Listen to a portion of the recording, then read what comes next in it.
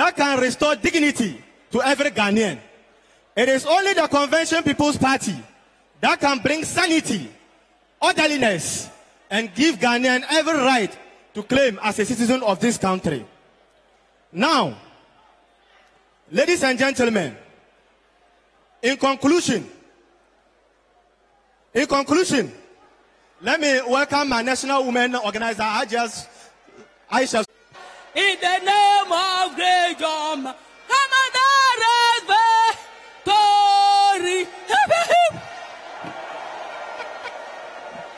Did you hear her right? Thank you, CPP.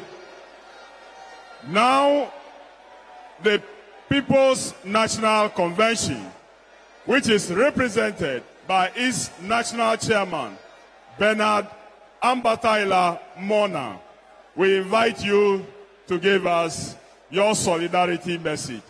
And I know you are an expert in solidarity message, so you won't do more than 1 minute. I know you are an expert. You will do under 1 minute. Thank you very much. A round of applause for the national.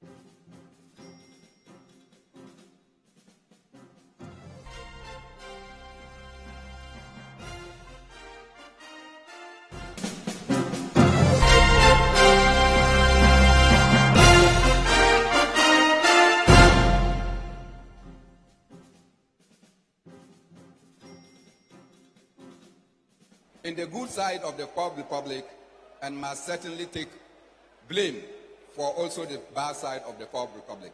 You cannot choose to be only on the good side. If the Republic is a huge success, you have contributed a chunk. If it's a bad success, you also have your part to complain. The final thing we want to say is that let not this gathering be a gathering of just fanfare and election. It should be a gathering of, in victory, you would have learned how to manage the affairs of a party. In choosing the leaders, choose people who will be humble, choose people who will be assertive, and choose people who will be grounded in the policy and ideology of the party, so that at the end of the day, you don't find yourself wanting. We wish the NDC well as you move forward from today, and may God bless our homeland, Ghana.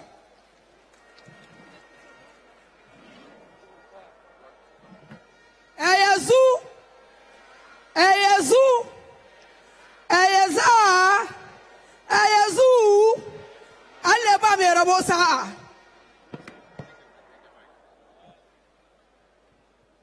Thank you very much, the People's National Convention, for your solidarity message. We are preparing to enter into the epic section of the program, and at this moment, we will invite you to join us in one of our very good songs. The victory of NDC is coming again, and the people say, hey, hey, George Border. The victory of NDC is coming again, And the people say, hey, Joe Bodo, say, hey, Joe Bodo, say, hey, Joe Bodo, say, hey, Joe Bodo, say, hey, Joe Bodo. And the people say, hey, Joe Bodo, say, hey, Joe Bodo, say, hey, Joe Bodo, hey, Joe Bodo, hey, Joe Bodo. And the people say, hey, Joe Bodo. Hey, Yezu. Let's welcome a very, very astute lawyer. He is a leader in Parliament. He leads 106 of our beautiful, honorable members of Parliament. It's my honor to invite the Honorable Haruna Idrisu.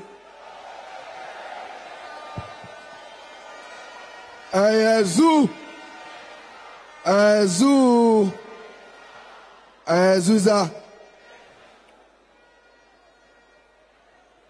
The national chairman of our great party, Dr. Potofi,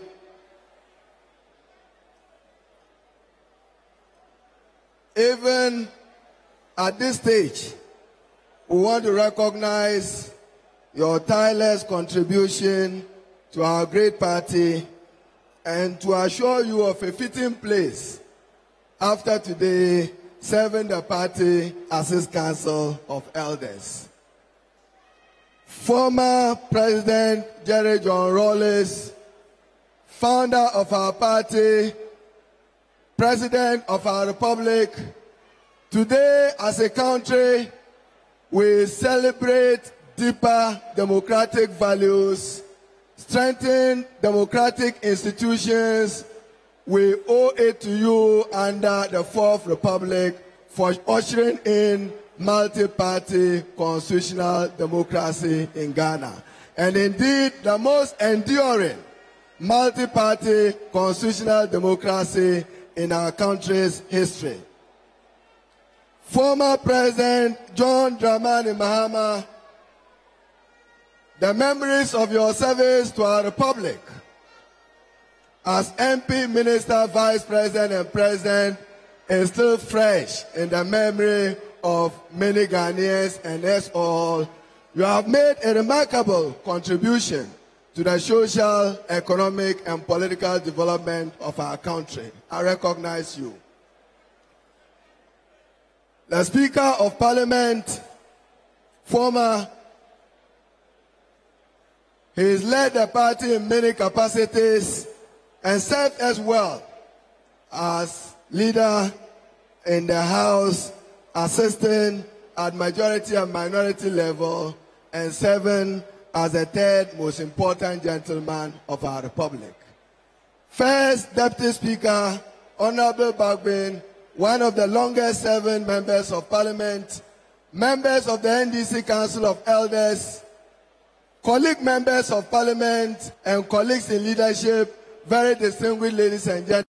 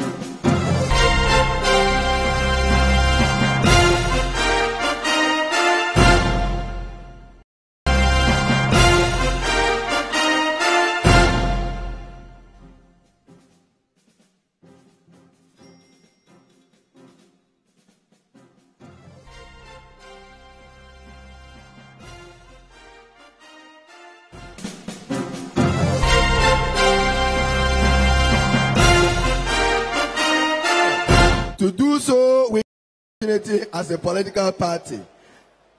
Chairman and distinguished delegates, I am happy to note that thanks to you and the grassroots of our party, We have 106 representatives in Parliament who are ably represented here.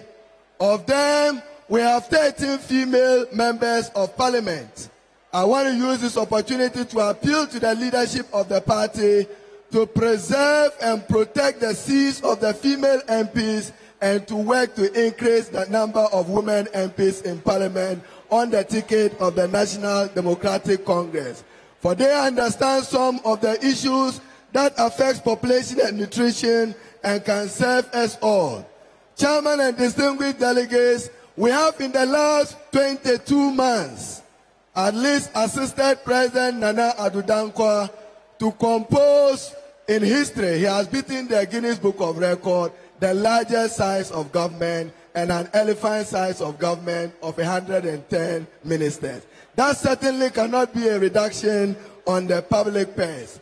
We have assisted the President as Parliament and as members of Parliament to pass very important legislations, namely the development authorities of Northern Development, Coastal Development and Middle Development. Sad and regrettably, these development authorities are now being run from the Flagstaff House and denied resources to contribute to the development of those areas. They have only become bureaucratic creations of the Nana Akufo-Addo government. Chairman and distinguished ladies and gentlemen, we also, as a parliament, have supported the president as we should do in establishing the office of special prosecutor. To quote the president, he says it's a novelty and a watershed. Let me remind President Nana Addo Dankwa that under President Rawlings in the 1980s, there was office of the special prosecutor and there was Justice Amani Money and others appointed to it. We may want to improve upon it and assure him of our common quest to combat corruption, to fight economic graft in our country and to expose it. When he gives a stick to us, he should not give a broom to ruling members of his party. Distinguished ladies and gentlemen, we are as a party not at crossroads. I am very certain and optimistic of the future prospects of our party, and I'm very optimistic that we will constitute government January 2021. What we need to do is to work together in unity to heal the wounds of the past and the rule and the biblical saying that love your neighbor like thyself. Do not injure your neighbor. No member of the NDC should be happy causing any injury to your neighbor, a member of our great party.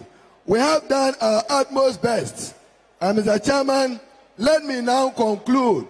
Since this is a national platform, I'll respond to just two policy issues. A few days ago, Dr. Mahmoud Bawumia, supported by Ken Ofori-Atta, sought to define social intervention. Those of you who have phones in your hand, you can Google Wikipedia definition of social intervention. And to quote the Minister of Finance, he says that NDC has no social intervention. Yet, we contributed to quality education in the country, we contributed to healthcare delivery, and we contributed reducing infant and child mortality. Indeed, in 2015, Ghana, under President Mahama, was awarded by the UN for having poverty. Yet, a party and a government which have poverty did not contribute any way to the social intervention of our country. Maybe Dr. Bawumia and Honorable Ken Ofori-Atta must go to the Thesaurus Dictionary to look for a new, different definition of social intervention. Distinguished ladies and gentlemen,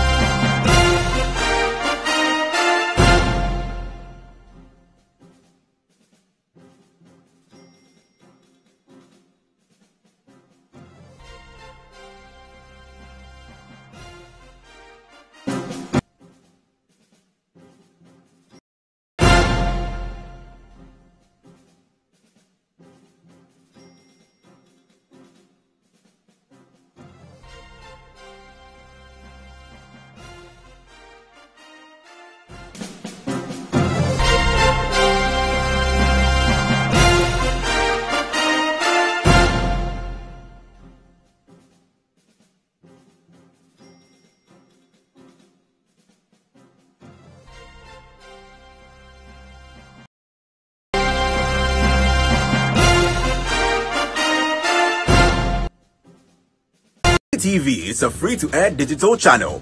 On a digital TV, City TV can be accessed. It's inspiration. It's the word. The teachings. The test of life is what you do with power, and is what you do with blessing. The test of life is what you do with favor. The test of life is what you do with promotion. Whether it's political, economic, financial, or spiritual, the test of life is what you do with the blessing and with power and with resources. Tune in to Voice of Inspiration with Archbishop Duncan Williams every Sunday at 6:30 p.m. on City TV.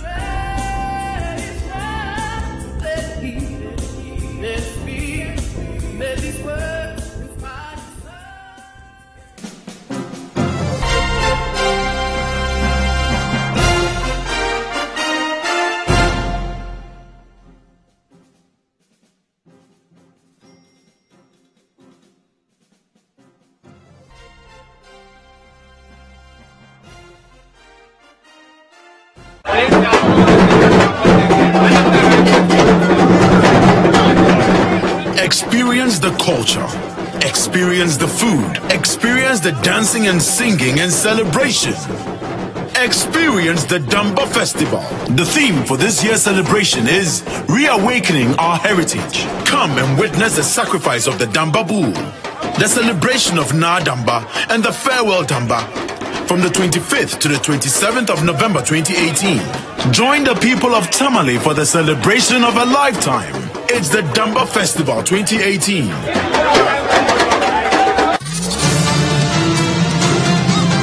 Get the backstory of the major news stories on Press Conference. Hear from the editors and the reporters behind the biggest stories of the week. The university needs to think and reconsider. There are women who are in our universities who have been sexually molested for grades. That doesn't matter.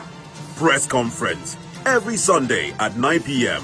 with Duke Mensa Opoku, only on City TV.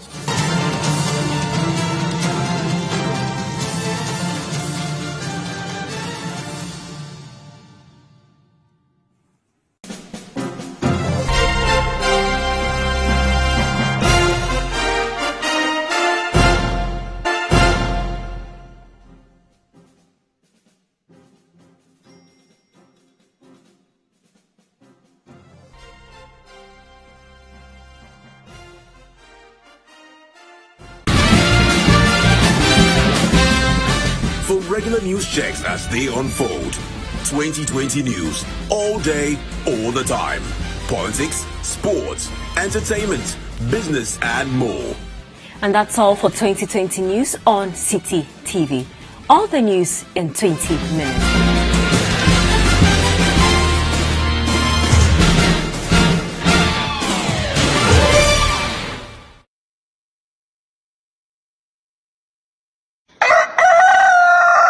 We spice up your mornings with culturally enriched conversations, social interviews, and policy-oriented discussions that will keep you updated on the progress of the nation. Those security guys who were supposed to protect them, I'm sure by now somebody must have all of them arrested. They must all be arrested because it's an unprovoked attack. Join the Breakfast Daily team Monday through Fridays from 7:30 a.m. to 10. Let your voice be heard with the hashtag Breakfast Daily. Join us for breakfast daily, only on City TV.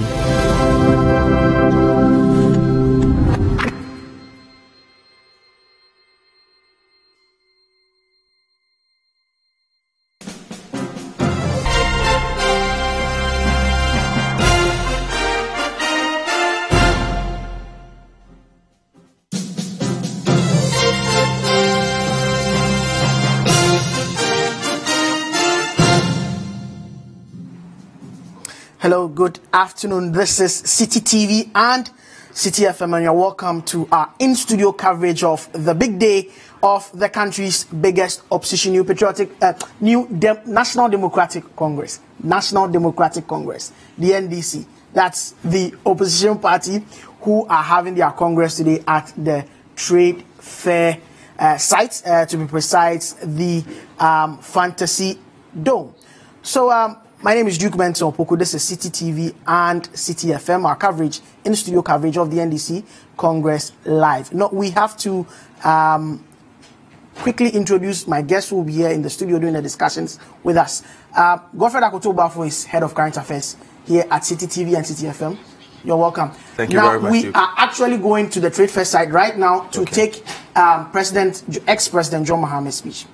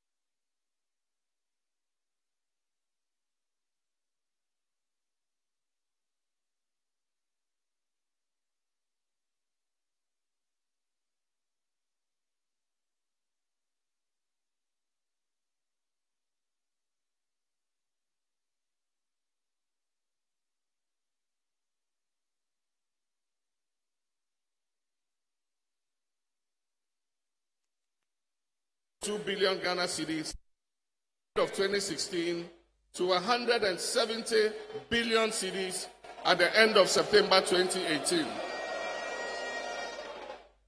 This amounts to a whopping accumulation of almost 50 billion Ghana cedis debt in a space of less than 2 years.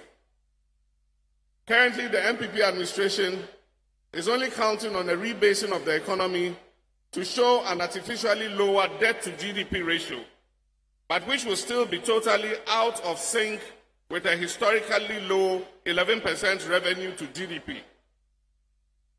In the fight against corruption, the NDC has a better record in terms of regime accountability. The NPP has proven in government that it is always reluctant to pursue their own, despite the swelling stench of corruption around their administration.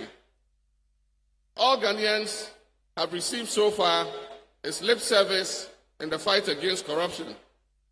A special prosecutor's office, their flagship anti-corruption instrument, remains starved of funds, personnel, and logistics to do its work.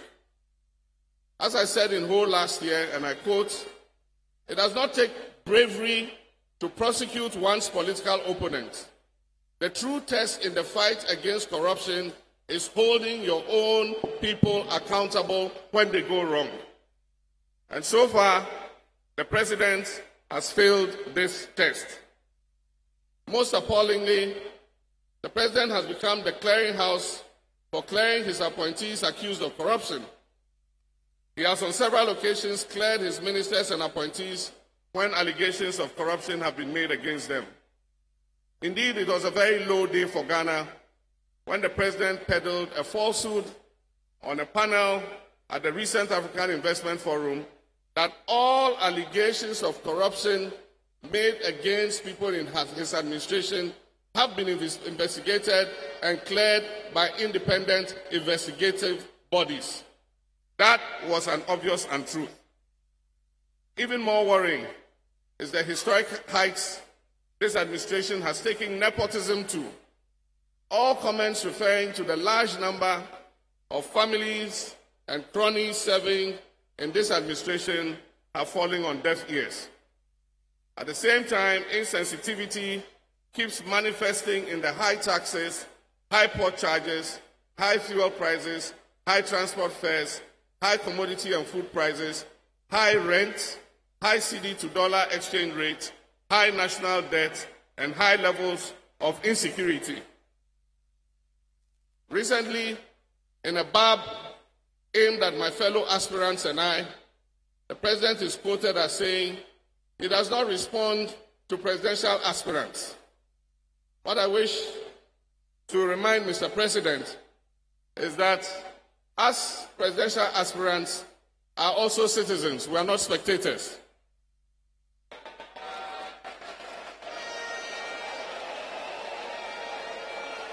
As presidential aspirants are also citizens and not spectators, and we are only amplifying the voices of our fellow citizens.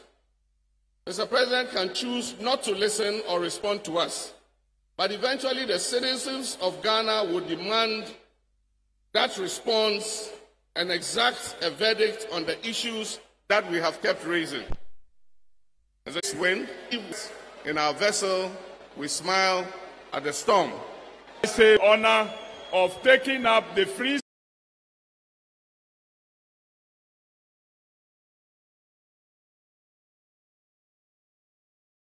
MFA mia mia mia Zuponi Nazae MFA. Now that hour is here. Our founding will share his thoughts with us. I have the singular honor of inviting His Excellency Jerry John Rawlings. Akleudogo Kamatoria Nago. Dauma Klaswe Dogo Kama Miainale Dahuma Odu Poga. Akleudogo Kama Otonufio Mianya Homa. Aklena Miainale Dahuma Odu Poga. Nuyala Komalo. Akwana. Thank you. Yeah, you are doing. Mr. Chairman, fellow comrades,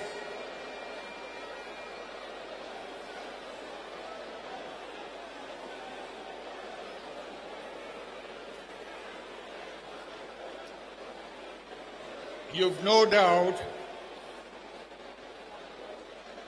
had much of what I would have wanted to say over and over and over. Besides, I think the speakers ahead of me have shared some interesting thoughts with us. So I'll keep mine as short as possible because you have a long way ahead and it's going to be a very, very serious business day. Mine is just to thank the good Lord for ensuring your safety as you journeyed your way to Accra. I'm glad we've been given such a warm welcome. The dynamism in this room is very infectious, and I hope you'll be able to maintain the energy level right through into the night. I wouldn't be surprised if some of you would still be here by 2 a.m. trying to vote. I wish you the very best. Ladies and gentlemen, I have just one sentence message. And listen carefully.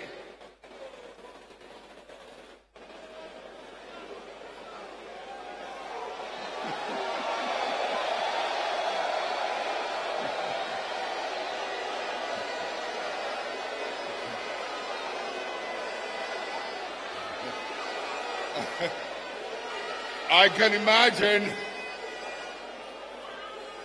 how we would wish for the spirit of the old days. Is it possible to bring it back? I hope so. But that can only happen if we cultivate the habit of listening to ourselves. We've heard ourselves through the speaker. We've read about what we have to say. But I want to make an appeal that we listen to ourselves. We listen to ourselves. Minjanyeshi. God bless you.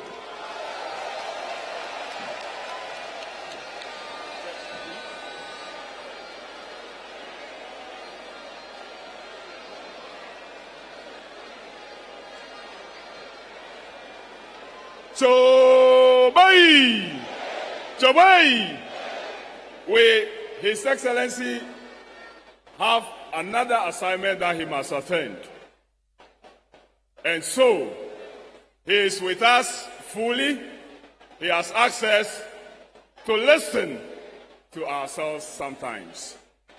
He will ask permission to take leave of us, but then he is with us. So as he goes down, let's rise and give him our anthem, and he'll be taking leave of us, but he is with us with the message, listen to ourselves. Thank you.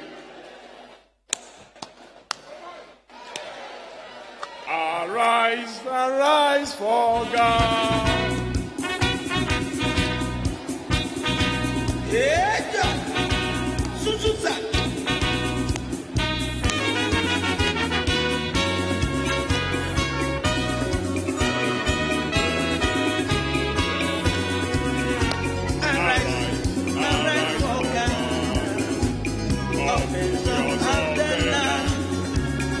Forward and seek your future.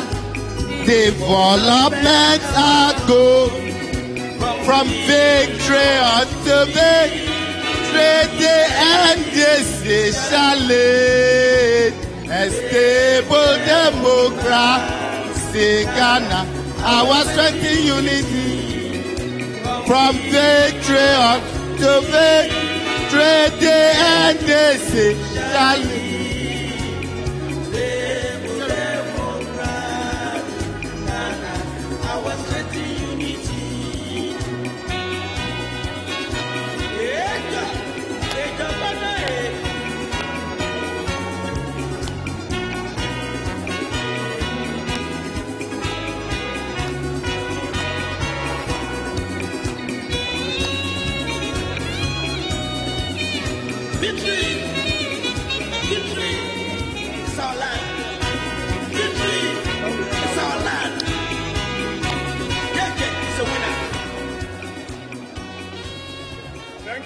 Thank you very much. Thank you very much. Thank you so much. Thank you. May we now resume our seat. I'll invite my co-MC, Mr. Ludwig Logi, to continue with the introductions of Diplomatic Corps and our foreign chapters. Thank you.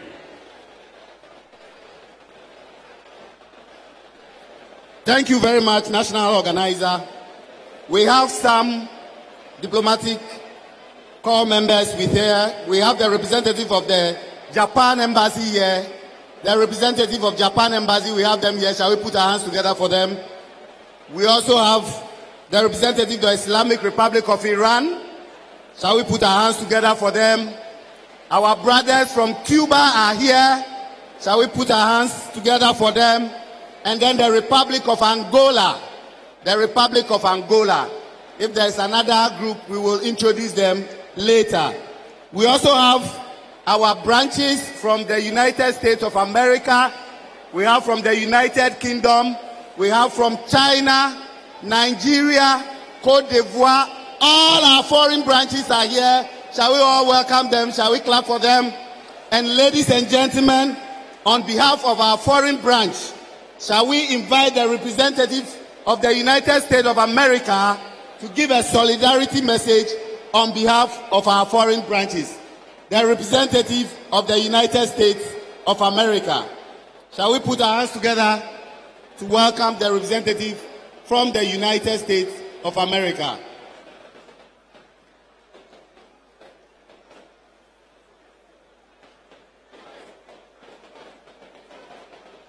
Our chairman from the United States of America. Are they coming? We put our hands together for them.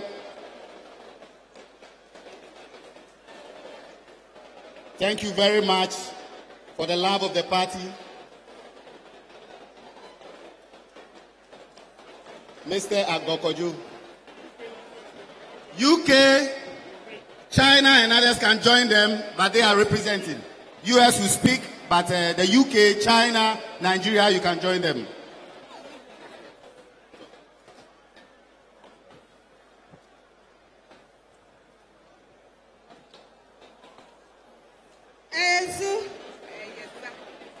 Ezaza give us a minute. Our sisters and brothers from the other states are coming to join us, but they are having some difficulties. Please come up. Please, can you allow them?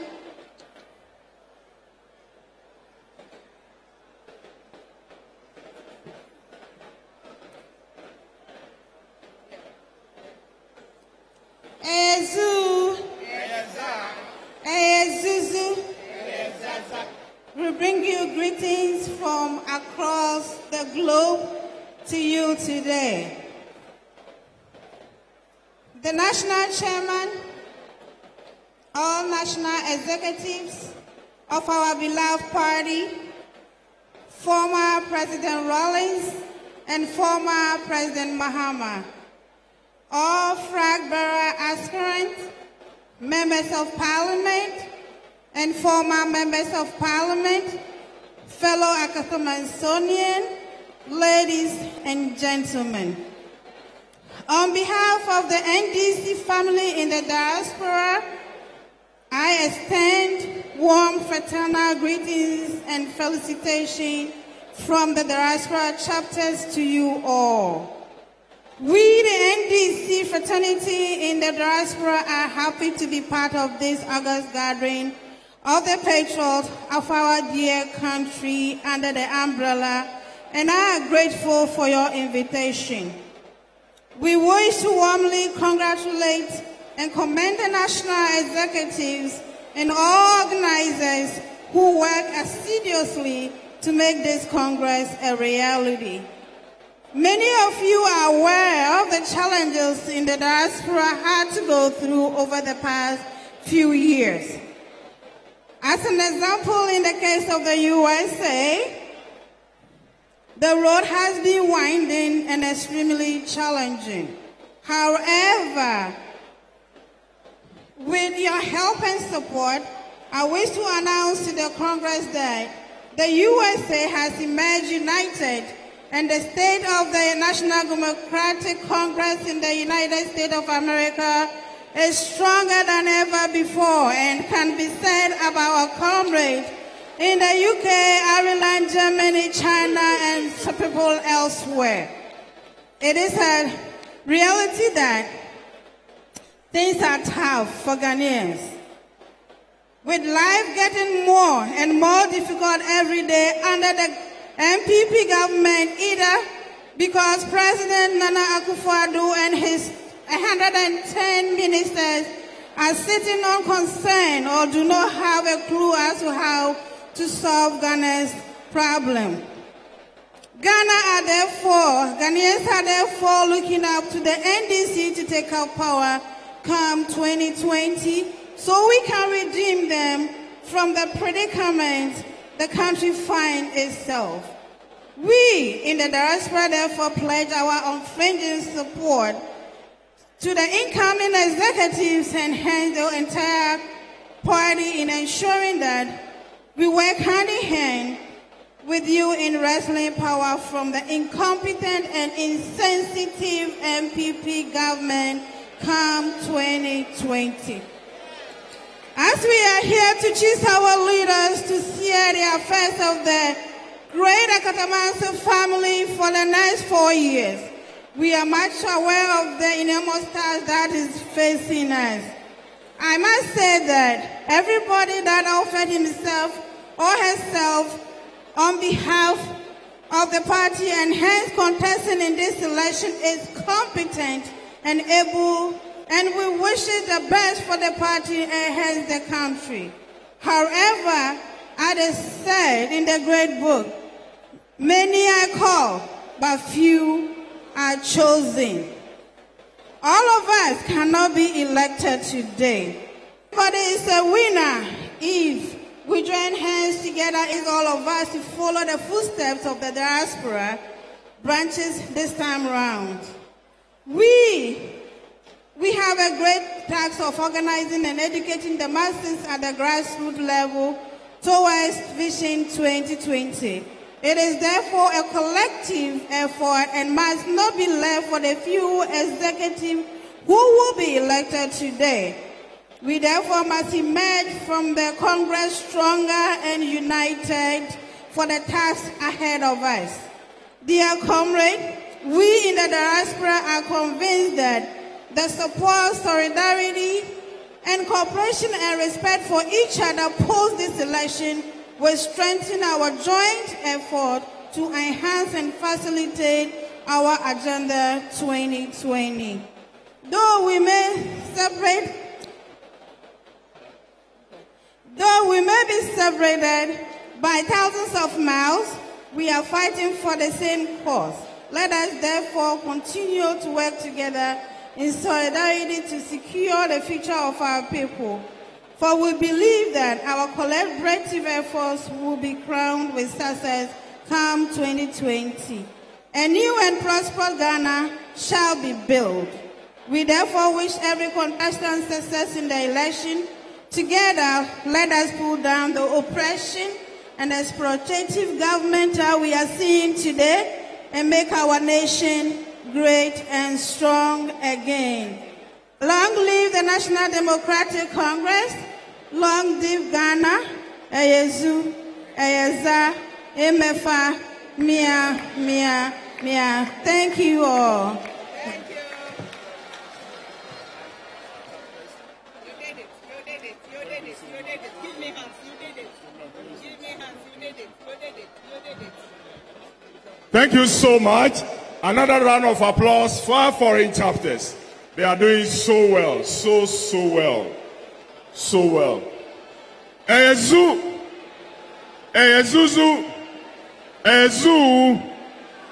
Please, we have a medical stand outside. If you need any medical attention, please just get out there and you will be attended to. I want to announce that after the next item, His Excellency, the former President, John Dramani Mahama, will also ask a short leave of us. Some of our comrades on their way here got involved in an accident. He will want to visit them at the hospital to see how they are faring, and he will join us later to come and cast his ballot. So after the next item, His Excellency John Dramani Mahama will take a short leave of us, but will join us again. Thank you very much, Your Excellency, for your presence. I'm moving on to the next item. But before I do so, let me recognize the presence of the Nigerian ambassador to Ghana, who is also in our midst as part of the diplomatic corps. Let's give him a round of applause. Thank you very much, Your Excellency, the Nigerian ambassador to Ghana, for accepting to be here today. Thank you so much. We recognize your presence. The Congress have steering committee, and the Congress steering committee now will have to be officially elected. And so I will mention their names, and they will stand in front, and as the speaker does, we will put the question for Congress to accept or reject them. Okay, I'm being asked that we should take the General Secretary's speech before we will do that. But the legal people were also drawing my attention that we needed to do that one before the General Secretary's report. So I'm reversing it. Let's invite our General Secretary, Honorable Johnson Asiedu.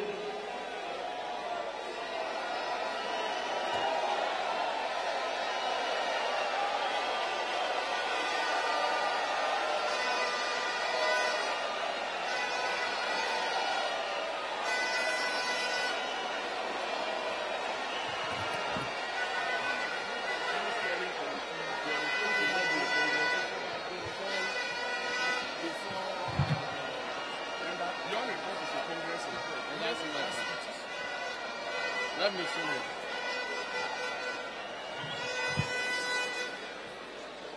Hey! Hey!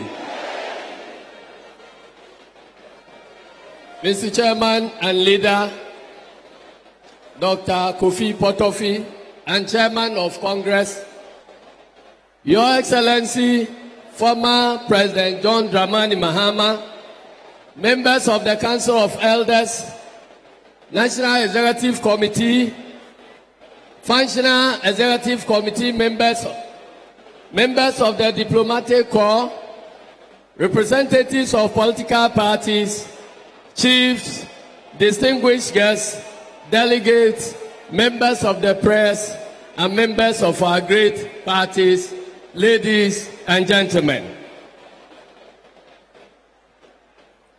Before I proceed with the General Secretary report, let me, on behalf of the National Executive Committee, apologize to delegates for all the shortcomings in the organization of this historic Congress.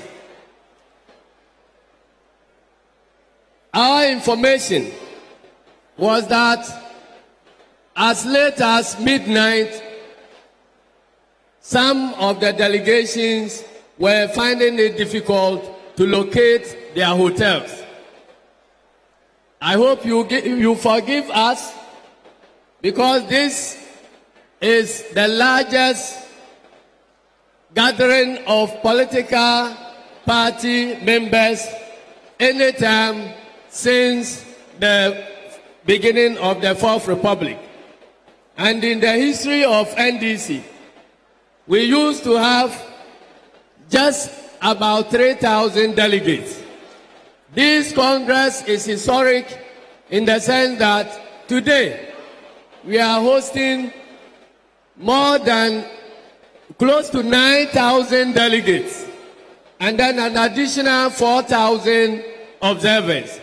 So definitely there will be challenges. We hope you forgive us, and then we can make progress.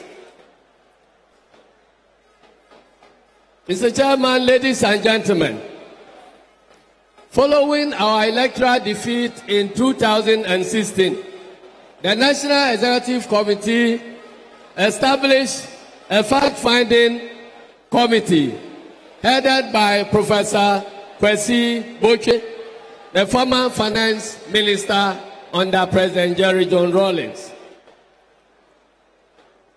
Dear comrades and members, following the recommendations of the Boche Committee, the following steps have been taken in implementing what was recommended. The party has undertaken a complete replacement of our membership register. We've undertaken a comprehensive branch reorganization program, and we've done very successful constituency elections and equally successful regional elections. Again, comrades, successful organization of the Women and Youth Conference, at which we elected our new woman organizer and her deputies, and the new youth organizer and his deputies.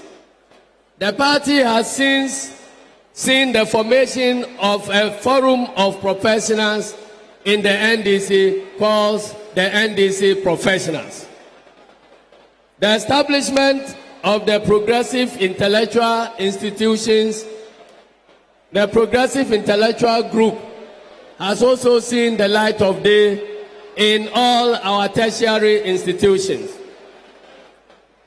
The party has also supported the party school, the Ghana Institute of Social Democracy, to undertake several training programs. It is worth noting that within a short period of its establishment, the party school has trained over 6,500 party members in various subjects, including our ideology, that is social democracy, grassroots mobilization, party organization, political communication, and constitutional studies. We hope to continue to mainstream the training in our efforts to strengthen our party for the future. Let me hereby recognize the hard work put in by the management and faculty of the Ghana Institute of Social Democracy. Mr. Chairman, two significant activities have contributed immensely to energizing the party at the grassroots, and these are the unity works undertaken in all the 10 regions of Ghana and the anti-American-based demonstrations that occurred in Accra and in Tamale. The turnout for each of these events was massive, and the effect is still manifesting in our efforts to put the party back on track. But ladies and gentlemen, let me state here that our march towards the reorganization and ultimately the recapture of power has not been without challenges. The party has suffered different forms of harassment and intimidation from both the MPP in government and its affiliate paramilitary groups, including Invisible Forces, Bulgar Bulldogs, Delta Forces, Western Crocodiles, Kandahar Boys, and so on and so forth. Mr. Chairman, the MPP government began harassing former government officials by staging false claims of missing government vehicles and following it up with actual seizure of vehicles by heavily armed security officers, and in some cases using members of their vigilante groups. There are recorded cases of physical attacks on our dear members of parliament, resulting in life-threatening injuries to community members suspected to be associated with the MPs or the NDC. The security agencies have also undertaken arrests of key figures and ordinary party supporters on trumped-up charges as part of the intimidation agenda. The party held several press conferences exposing some of these dastardly acts and drawing government's attention to the threat to such acts pose to the stability of the state, but these were ignored. The acts of violence continue without let. And as the saying goes, every revolution begins to consume. I beg your pardon, I'll take that again. As the saying goes, every revolution begins to consume its members after it has finished dealing with its opponents. We are now witnessing attacks by MPP vigilante groups on members of the same MPP. Ladies and gentlemen, dear comrades, over the past 2 years, we have persistently joined like-minded Ghanaians to call on the government to halt the assault on our members and disband its vigilante groups. But all this went unheeded. We caution that should they refuse to do so, we would be compelled to take steps to defend ourselves.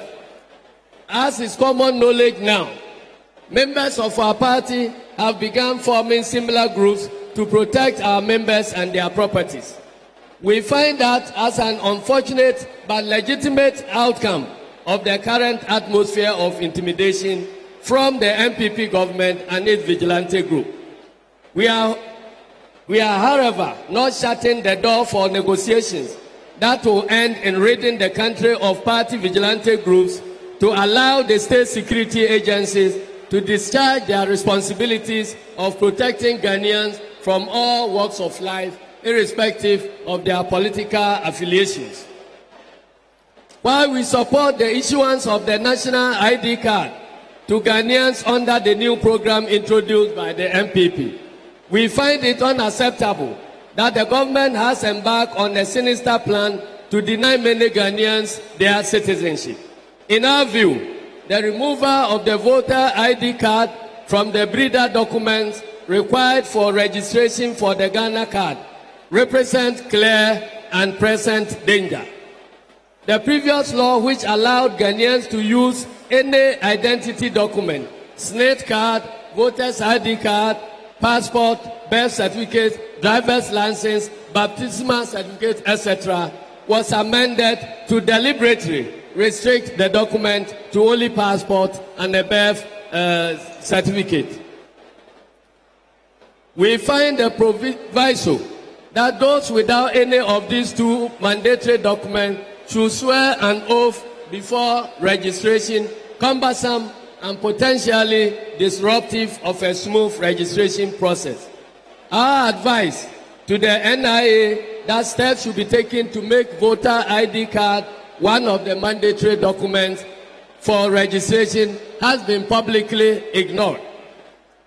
We take notice, however, that in the current mass registration exercise that began in Adenta and Medina districts, the NIA officially accepted the voter ID card as a valid breeder document for the acquisition of the Ghana card. We hereby call on government to do the honorable thing of amending the law to reflect the new reality. I will advise the new National Executive Committee to take up this issue immediately on assumption of office and review the party's position on the subject in view of the new position of the National Identification Authority. The government of the NPP has set in motion processes for the creation of 6 additional regions. As a party, we are not opposed to this policy since we proposed the creation of 5 regions in our 2016 manifesto. Our calls on the government to engage with us on the smooth implementation of the policy were also largely ignored. In the face of the agitation surrounding the approach adopted by government, we wish to advise that government takes all the necessary steps to remove the remaining impediments through a transparent and verifiable process founded on the laws of the country and respect for the traditional sensibilities of the people involved. No attempt should be made to manipulate the process in complete disregard of the consent of the people in those areas. Another major initiative of the NPP government has been the introduction of the free senior high school program. NDC as a party has never opposed the constitutional injunction on the state provision of free secondary education. Indeed, the NDC set itself on a path to realizing this policy by initiating the construction of 200 new senior high schools, popularly called the E-blocks, to accommodate the large numbers that will enroll when it finally rolls out the policy. Typical of the NPP, they jumped ahead of themselves and launched a propaganda of free SHS without adequate planning and secure financing. The evidence is the haphazard way the policy has been implemented so far. It is our considered view that the NPP government should have taken steps to complete all our 200 E-blocks to create more classroom space for the beneficiaries of what it called its flagship policy. The SHIP system, which has been marked as double trust system with colors, is completely avoidable problem imposed on parents as a result of NPP's recklessness. We are calling on the government to immediately reverse the policy of capping statutory funds to release additional funding, not only for the GET fund, but for the common fund, which remains the key source of infrastructure development for the district assemblies. Mr. Chairman, Your Excellencies, distinguished ladies and gentlemen, we have observed with concern the manner in which the NPP government is weakening state institutions through a brazen approach of harassment and removing legitimately appointed heads of these institutions. Since it came to power, the NPP has schemed to improperly remove the heads of key institutions such as the Electoral Commission, the Bank of Ghana, Economic and Organized Crime Office, the head of the Criminal Investigations Department of the Ghana Police, and interfered in the authority structure of these strategic state agencies. It is now the turn of the universities and the Auditor General. We note with satisfaction the bold attempt by the Supreme Court of the land and the Chancellor of the KNUST to reverse some of these encroachments on the academic freedoms of our revered universities by government. The Electoral Commission has not been provided with sufficient funds to service its biometric registration equipment for the just ended limited registration exercise in some districts in the proposed new regions. Ladies and gentlemen, the Commission was therefore compelled to limit the registration exercise to its district offices instead of the electoral areas. This defeated the purpose of ensuring universal access by all voters to registration processes. It is our fear that if adequate resources are not made available to the EC timeously, the rollout of the limited registration exercise next year across the entire country will be in peril. We therefore call on government to release sufficient funds to the Electoral Commission to enable it acquire all the necessary tools for the major exercise ahead. This will help avert any threat to stability of the country that could result from disenfranchising eligible voters.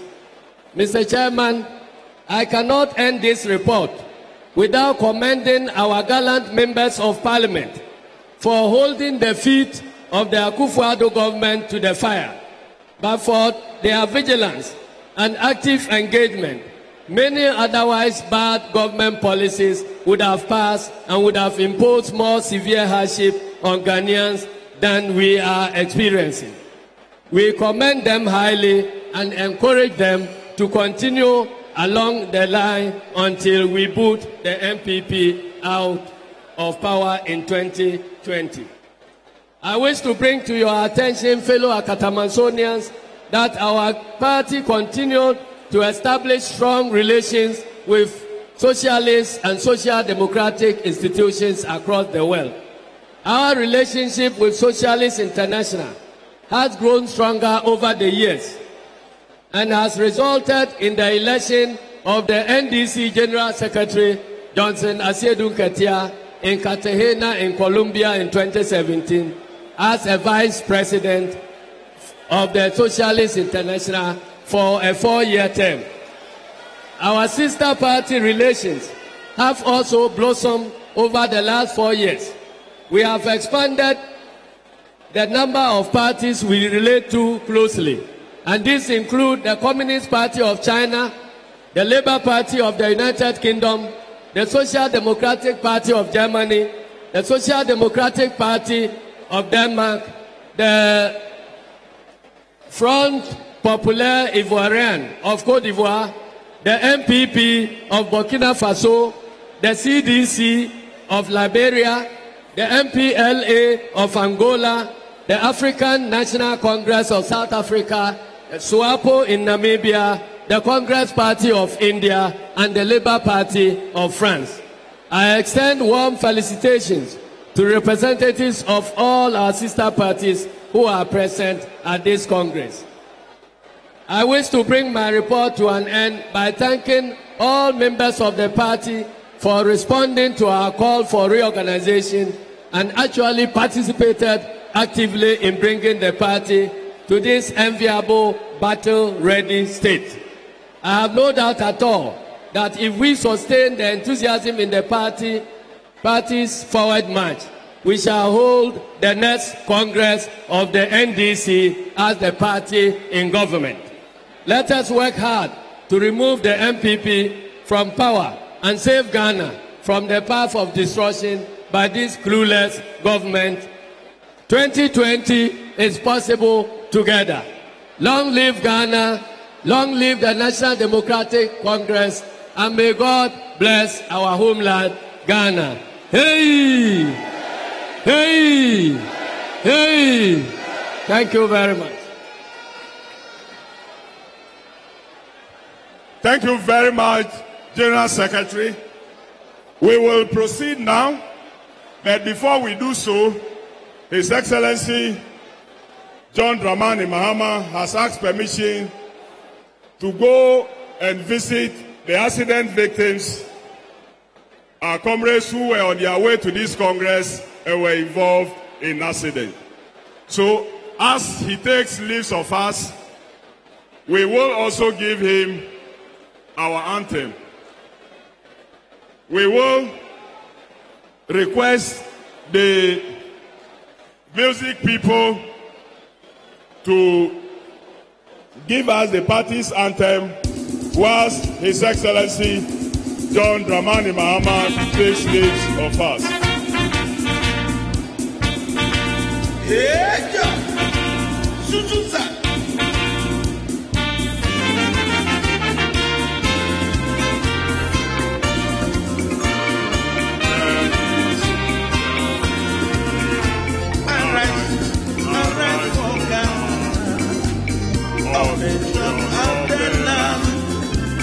Forward and see your future, development our goal. From easier to be, the NDC shall be a stable democracy, our steady unity. From easier to be, the NDC shall be a stable democracy, our steady unity.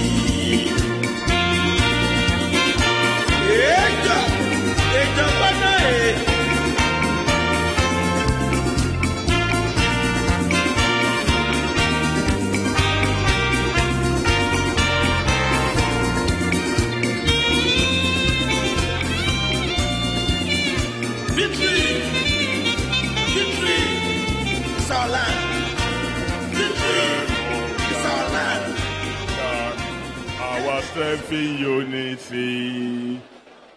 Together we win 2020. His Excellency, we are grateful for your time. We want to allow you to go visit our comrades and you will join us later for the balloting. Thank you. The Honorable Minority Leader, the Deputy Minority Chief Whip, aided by other senior members, the former Chief of Staff Julius Debra, will aid His Excellency John Dramani Mahama out of the Congress grounds. Thank you very much. We will proceed at this moment to have the swear-in, elect the steering committee. Thank you. Please resume your seats. Thank you very much. Thank you. Thank you. Thank you very much. Thank you. The General Secretary has read his report because the report must be read to the ears of some of our seniors. But after the election of the steering committee and the standing orders committee, the report will then be submitted to Congress for Congress approval.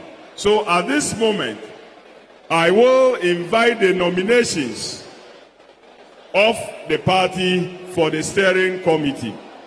We have Sir Dr. Kofi Potofi, Lawyer Alex Segbefia, Lawyer Kofi Ato,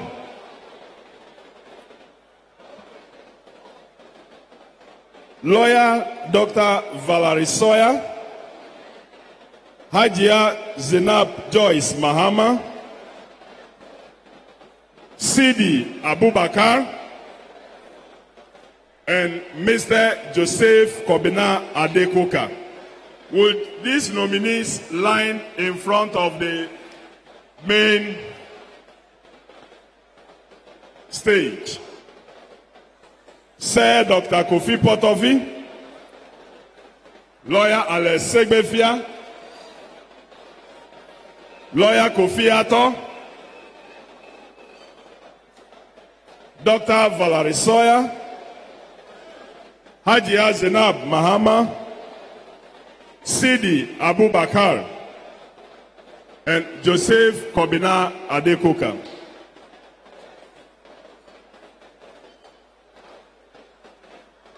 Chobwe, I'm going to put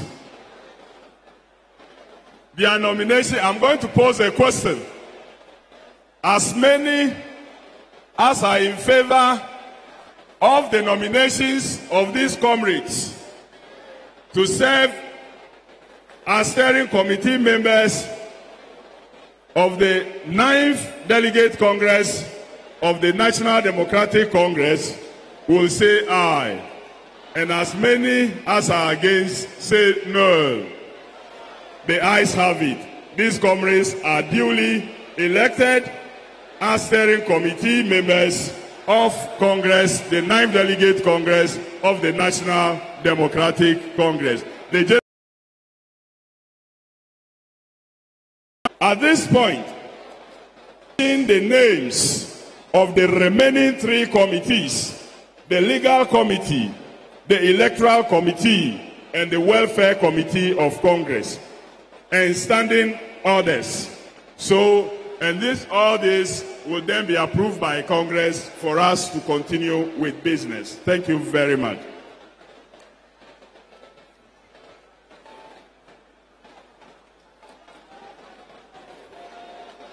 On behalf of the Chairman of the Steering Committee, Honorable Kofi Potofi, I am put into Congress for its ratification a number of other committees. I'll start first with the Legal Committee. The following members of the Legal Committee have been nominated: Larry Ajete, David Amethepi, Hartwell Quist, David Annan, Victor K. Adawudu, Madam Marietta Opongru, Abraham Amaliba, Elizabeth Ofosu Ajari, Chris Akume, Cletus Avoka, Ken Jirasa, Tony Letha, Bid Zidane. The following have been proposed as members of the Legal Committee and Congress of the Legal Committee of the Congress Committee. As many of you who are in favor, please say aye. Those who are not in favor, please say no. The Legal Committee is therefore inaugurated. We then move on to the Electoral Committee. The membership is as follows: Kofi Ato, Bid Zidane, Daniel Amate Mensah, Abraham Amaliba, Kofi Adams, Honorable Sophia Akuaku, and Honorable Emmanuel Zumakbe. Let's have it. All regional organizers, all regional women organizers, Dr. Catherine Denu, Fonu Patakpa, Hajia Fati Seidu. All, as many as are in favor, should say aye. Those not in favor say no. The ayes have it. The committee is duly inaugurated. Finally, we have the Standing Orders Committee. Membership is as follows: Mr. Ibrahim Amaliba, Honorable Haruna Idrisu, Honorable James Zuga Tiga, Larry Ajete, Kofi Amwate, Madam Valerie Sawyer, and all regional chairmen. As many as are in favor, please say aye. Those not in favor, say no. The ayes have it. On that note, the committees are duly inaugurated for Congress. Thank you very much. Thank you very much, Honorable Alessi Bifia. Please, let's give him a round of applause. Let's do it for him. Let's do it for him. Let's do it for him. We are moving very closely to the close of the first part. And we do know that the next thing we will be doing will be motion for the amendments. To do this, we will invite Honorable Ken Drasa, our former Deputy Speaker of Parliament, Honorable Bedzeden, former Acting General Secretary and former Regional Minister. They will be assisted by lawyer Victor Adaudu and lawyer Ibrahim Amaliba. We will go through this is a very important part of Congress. So please pay particular and proper attention to all the motions. Don't just vote and then tomorrow you come and say you were unaware and it's only one person who did it. So take particular interest in this. Meanwhile, as they prepare to come up, may I recognize some of our great comrades who are not with us here, but who are also doing yeoman's job for us. That is our branch, hardworking branch executives. The branch executives who elected most of us who are here from the constituencies. We salute you wherever you are, watching us on television, listening on radio, or following on Facebook. You are the people who are making it great for us on the ground. And we salute you so much for your endurance, for your support, and everything you have done to make this party such a great party that all of us have had a chance to serve. We salute you all. On behalf of Congress, we recognize your efforts. I'm told the committee is getting itself set. They are having their tables, getting every documentation. All the regions have been given copies of the party's constitution and the proposed amendments. If there is any region that have not received copies of the party's constitution, that region should approach lawyer Bedzeden and pick their copies. We have also supplied enough copies of the proposed amendments as approved by National Executive Committee to be moved at this Congress. So take your time and read them.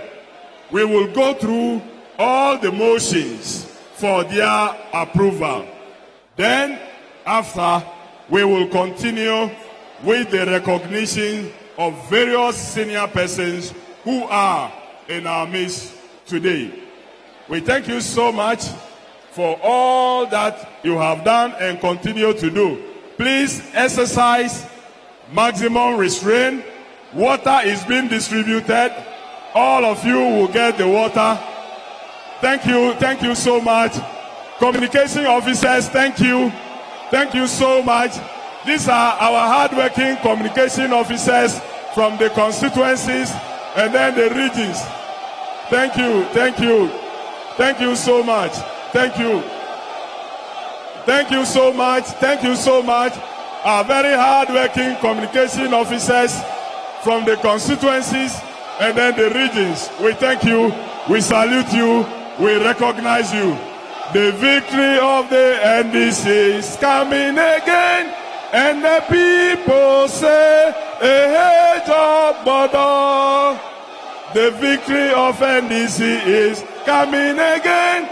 And the people say, hey, Joe Bodo, say, hey, Joe Bodo, say, hey, Joe Bodo, hey, Joe Bodo.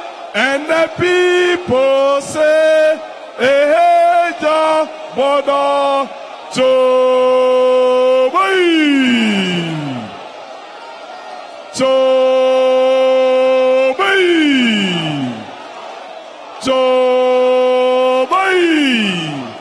Okay, thank you very much. If you are opposed to anything, it is better you listen to the motions and then we will take them. Your no vote or no won't help. So we thank you. At this moment, I hand over the mic.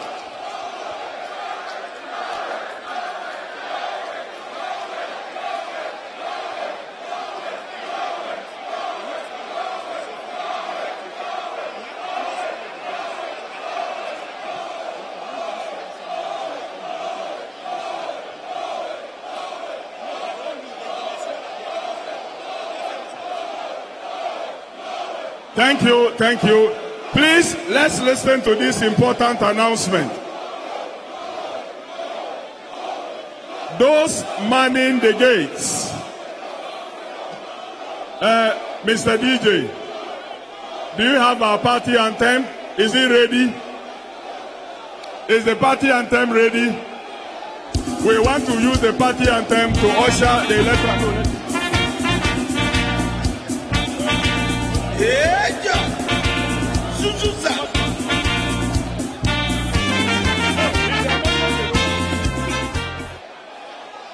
Please, can you be quiet for a moment?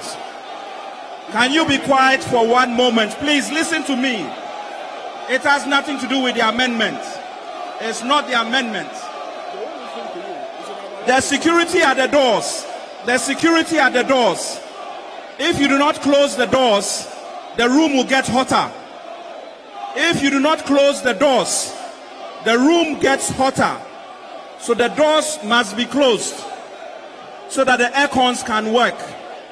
Please close the doors. Do not leave the doors open because the room is getting hotter and hotter. Thank you.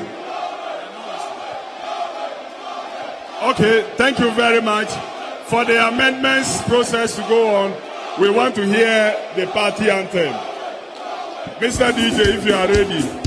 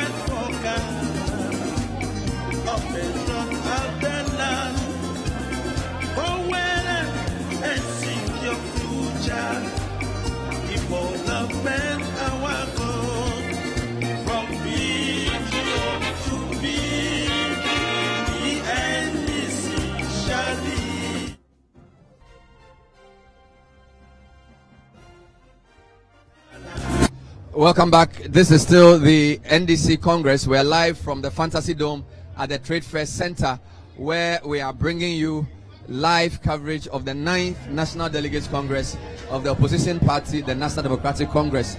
So we will summarize for you what has happened so far and give you an idea of what's going to happen for the next half of the Congress. So I'm here with Vivian Kai Loko and Umaru Sanda Amadou. So it's been a morning of speeches and interesting conversations and reports. We just crossed over from proposed amendments, which have met some very interesting development that we'll explain very shortly. But Umaru Sanda and Vivian, thank you so much for being here. What have been your impressions so far? I know you've been in and out of the dome. We are outside. What have been your impressions so far? Vivian first. Well, it's a very charged atmosphere here, outside and inside. Inside, very packed. You could see about the 9,000 delegates in there. You have the former presidents as well and top executives and all that. But what interested me at the time was every speech and the amount of welcome it got. So we are expecting that the former president's speech, that's President Rawlings, will have the usual prominent assertions, the booms, but very short, straight to the point, and a bit disappointing there because I was expecting Rawlings so much. Always surprises. His speech was very short, very short, less than 5 minutes. And then, but how was he received inside? Well, the noise, as if you compare to that of Mahama's welcome was much higher. I was in there, and the welcome was really big as compared to the Rawlings one. And then, of course, Mahama gave his speech, and then the General Secretary as well. Also, that welcome wasn't as much as you expect and all that. But it's been a charged from your observation, Mahama is clearly very, very popular. Very popular among the delegates inside. Yes. We are not too sure of Mosquito. He didn't get as much noise. And his speech wasn't so charged, of course, hitting the government the day, expecting some changes in certain things they've proposed, etc. And then he spoke about the vigilantism, etc. But the usual welcome Mosquito gets, we didn't really get it from that. Umaru, what have been your impressions so far, going in and out? Well, of course, Bernard, I must say that having covered several congresses, it's good to be able to do comparing and contrasting. The most recent congress I covered is the NPP Congress at Koforidua. The vehicular traffic, I must say, compared to what we are seeing today, is a little bit more controllable. Yes. The human movement or the human traffic itself was again controllable. I'm not sure if that could be because this space is wider. Because comparing the trade fair to the Koforidua Poly, where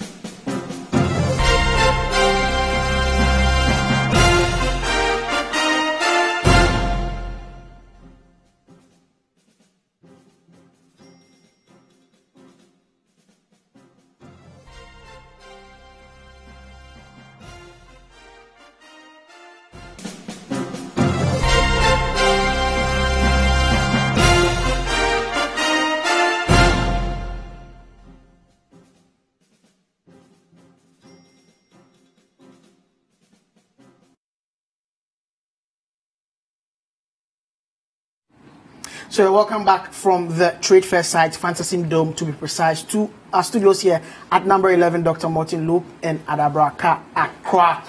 We've been witnessing scenes from the NDC National Delegates Congress 9th Delegates Congress there, which would see some elections of national executives. But as we speak to you, we've taken most of the speeches from that of former President John Dramani Mahama, through that of former President Rawlings, and to that of the General Secretary Esiedu Nketia. As we speak, there are some amendments that will soon start. We also saw the panel discussion of our men on the ground, led by host of City Breakfast Show, Ben Kokuavle, and Umaru Sandama, the host of Eyewitness News, and Vivian Kailoko, who is head of news here at City TV and City FM. The men joining me in studio here today, discussion, Godfred Akotoba, for head of Current Affairs, City FM, City TV, and Selom Adonu, host of The Big Issue on City TV.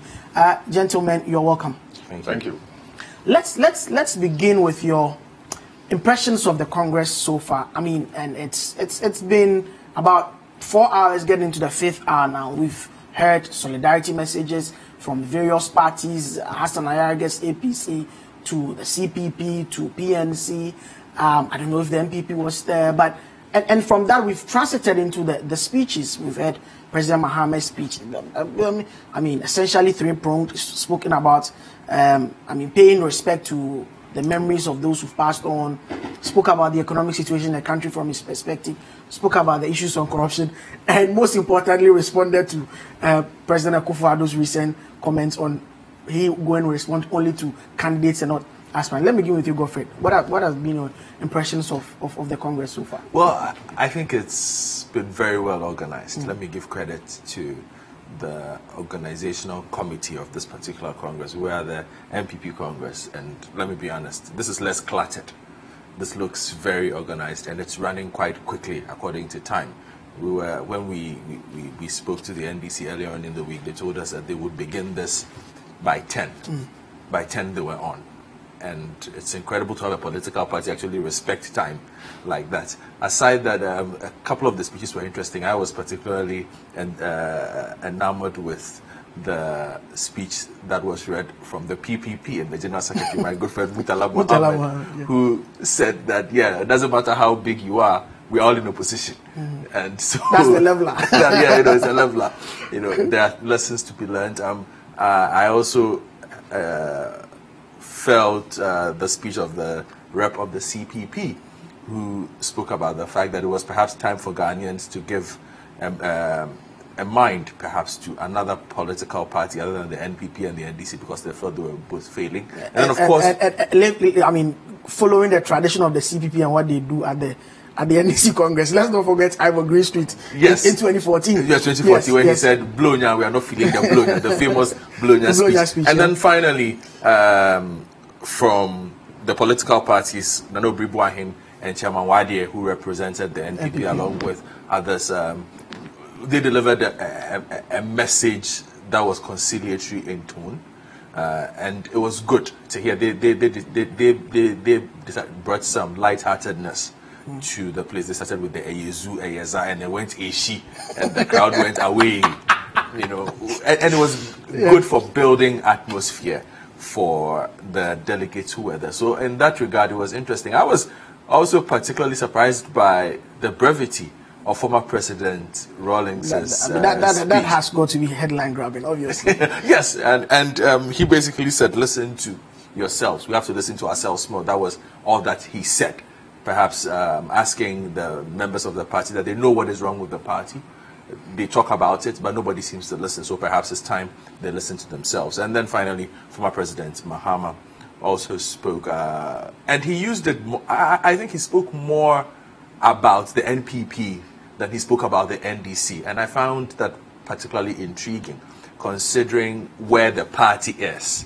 I believe he could have perhaps avoided being too political in terms of where he saw the NPP and dealt more with the issues of the NDC and what lies in front of them in that regard. So probably he was trying to paint a picture of his perspective where the country is and why the NDC needs to unite to take back power and move the country in the way that the NDC forecasted it when they were in office. Well, you see, again, I take notes from previous conferences and congresses, and even the previous one that the MPP held. There were very few references to the NDC.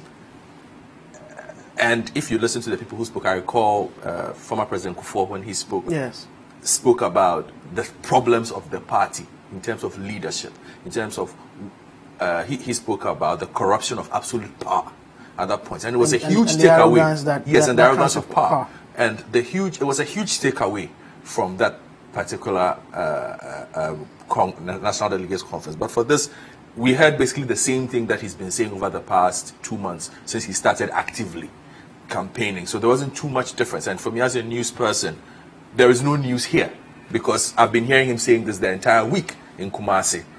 I've heard him say it up north as well. So I felt that he could have used this opportunity to address the party's hierarchy a bit more, the party's issues a bit more, and say something a bit more profound for the party to carry along. So for me, those were my takeaways. Mosquito, General Esiedun Ketia, he was also in a bit of a campaign mode, I think, at the end, you know. I mean, following his speech, I felt that he sort of was responding to what the party had done to implement the Kwesi Botwe report, in a sense, because you know one of the issues that came up from what we gathered was the fact that Kwesi Botwe's the report felt the party did not have an intellectual fiber or a muscle, and because of that, they had lost key ground among some sections of the society.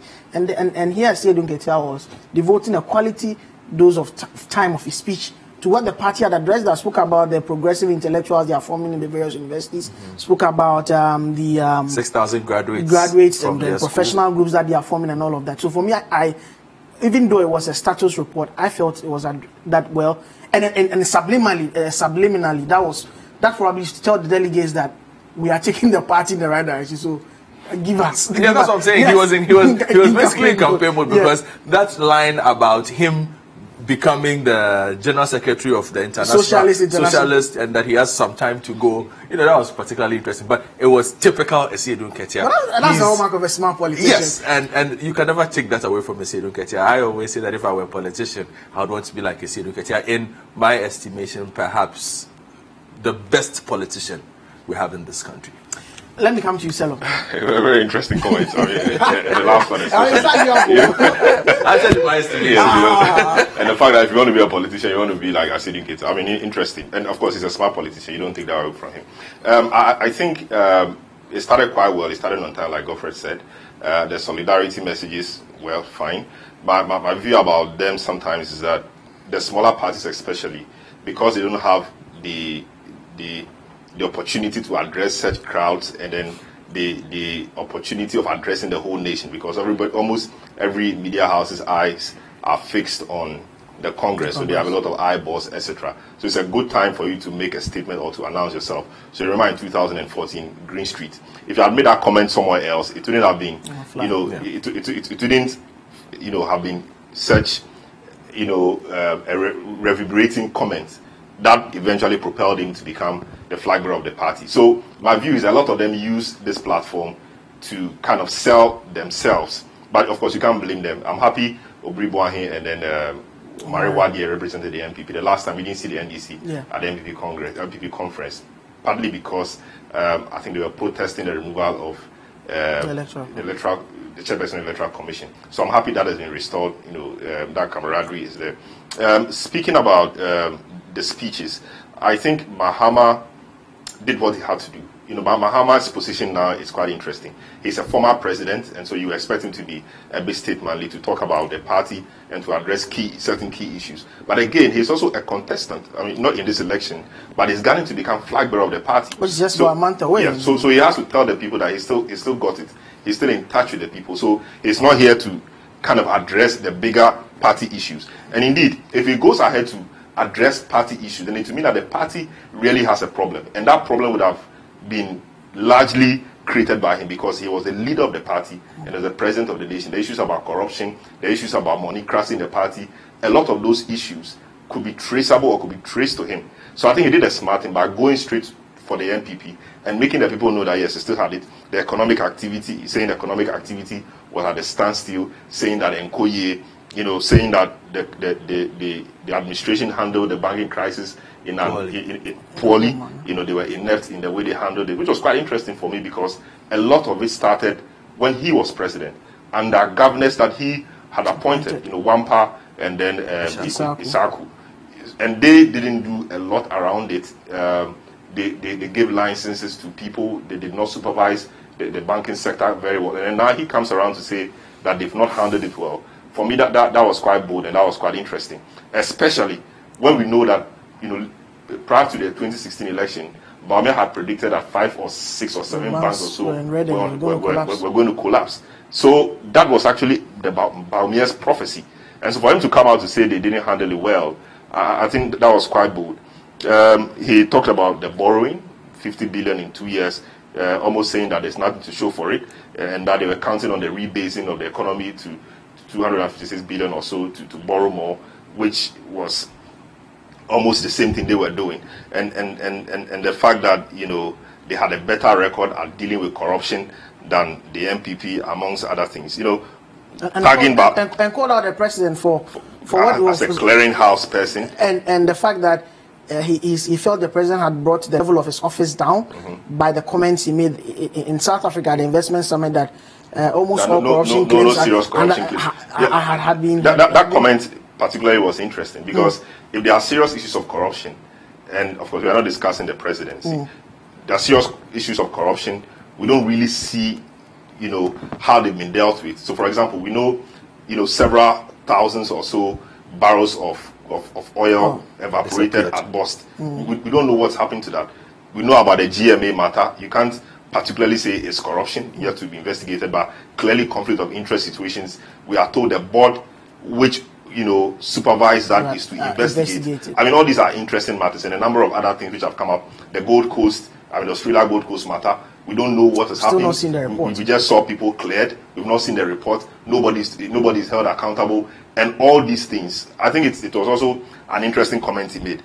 So he went for him straight, and the comment he made about not responding to aspirants. My view was that he was referring directly to Mahama. Others think otherwise.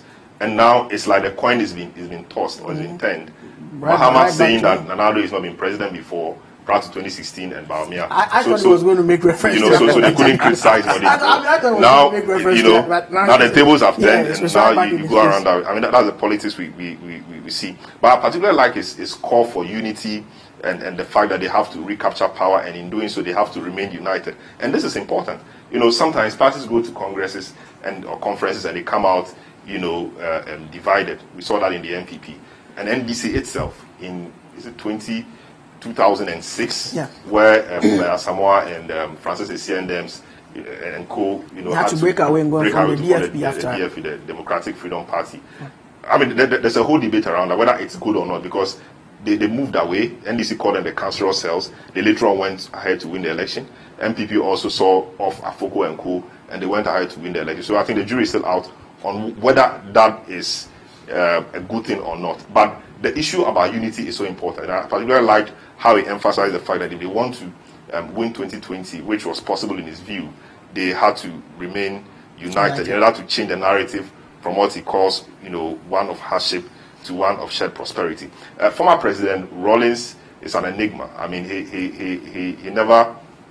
he always gives you the surprise. So, for example, I was looking forward to see what he would say. And everybody, including former President Mahama himself, they were all ears waiting to see what he was going to say. There he was, spoke in general terms. And then finally, when he said he was going to say it all in one sentence, we were all ready with our pens, all ears, wanting to hear what the boom was going to be.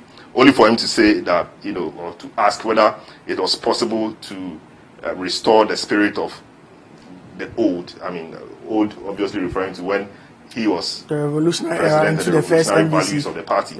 And then he said that they should just cultivate the habit of listening to themselves. That is deep. And I'm sure as the day grows, a lot of analysis on this particular sentence, will be made. What does listening to yourself mean?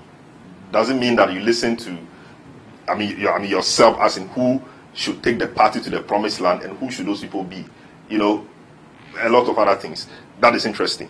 Asiedu Nketia, being a smart politician that he is, and being Akoto's role model in this sense. Oh, yes. I mean, he is my favorite. Yes, I think he also did what he had to do. His campaigning, and he has a privileged position now as the general secretary of the party. So he had to ensure that the people knew or the people know that he knew what he was doing as General Secretary. So and took the opportunity to bring up a lot of the issues that the party had been fighting, exactly. either through minority in parliament or even as a party from the headquarters. So that people who think, or who prior to this thought he was just sitting there not really doing much, will know that he's done much. The issue about the intellectual base of the party is a very important one. The NDC, for example, in the last election, lost almost every university campus. I don't know about UHAS. UHAS particularly because that is in the stronghold of the NDC. Yeah, but I've heard that they lost. Yes. The youth organizers say. I mean, there is Joel Parado talk about the fact that they lost all. And if you want to actually be a huge force to be reckoned with politically, I mean that is the intellectual base of the country, and you can't keep losing those places. I remember when I was in Cape Coast in 2000 in the 2004 election, Basinodro was a candidate then for the NDC. He won in town. So we heard the noise and the shouts from town that Batinodro had won. You know, students will always wait till last minute before they all come and form a long queue. So the election went deep down into the night. Before we realized, I mean, the following morning, Batinodro lost, and I've forgotten the candidate. Christian Churchill had won because the university votes, I mean, which university is quite a huge community. Had overturned that of the town.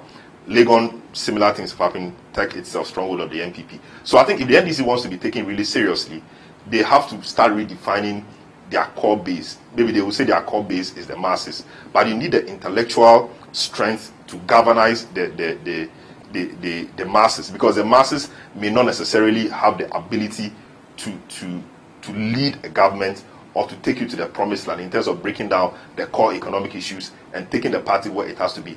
And the middle class is important. The middle class, they may not be as many as the masses, but they are important in the sense that they are key influencers. And they drive the direction. Exactly, they are key influencers. So if there's one middle class person and there are a number of mass people or masses around, there's, should I say mass people or masses around the person, you know, the person has the money, he commands direction. A lot of the people want to aspire to him. Yes. So the direction he takes is where they're going to do as well. So they have to really work on that if they want to be relevant to the political cause of this country. But by and large, I think it's been well organized. I like the sitting arrangement.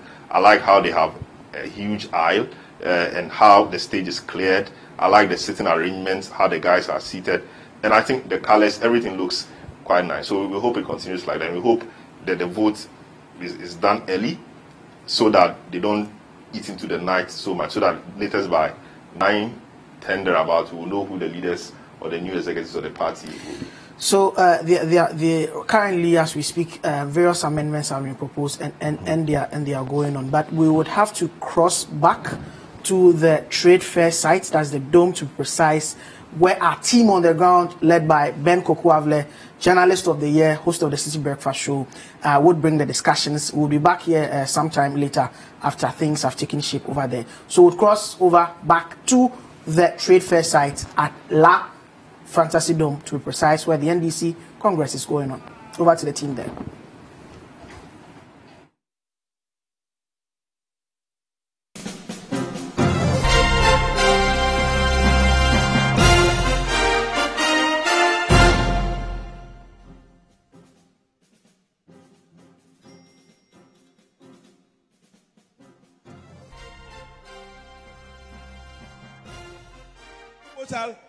Is stated after the proposal. And Mike's on, Mike.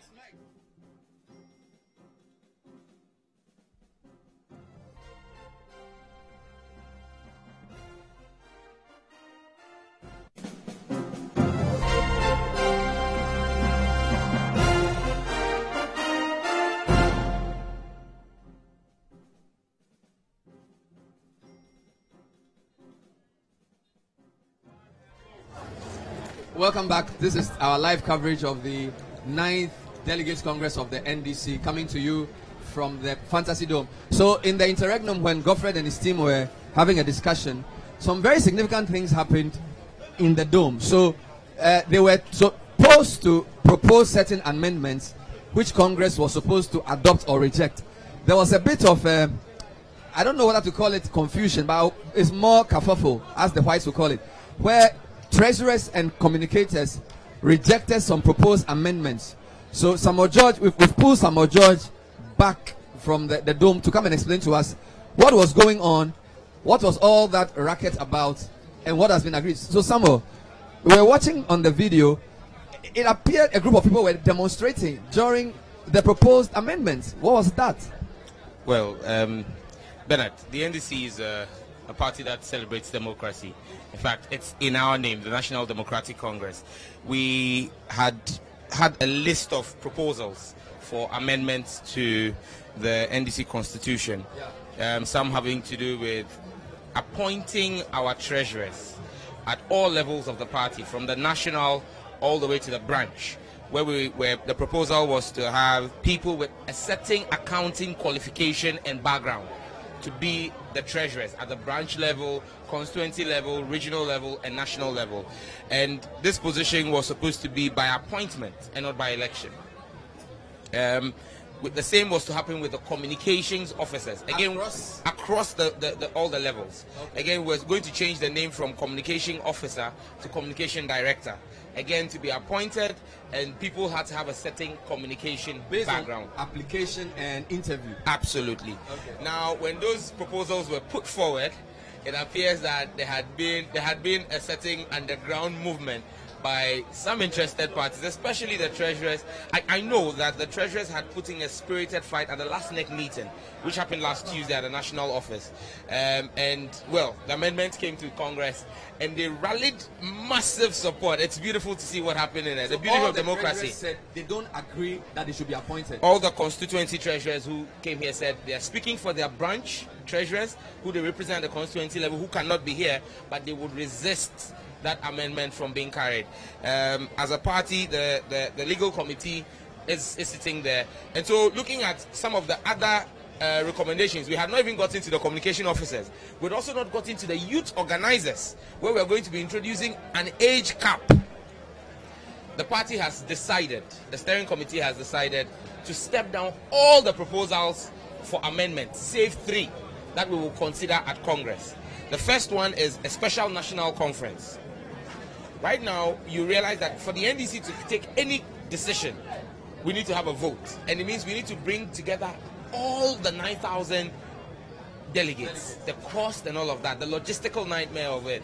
So the proposal is to move away from just having a national congress to being able, our constitution, to allow us to have a special national conference, which will be a smaller group, but that will still have the powers of the National Congress. Agree on some of these issues. Some of these without bringing 9,000 people to one venue. Absolutely. And so that is what is being considered now as I left the dome. So I'm hopeful. 3. So the other one, I'm not sure about the last one, but the second one I'm sure of that's going to be considered is for us to amend the clause in our constitution that says that we must have our flag bearership contest 1 year to the general election when we are in government, and 2 years to 12 months. It is actually in the constitution is in months. It says 24 months in opposition and 12 months in government. It then means that by that constitutional provision, by the 7th of December this year, we must have a flag bearership race or we'll be flouting the constitution. And that's too close. And that is too close. It doesn't look realistic. You now need to give the new national executives time to sit down, put out the modalities and all of that. So there's an amendment that seeks to reduce the 24 months in opposition to 20 months in opposition. So that is going to give us at least the first quarter of next year to be able to it's going to buy us some time to be able to allow the new national executives time to be able to roll out this opportunity. These are 2. I will find out what the third one that they will be proposing and let you know. Vivian, this second one seems to have implications for the flag bearership race, because if they were to adhere to the constitution, it will mean that by 7th December we should know whether Mahama is going again or whoever. Yes. So it gives a lot more time for campaign, them to and it plan also campaign. affects the likelihood of those who are campaigning, whether they have more resources or not. So a very interesting amendment that they are proposing there. Very, very interesting, you know, and they need the time to, because you have new executives now, they have to put things on the ground, get things right, and then you need to see who will get, you know, who will be elected for the flag bearership slot and get the two. So this will buy them some time. And, you know, when parties go into opposition, they are financially handicapped. And you can even see certain things around now that are showing from the Congress we're seeing. So, certain things like what? Don't go there. You know what I'm saying. the treasurers were able to oppose a proposal that the NEC seemed to agree with. What does that say about the connection between the guys on the grassroots and the guys at the top? Because if the treasurers are united, in fact, there was a treasurer who visited me in my office yesterday and said, when I get executive to interview, I should ask them why they want to take away their chance of being voted for as treasurers. It came from one of the regions to my office yesterday. So I don't know whether you, the guys at the top, are in touch with the guys on the ground, because this seems a very unpopular proposal that you're trying to push forward. Well, Bernard, change is not all the time very popular. There is a rationale behind the proposal. That proposal has gone to the Council of Elders, has gone to FEC, has gone to NEC. The issue here is you're talking about finances. At times you have instances where people who have no financial background whatsoever are elected to this position. But can you not use the vetting process for candidates for treasurer to make sure that only qualified finance people apply for treasurer? You would have the same challenges you are having now, because the constitution as it stands now does not give you the power to disqualify somebody on the basis of not having a qualification of accountancy.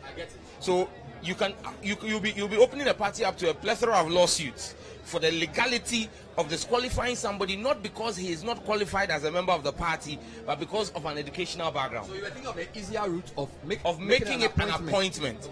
And again, you see, if you talk to some of the treasurers, there are some who believe that, okay, that's a fine move, but it appears that majority do not agree with it.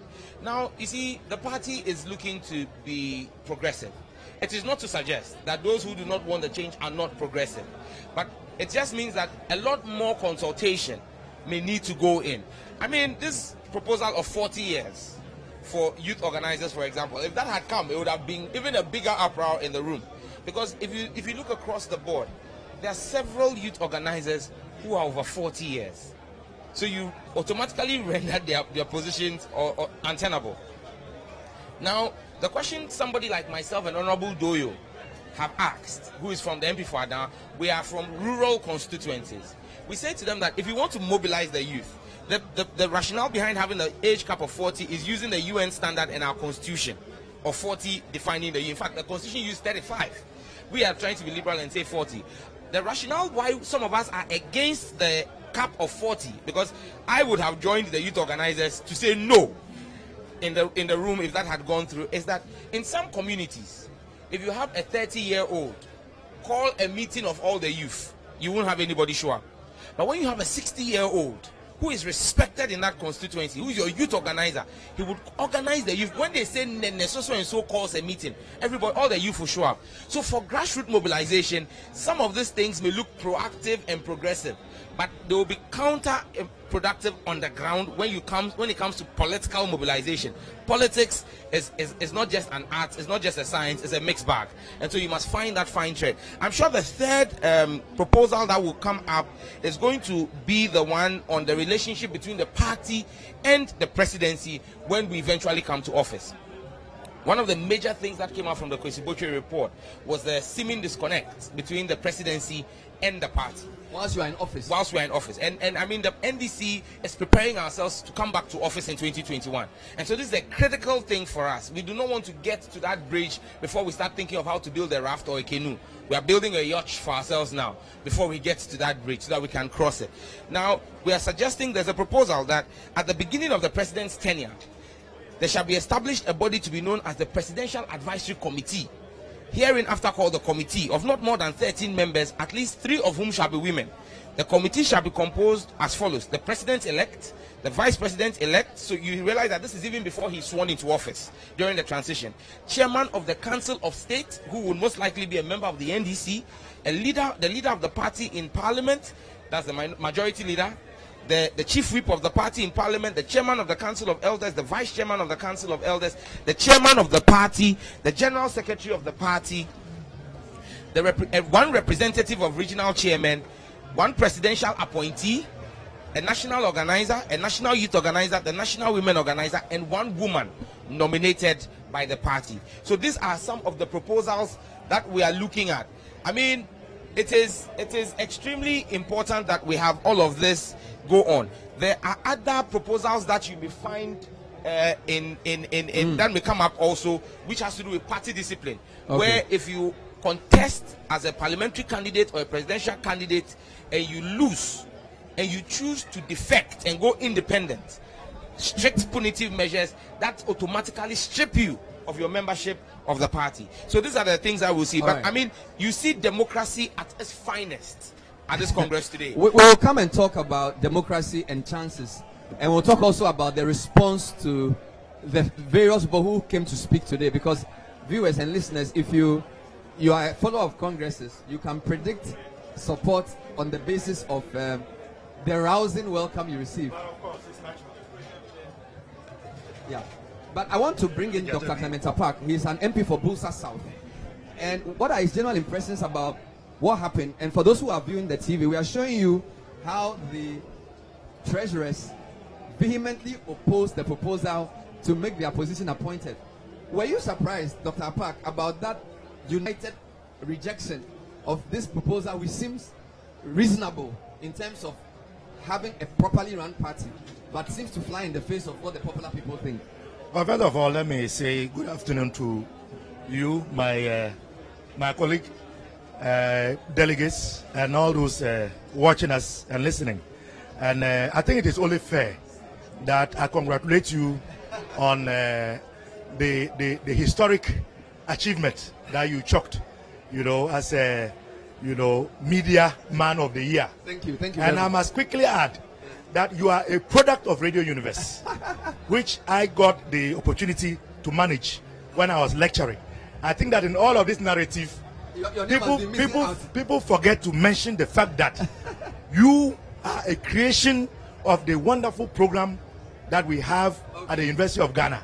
So let some men know that he didn't just pick you from Legon raw. You were doing fine at Radio Universe before he came to poach you. And the truth, as a vandal, must be stated. Very well. Well, having said that, it's a democracy. And people come up with ideas and proposals. The beauty of democracy is that at the end of the day, regardless of the source of the idea, it must be put forth for those that seek to benefit from it, or those that it would impact, to make a decision as to whether they agree or not. So if the treasurers, as you said, have risen to oppose the proposal to make that position an appointable position instead of an elected position, that is their right to do so. Find out, gentlemen, what was the rationale? Is it that because of the way politics is becoming sophisticated and the need to have the grassroots organizing more factual and scientific, the party felt that you needed qualified treasurers as against popular people? Because I'm sure FEC and the elders might have talked about all these nuances. We are in an ICT age. There's a lot of knowledge in the system, and yet there seems to be a gap between where the party has to go scientifically and what the ordinary foot soldiers of the party think, because a lot of these treasurers are elected popularly, and yet when you sit at the top of a party that requires numbers, data science, proper accounting principles, there seems to be that tension, and it's not easy to resolve, is it? Well, yeah, I'll let my colleague take a bite of that. Well, Bernard, it's you see, there's no black or white answer to this issue. There are several shades of gray in here. Both sides of the argument hold very valid. The argument that with the development of politics and proper resource management for election campaigns, you will want to ensure that, especially as a party in opposition, with limited resources, you want to have people who have the financial understanding, who can manage the resource that will be sent to a constituency and make sure that it gets to all the branches based on accounting principles and proper backgrounds. Now, there's also the school of thought that says, without having qualified accountants as our treasurers, in 2008, when we did not have a chance, many of these popularly elected people as treasurers used, in fact, most times you look at people who have financial strength in the local community and they are elected as treasurers. So in the absence of flow of logistics from the center, Because the person is a branch treasurer, he will most likely bankroll it. Even if you look at our regional treasurers, many times regional treasurers are people who own forex bureaus,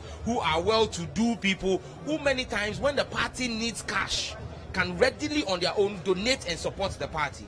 So the argument then becomes, do you want a, in quotes, book-long person who is going to want to dot all the I's and cross all the T's, and political financing at times needs things to be done outside of the book, which a certified accountant may not want to do. And so it's looking at that balance. And I believe that today the treasurers of the party have sent a loud message. Again, when you even look at the communication one, Bernard, I am a typical example. I'm an agric engineer by profession. I hold an LLB. I have no communication certificate whatsoever, but I've been communication specialist to the president. I've worked at the Ministry of Communications. I'm on the Communications Committee of Parliament, and I'm speaking as a communicator. So if you want to then use communications as a background, paper qualification, I am not fit to sit as a communicator for the NDC, but I want to believe that I don't let the NDC down when I communicate for the NDC. So if you then want to restrict party communicators to only people who have book qualification as communicators, you'll be doing a disservice to many people who over the years have sacrificed, used their own money to go to radio stations and defend the party. So you need to strike that balance at the national level. And the treasurers are saying something instructive. They're saying at the national level, you can make it appointed at the national level. They don't mind having a chartered accountant as the national treasurer who is appointed. At the local level, at the local level where you see the actual party work being done, all right, it is so going to worry us. Get an idea of where we are in the Congress, because it's a long day. So have they finished the proposals and amendments, or is this still going on as we speak? And when that is done, what's going to happen next? Well, I suspect that should still be ongoing. They are still ongoing. No, they just brought the 3 amendments to an end, well. And that has ended part 1 of Congress. So Congress has ended now. Part 1 of Congress has ended. So have the lunch break. Have the 3 amendments been accepted? They've been carried. The 3 amendments have been carried per what I have been told. Okay. The 3 amendments have been carried. Maybe Umaru Sanda was just there. So if you can come and tell us what, Doctor, give me a second. I want to come and report what. Umaru Sanda, reporting from. Come and report what you saw there. Makeshift studios. I'll bring you back, Dr. Appa. Very well. So Sanda is going to come back and tell us what has happened in Congress. So viewers, we are told there are 3 main proposals. And I think the most important proposal is when they will elect their flag bearer. If they stick to December 7, logistically, it doesn't give enough time. So they'll move to next quarter 2019. Sanda, you just came back from the room. Have they finished part 1, and have these proposals been accepted? Yes, indeed. Delegates have been told to go have lunch because it's a long day ahead. So essentially there's a break. But I must say, Bernard, that it was a chaotic scene when the amendments were put forth. The one about the amendment of the position, the treasurer position, and in particular the communications officer. And this was a spontaneous reaction from supporters of both candidates, Fred Agbenyo and Sami Jemfi. Both of them, they would not agree, and this was like, no, we are not going to agree, and the spontaneity caused a rumpus, if you like. Congress was put on hold temporarily. These people would not listen to anybody. Eventually, they managed to calm tensions down after they gave them the assurance that that amendment was not going to be put forth. So what the party decided to do, quickly upon consultation with NEC, is to come up with 3 recommendations, or amendments rather, and key amongst them is that there's going to be a new Congress of the NDC, which will be subsequent to this one. Now, it will be called the 2nd National Delegates Congress of the Special Delegates Congress of the NDC. What this will do is that it has the same powers as the National Delegates Congress of the party, and it would not be voting for amendments or otherwise. So what it would mean is that congresses like this one would be essentially the ones that would be electing national officers and so on. But anything that has to do with amendments will be going through in the spirit of the 2nd Special Congress of the NDC that would be held. That's one thing. So let me just quickly read what it says. It says that they would have the same powers. NEC shall decide the delegates that would make up this particular Congress, because mind you, the delegates that come for this Congress is rather a huge number, the National Congress that we are currently at. But what would be happening for that special Congress would be having a sort of a control from what NEC decides. Now, that's the tricky part, Bernard, because NEC would now be deciding who should go for this Congress. If you listen to critics of these amendments, the amendment of the decision to appoint officers, they argue that every constituency executive is in support that this should not be carried forth. But the regional executives want the amendment to go through. So the regional executives and the national executives, they want the amendment to go through. But at the constituency level, they will not have any of that. Now, NEC is going to decide who goes for the next Congress. Now, they can decide who they invite because the power gives them the prerogative. And if you know how Congress works, when the question is put forth, and it says as many as are in favor say aye and those against say no. More than the ayes for the first time. It's almost always like the prerogative of the man asking the question who decides how many ayes he had against how many noes he had. So that passed quickly and quietly. And I've seen the MPs here saying that a similar thing happened in the chamber too. Now, the second amendment, to introduce an article on the relationship with the political party National Democratic Congress and the executive arm of the government. That's if the party is in power. Now, the president shall be chairman of this committee. It's going to be a 30-member committee. They want to keep government and party together. They want to marry it together. They are learning from the Quisibotio report. They are suspecting that there has been a distance between the party and the government. We know.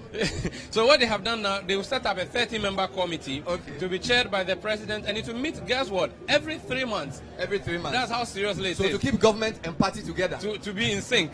And this is notwithstanding the fact that the general secretary usually sits in cabinet, but they still want a bigger group. Now, this group will be called the Advisory Committee, Presidential Advisory Committee, 30-member. It will meet once every 3 months to take this decision. And then the third amendment is to amend Article 42(1) of the NDC Constitution. And it would now say that Congress for the election of a flag bearer should happen not later than 21 months. Yes. So that has also been put forth. So these three amendments have been accepted. There will be a discussion about that amendment and what it means for the flag bearership race. Yes. Because a lot of us see today's Congress as a rehearsal for the real Congress. Yeah. Because I think the real question in NDC is who leads the party into 2020? And hold on. And so how does the change in date affect the chances? But I will take a short breather. The next panel will be moderated by Vivian. But I just want to ask my two guests here what we can make of the speeches. So usually Rolling steals the show. But today his speech was very short. Even though he had a loud cheer, I think, of course, the biggest cheer was for Mahama. I don't know if that is a sign of anything. And usually General Mosquito gets a large cheer. Today it was okay. It wasn't that loud. I don't know whether I'm mistaken or not. Well, first of all, let me say that it is always heartwarming when you have the founder present. You must understand that we exist because of what he started. I mean, we hold him in high reverence. Better yet, we worship him. Oh yes, we do. He's our founder. You worship him? Oh yes, we hold him in high reverence. So when he comes to events of this nature, you know, the atmosphere clearly must be charged. But I must say that having known him as long as I have, this is the shortest speech I can ever remember him Less than 3 delivering. minutes. It's the shortest speech ever. But you see, in the short speech, there's also a lot to decipher. Remember, the point he made was that we should listen to ourselves. And for me, it is subject to interpretation. My own understanding is that he knows that his sons and daughters are competing to lead the party that he founded. He understands that they are all qualified, capable, and competent. But at the end of the day, a decision has to be made. There may be all kinds of influences going on. But you must listen to yourself. So at the end of the day, I know all the candidates. I have heard their messages. I understand them. The decision now behoves on me to make a choice. And I must listen to myself in deciding what is good for the party. Vis-a-vis the candidate I am going to select. Is there a concern in the NDC that what happened with MPP could happen? Where in MPP there were executives who were not on the same page with the flag bearer, and therefore it led to a sort of dysfunctional party. Is there a concern that if some candidates won here, they could oppose the eventual winner of the flag bearership, and therefore the party needs to be minded of who they choose here? Because even if the flag bearer may be easier to determine, if you have executives who don't see eye to eye with the flag bearer, it presents an opportunity for the Afoko Nanado issue to re-emerge. Well, I doubt. I don't think that would happen in our party. Truly, we are a different breed. And so I don't think that is the concern. I think that he was merely calling on us to make honest decisions based on our own analysis of situations and what we believe we need to do collectively to move forward. And for me, that is my interpretation of what he said. But you see, you notice that the former president, in his usual nature, took the time to broaden the discussion and the conversation, and to call on all of us to be very mindful of the need to unify after this exercise. And I think that is the message that everyone that I have encountered at this Congress is pushing. It shouldn't matter who we select. What is important is how we close our ranks and then combine our efforts to try and chase the elephant back into the bush as a way of redeeming the good people of Ghana from the current hardships. So for me, the indications are very clear. We have come here determined. There is camaraderie among all of us. Various candidates and their supporters are interacting.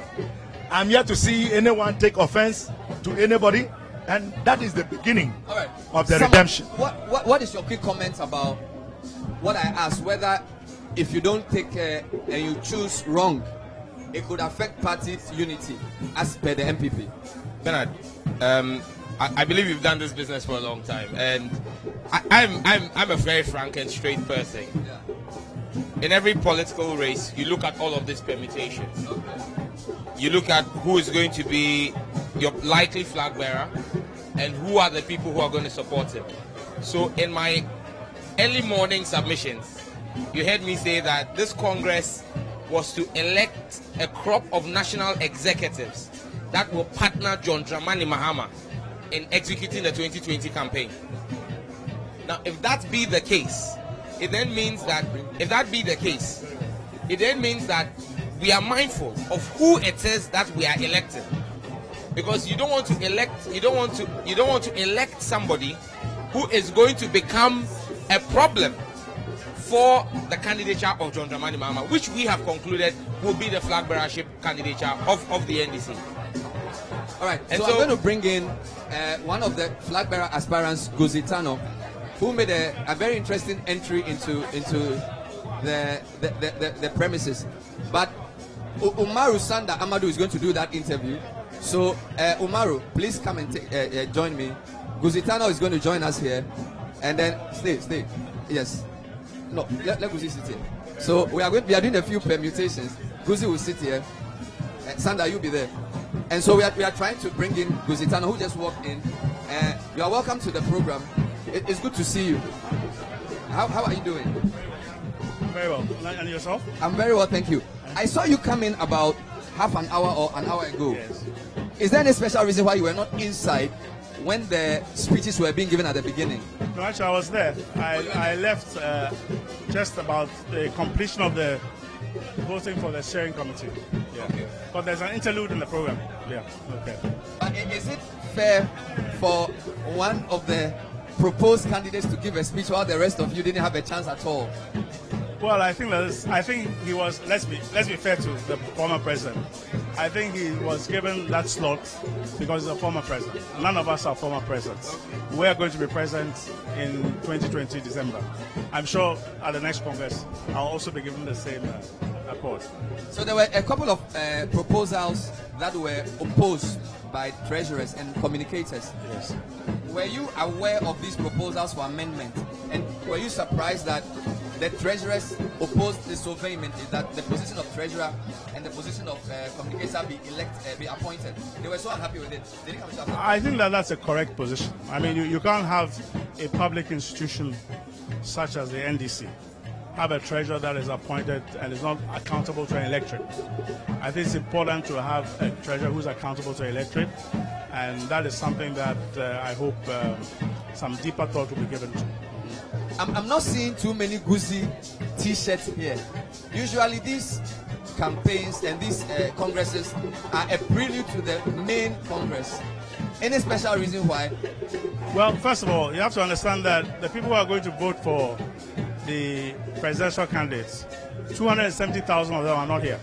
270,000? They're not here. You are going to use a bigger electoral college for that? It's 9 executive members times about 30,000 branches. Wow. 270,000. Constituency executives, 275 times 28, 7,700. Regional executives, 28 times 10, 280. So the guys who are going to vote, and the men and women who are going to here, they're not here. But if you look hard enough, you see our posters and our our T-shirt. But we're not a rich campaign. We don't have a lot of money. So we're asking people to use this and use their heart. The final amendment was that flag bearers should be elected not 24 but 21 months. Strategically and operationally, is that better for the candidates or worse? Well, I think that you're doing a very important exercise. You're choosing the presidential candidate of NDC.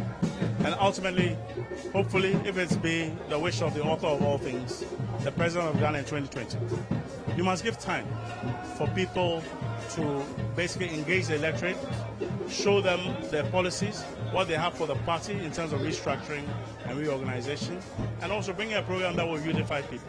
It takes a lot of time, a lot of effort, traveling the country. The roads are not so good. We took a road from Lambusier to Tumu. We were told it was 30 minutes, and now it's been an hour and a half. So, I mean, there's a lot of work to be done, and if it's been extended, I'm happy for it. It's better for you? Well, I'm happy for it for everybody. Your resources will not be dissipated more? Well, as I said, we are going not on the basis of resources, on the basis of common sense, scientific strategy, and a good heart and courage. And it's resonating very powerfully. I'm sure you've heard. But Sanda just came back from the hall and reported that the cheer Mahama got was quite resounding. In fact, he got a louder cheer than even Rawlings. And usually Rawlings steals the show. And the analysis was that he seems to be a very popular candidate. Were you at the sports stadium in December 2016? At Cape Coast. At Cape Coast. Are you referring to Cape Coast or Accra Sports Stadium? Yes, I was there. You heard the chair. But that was, did you hear the chair? But there was no contest. Did you hear the chair? We did. And what happened on December 2016? But that's a different question. No, the chairs are not enough. Bernard, I have a quick question for you. Chairs are not enough. I'm sorry. So, yes, the question is, the idea behind electing flag bearers months earlier or years earlier ahead of an election is that you want to market the candidate more. Well, you know, I've never, to be honest with you, I've never really understood that policy. I think that the most important thing is that you're basically representing a party, and the party must be ready for power at all times. And the party should be able to market, if it's strong enough, market its candidate in the shortest possible time. So long as it has a. But the problem with NDC is that because the grassroots have been neglected, and its mobilizing capacity on the grassroots has suffered, you do need that. But before, you didn't need that. Look, I'll give you an example. In 2012, the candidate for Upper Manya, if I remember, was sick throughout the campaign period. He couldn't campaign. But he won by a massive majority. But the party was strong. Because it's a party that wins. Was strong. So absolutely. So then why do you bother about who leads the party then? If the party wins, why don't you rather come because with the face of the party is very important.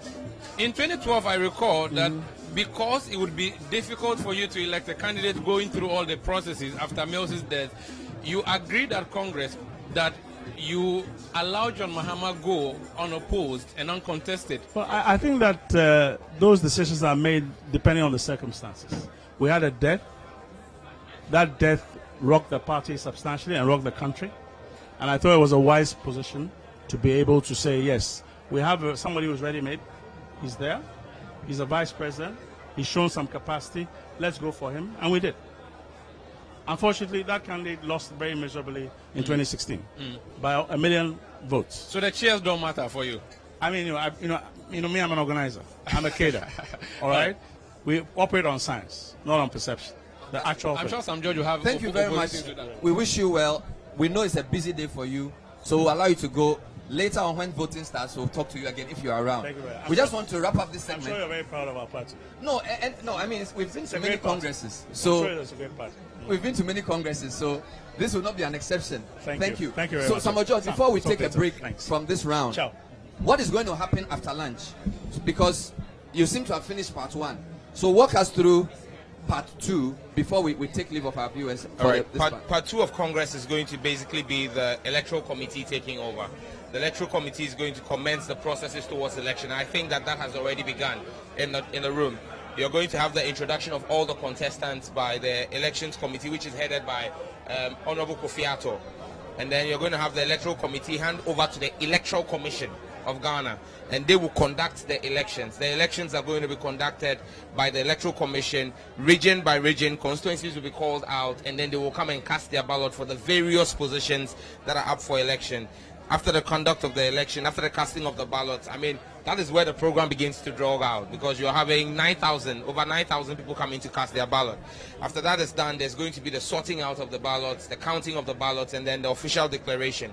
When the declaration is done, sometime in the wee hours or early hours of tomorrow morning, one of the defeated candidates will speak on behalf of all the candidates that have lost and pledge that they will work with the elected candidates.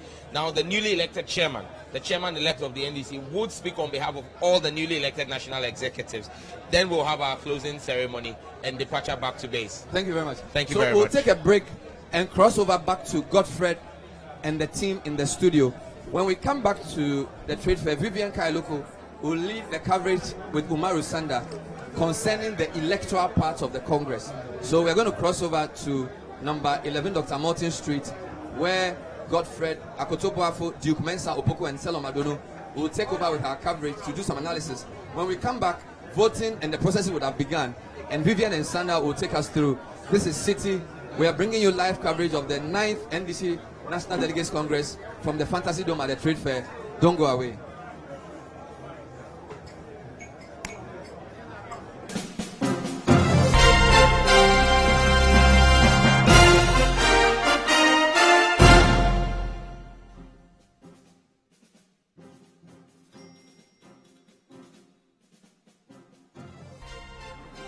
So we're here in the studio at Arabaka, number 11, Dr. Martin Loop, holding the fort right here in the studio. Godfred and Selom are still here with me. Great job going on down at the grounds at the Fantasy Dome at the Trade Fair site in La Accra. We have come back to the studio and we'll be doing some analysis for you on what has actually transpired since we took leave of you and took you to the grounds. Godfred, interesting things happening. I mean, President Mahama said that the NDC has a track record of pushing itself as a people's party. Yeah. If you look at some of the amendments that were rejected, now let's start from the ones that were rejected. Yeah. This seems to be amendments that were quite popular upstream, but very unpopular downstream. Yeah. And those downstream were able to marshal the needed numbers to cross them out. Take, for instance, that of the cap on the position of National Youth Organizer at 40 years. Yeah. And that of the election of people with accounting or finance or economics background into the positions of national and constituency treasurers. Let's begin with those ones. Well, I'm a bit surprised. Why? I thought these were forward-thinking amendments, and perhaps they did not convince the grassroots enough of how it would benefit the party to be able to have people of a certain kind of skill set manage the party at that level to move it forward. I've been fortunate enough to visit places where political parties run like machines. I covered the last Kenyan election, and if you visit Jubilee party offices or ODM party offices, that is, Jubilee is in government, ODM is in opposition. If you visit Jubilee runs like a corporation. It operates out of a 16-floor skyscraper that it owns. Kenyatta's party? Yes. It is not a small party. It runs like a corporate entity. If Jubilee presents its head of finance, he's a banker. Okay? Because the party needs to generate revenue. Revenue, yes. That is how the party runs. In order to generate revenue, you need somebody who is skilled with making money. It's not just about But that's at the national level, which, I mean, Sam George in an analysis alluded but to. that's what they turned down. People support. But what about that at the ground level where people need to, it's more about people that people can relate to. And ensure that, oh, my man is there and you can get the job done. You see, when it comes to issues of finance, it has nothing to do with people who you can relate to. It's simply about who brings in the most money, who is the most innovative with money. But once it's a vote, it's going to be put down to a popularity contest. No, but that's the point I am making, that why don't you simply, for certain positions, we should not allow them to become popularity contests. Okay. It should become a matter of who has the best skill set to bring in the most money. You might be more popular than I am, but you bring in zero funding. This is a party that needs money to function. All political parties need money. Yeah. We've heard stories of how the MPP struggled in opposition. They bounced back because they found people like the current finance minister, Ken Oforiatta, the Bui Power Authority, These are people in finance who devised several innovative ways of raising money. They were the ones who brought Adopt a Polling Station and pay for it. They were the ones who brought the scratch card. These are not things that you get out of being popular. I am sure if Ken Oforiatta had put himself up for treasurer for the party, he would have lost. But he came up with innovative thinking, and that is why I felt that this particular amendment was in the right path for the NDC. For the communications officer, I agree. Perhaps I feel that for that one, you needed a skilled communications expert at the top, and then at the constituency and grassroots levels, you could have allowed people with affinity to grassroots to take that role. Because even at the top of the communication ladder, look, crisis communication is not something that you will learn just because you are able to talk to people. We're in the digital era. How does the person plan a social media campaign if the person does not know what social media is?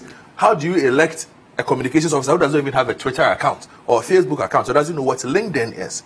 That is why I felt these particular amendments were forward-thinking, but perhaps they did not break them down well enough to the national delegates for them to agree on it, or didn't scale it enough for them to understand it. Maybe if they had broken it down like that, I think these are decisions that would have moved the party to the next level. As things stand now, yes, the grassroots have found their way, but in 4 or 5 years, there's a big price to pay for a decision like this. You ask yourself, why are we not making money? Where's the money coming from? We need money to run campaigns. That is when you would ask yourself, why did we not find somebody who knows how to make money and make money work for you? Those are the little things that they should have thought about under these circumstances. And for me, I found it a bit disappointing that they stepped these two amendments down. Interestingly, but I mean, let's zero in on that one with the matter of the youth, the youth issues. Yes. The amendment with regards to the age cap. The age cap.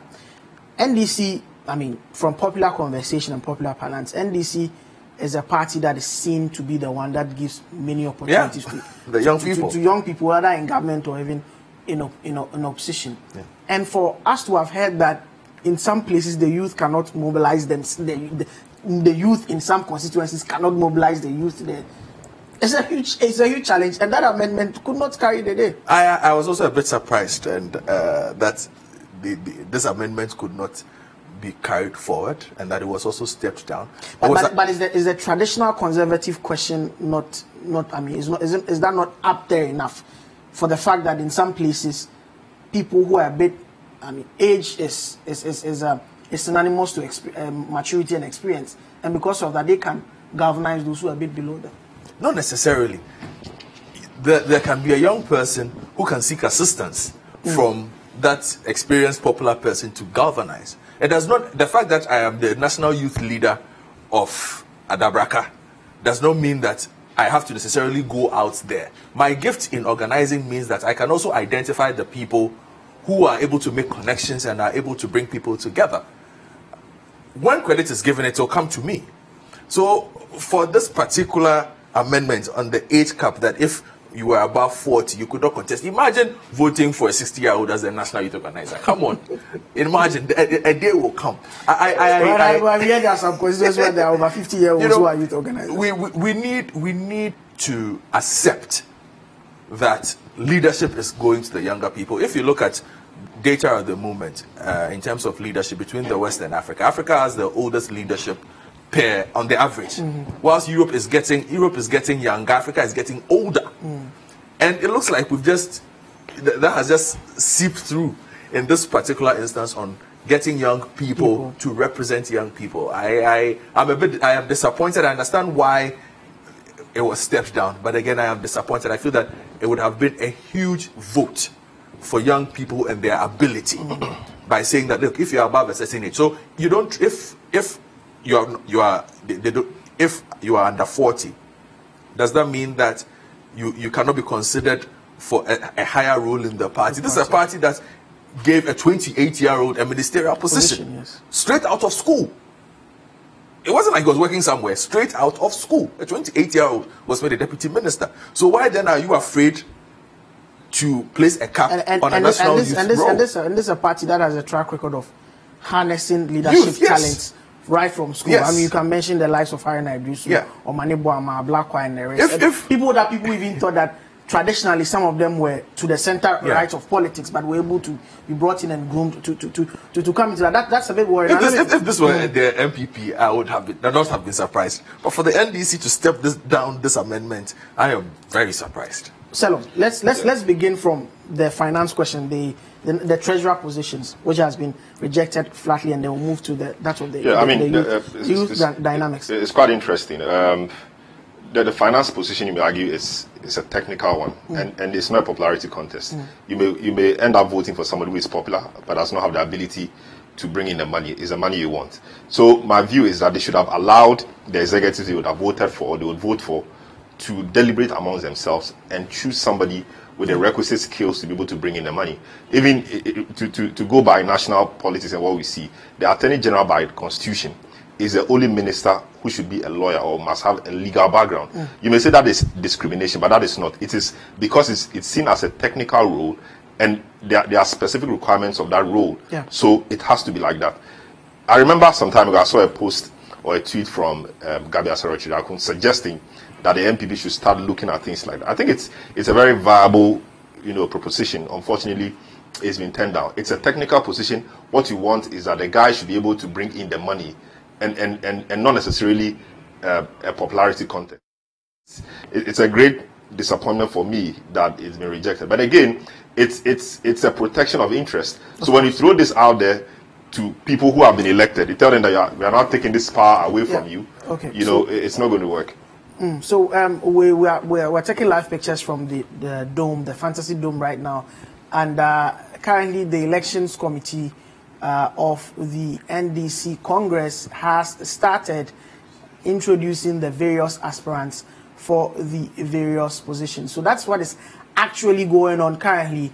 Some of them actually putting up signs showing the delegates the numbers on which they are on the ballot paper, and the elections would soon commence. Salom, you're making so it's important that sometime later, now it's been rejected, but I'm sure as we grow our democracy, we'll be able to come to that point. And it even connects for me to the issue of growing the intellectual base of the party. This is a technical role which requires people with a certain intellectual strength. So imagine across the country, branch executives, constituency executives, regional executives, treasurers, are people at a certain intellectual level. I'm sure it's going to. That's one of them. Koko Anyidoho. Yes. Koko Anyidoho, yes. I mean, and for those who are asking whether he was on the grounds, the boo has arrived. So that's Koko Anyidoho. He's been introduced. The vigor is I'm there. sure they will call Asiri Nkita very, very, very soon. So they're actually mentioning, calling them out, and of course, I mean, it should be a frenzy atmosphere in there. The crowd delegates very much charged up. Some last minute, of course, galvanizing and grabbing of votes going on there. Obviously, just trying to get people to get into the right frame of mind to vote into their selected candidates who would ensure that they win the day. So that's what's going on. Just going by that was Koko Anyidoho, who we hear is a very presenting a very solid opposition to the candidature of General Esiedu Nketia, something that was unthinkable just a few months back. Selo. Yes, so I think if the NDC is serious about recruiting intellectuals to take over the party or help steer the affairs of the party, this is a proposition they have to look at. You have to look at it again. Talking about the youth organizer position, another disappointment again, because when you look at the trend in the world, leadership is devolving to the younger generation of people. So when you look at Europe, for example, I mean, we recently had the Austrian president around 31 years, you know, and when you look at even UK, we had Cameron and co coming in their mid-40s. Even Obama, is 37. you know, even Obama, you know, who came in his mid-40s also. Macron. You know, Macron, very young guy, you know, 38 he came in, you know, also. So the trend generally is towards the younger people. But it's interesting that in our part of the world, where the problems are massive, we rather, you know, take pride in going for the very old people. I saw some data some time ago, and it appeared the average age of a president in Africa is around 70 years. At the age of 70, the man is moved on. Technology, you know, but we make the argument that, you know, it's experience. But you have more than half of your population being people in the younger group, the generation X and Y, or so we call them. The millennials. You know, the millennials, the generation X and Y. I mean, you need to have a certain appeal to them. 74, 75, even 70, or even 60, you are quite old. We need to start looking at it. And I thought this was also an opportunity that the NDC is missed. Look at people like Mark Zuckerberg and the power, you know, he holds currently. Mosquito. It's not okay. That's the General Mosquito. Yeah. Wearing similar smokes. Yeah. Yeah, so Mark Zuckerberg, for example, the power he has now, I mean, the founder of Facebook and all the things Facebook is doing now, that's a young person, you know, changing the world in this manner.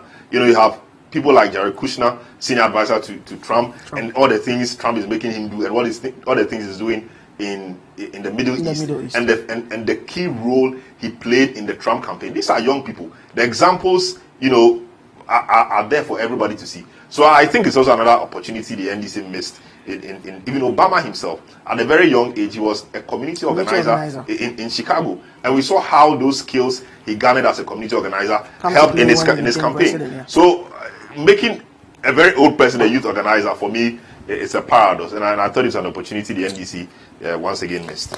The ones that worked, obviously, one of the issues that was a big campaign issue, the aftermath during the analysis was the schism between party and government, and in this instance, President Mahama's government. Godfred, do you have a sense that this amendment, the Presidential Advisory Committee, which has just passed, was born out of the previous NDC experience in government? Yes, and it was from those who were privy to the Kwesi Botwe committee reports. This was one of the most important. The report that nobody has seen. The only person who has seen it. we keep discussing it. Yes. Those who have seen it say that it was one of the key recommendations that a bridge be found between government and party. That is national organizer aspirant Joshua Akamba. He was in the news recently for all sorts of reasons. I mean, and he seems to have been tipped by many of the poll watchers in the NDC to be the one to succeed Kofi Adams as the national organizer. So that's Joshua Akamba, who has just taken a stand the stage, and he's just in white and Madam Anita D'Souza. And Madam Anita D'Souza, yes, who's also contesting the position of national organizer. Yes. So this particular amendment was to bridge that dissonance between party and government. So a 13-member committee that will meet once every 3 months to advise the president to discuss a bit more, because it got to a time where we had the complaints from the NDC. We could not access the presidency. We could not reach the president. So now, by virtue of an amendment in the Constitution, the president is mandated to meet members of the party by virtue of this committee. But you see, this is a challenge that has run through all governments. I mean, the Kufora, we had for our party and from the government, that kind of, I mean, keep to your party and let's keep to our government sort of thing. President Akufo-Addo, when he came into office, tried to institute a monthly meeting at the party headquarters. The General Secretary has come to say that we turn into a lobbying meeting where people would meet the president and want to get people into jobs and all of that. That seems to be a really critical issue. How do we address that seamless But you see, how do we address it in a manner that is seamless? The thing because here the government is actually born out of a party. Optics matters, and the optics previously for a lot of the NDC at the grassroots was the government and the party were very far apart, and basically government was in a glass tower somewhere, and party could not reach it. This basically tells people that, look, we heard you and we've solved the problem. Whether those meetings turn into lobby meetings, whatever they turn into, will not be of too much concern at the moment, because at least the meeting happened. And that solves the problem. So for me, it's a very good amendment that they've brought in. It kills that particular worry of the grassroots in relation to how the party associated with the executive. So, presidential advice. Yes, I mean, initially, I think I agreed. But thinking about it again, whilst Governor was talking, I think it's not a good amendment. Because the president is the president of Ghana. You know, so when you create a system where you make the president more accessible to a certain group of people than the rest, that may not be very good. I say so because, I mean, even what does it mean? It's now going to be in the constitution, so somebody can go to court and the NDC constitution. The NDC constitution, yes. Somebody can go to court and ask for an enforcement of that. I don't know, but once it's in the constitution, it becomes a legal. At the national level, there's a Council of State, which is supposed to be the presidential advisory, because usually most of the decisions that are of national nature would have to get advice and consultation from the Council of State. There are terms of reference, if you like. This is an NDC Council of State. They have the Council of Elders, which is supposed to be the Council of State. And the terms of reference for the two are different.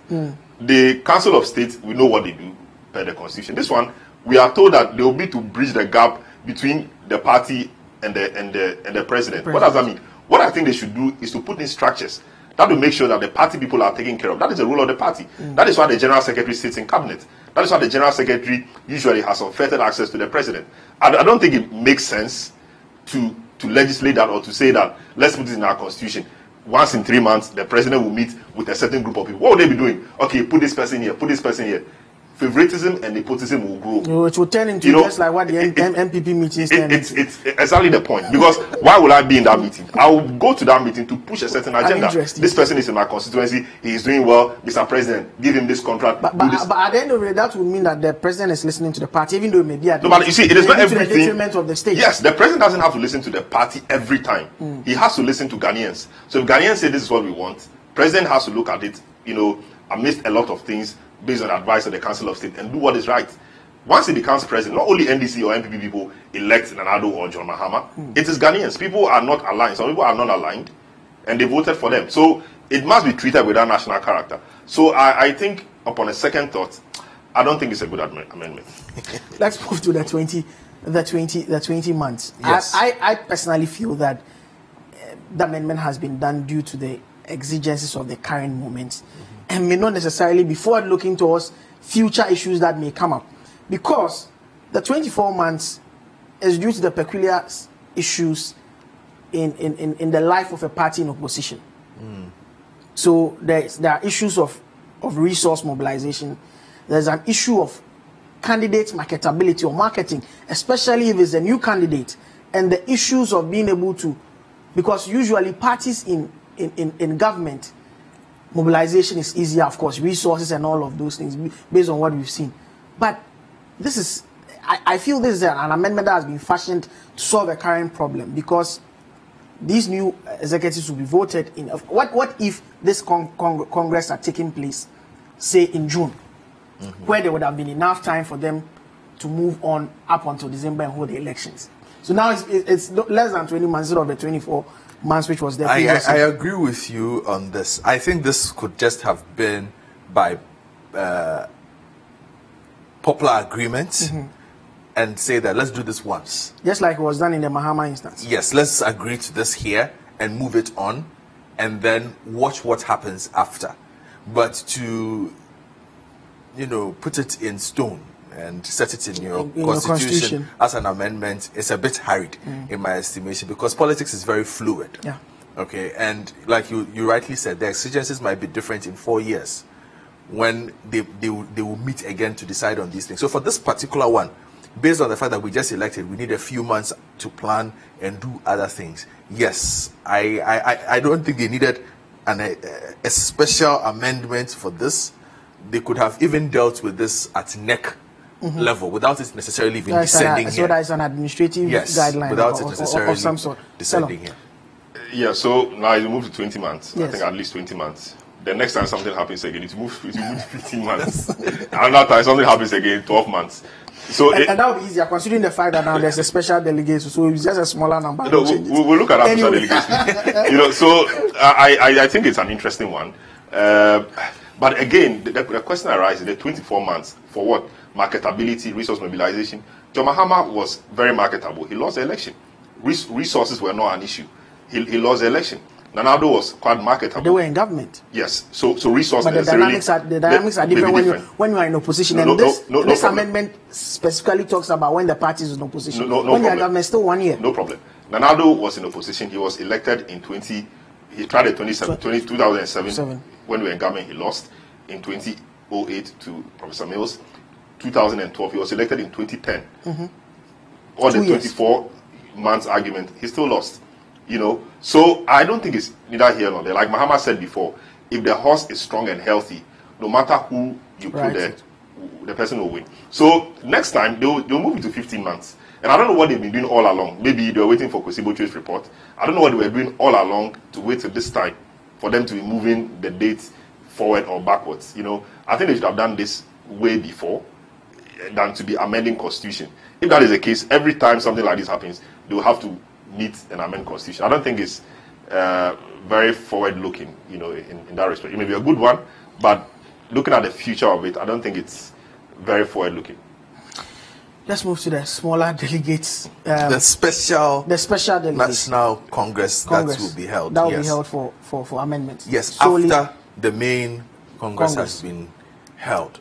Well, it's interesting that they've decided to do this, but I think it also gives perhaps too much power to a select group of people, the center of left party, especially the NEC, who will be responsible for inviting the persons who will become special.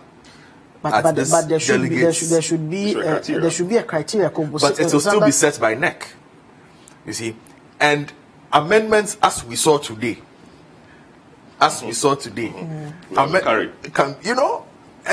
so they need to be a bit careful about this.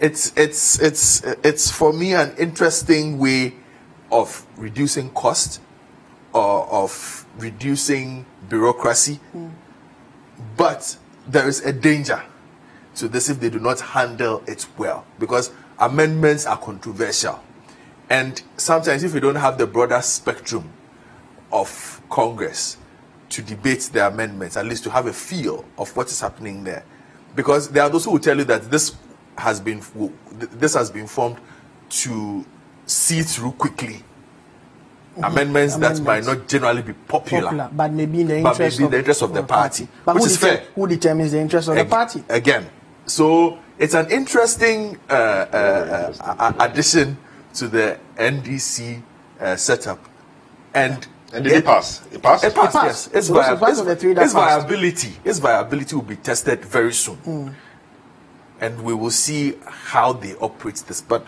it's a unique introduction into our political party setup. I don't think any of the political parties have this kind of system in place. It's a unique introduction, and if it works, maybe others might learn from it, because cost is always a big thing for parties, especially in opposition. Yeah. So that might be the one big advantage, the cost factor. But also, as we have seen, taking away power from the grassroots is not something they necessarily approve of. Especially if the decisions turn out to be very unpopular. You will detach a lot of people. So let's see how it works out. Very interesting. The MPP suspended Paula Foko and Sami Krab when they were in opposition. A congress or a conference wasn't called. The NEC did it, right? So I'm sure and then they went to the party's legal committee. Yes, so there was a system to do that. Structure started. I don't know whether the NDC has a similar system, and I don't know whether by extension such a system could consider certain amendments. I don't know. But for me, like Godfrey said, I think it's just taking power away from the people in the name of reducing costs and getting things hurried, etc. I think it takes power away from the people. It doesn't do justice to the mantra of, party of the people, party for the masses. You take the power away from the masses and you give it to a few people. And who determines who these people are? Are they, can't the NEC be given some limited powers to be doing things like this? I think they need to really come again for us to understand what really the power or the powers of that special committee or conference is going to be. As it stands now, I think it's just taking power away from the people and maybe doing things which they think will be in the best interest of the party, but which may, consequently affect the party. It may breed apathy. It may cause the party in many ways. Like this one, for example, we are seeing the youth organizer thing. The people don't want it. So now if you go and take a decision somewhere that, okay, from next time, we're not going to elect people. The current youth organizers, they may grow apathetic and they may not go around mobilizing and organizing the way they are actually supposed to do. So I think it's a tricky one. Once it's been passed, well, let's see how it works. The NDC has a history of going back to correct things, like the biometric thing they did. So if it doesn't go well, I'm sure the people will put pressure on them. But still, 270,000 is huge in terms of, and we had Gusitano allude to the fact that 270,000, even more than that, because there were other calculations, will be the ones who will be voting for the flag bearer. But we can't shy away from the comparisons. At the NPP Congress during amendment, you had people who were proposing those amendments come defend why they were proposing those amendments, the rationale behind it, the reason why they want it passed, sort of explain why they were trying to put that up. And in some instances, you had opposing voices also come and speak to that. For me, that was a bit, that was very, maybe say democratic. That was democratic. That was very democratic. Seeking to put the arguments out there before the delegates, before they take that decision. But from what we saw, there was nothing like that, making people wonder how these amendments were even generated in the first place.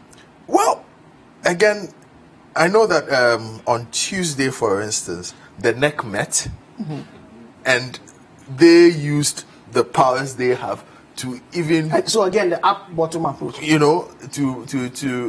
So the next met to control the head. Yes. To sieve some of the amendments, because they received lots of amendments. But the NEC were the ones who decided which amendments were going through. So, like I said, for me, interesting dynamic that has been added to our political spectrum. We will see how it is actualized when the time comes. Selo. Yeah, very interesting as well. This is unique. This is really unique. And I'm looking forward to seeing how this is going to pan out. This is how this is going to be operationalized. And I've loved the situation where, for example, the amendments were maybe from last night, this morning, you have people who the amendments would have been advertised. Okay, these are the key amendments or the topmost amendments we've had or suggested to us over the period. So ABC, you let the party people know so that they open it up. So people who are in support of certain amendments, they go around, informally campaign why they think this amendment should stand, why they think this shouldn't be, so that people understand it. So it's you build the people, you rally the people around the points or the major decision points. But in this case, somebody comes to stand and reads it out. Those who are in favor say yes, others say no. I don't think it's democratic enough. It would have been a nice thing. We would have somebody defend it, somebody oppose it, so we see the debate. Then people can make their choice. Now they're assuming everybody knows what it entails, and I don't think it's the right thing to do. So interesting thoughts there. We would start by looking at the various races. Yes. We would start by looking at the various races. Very, very interesting. And as you call them out, you would see the role, the notice of poll on your screen, so that probably you can join in the conversation. So, interestingly, I think we should begin from the national communications. Okay. The national communications officer. The National Communications Officer challenge Sami Jemfi and Fred Agbanyo. Sami Jemfi, he's a lawyer. He's been called to the bar now.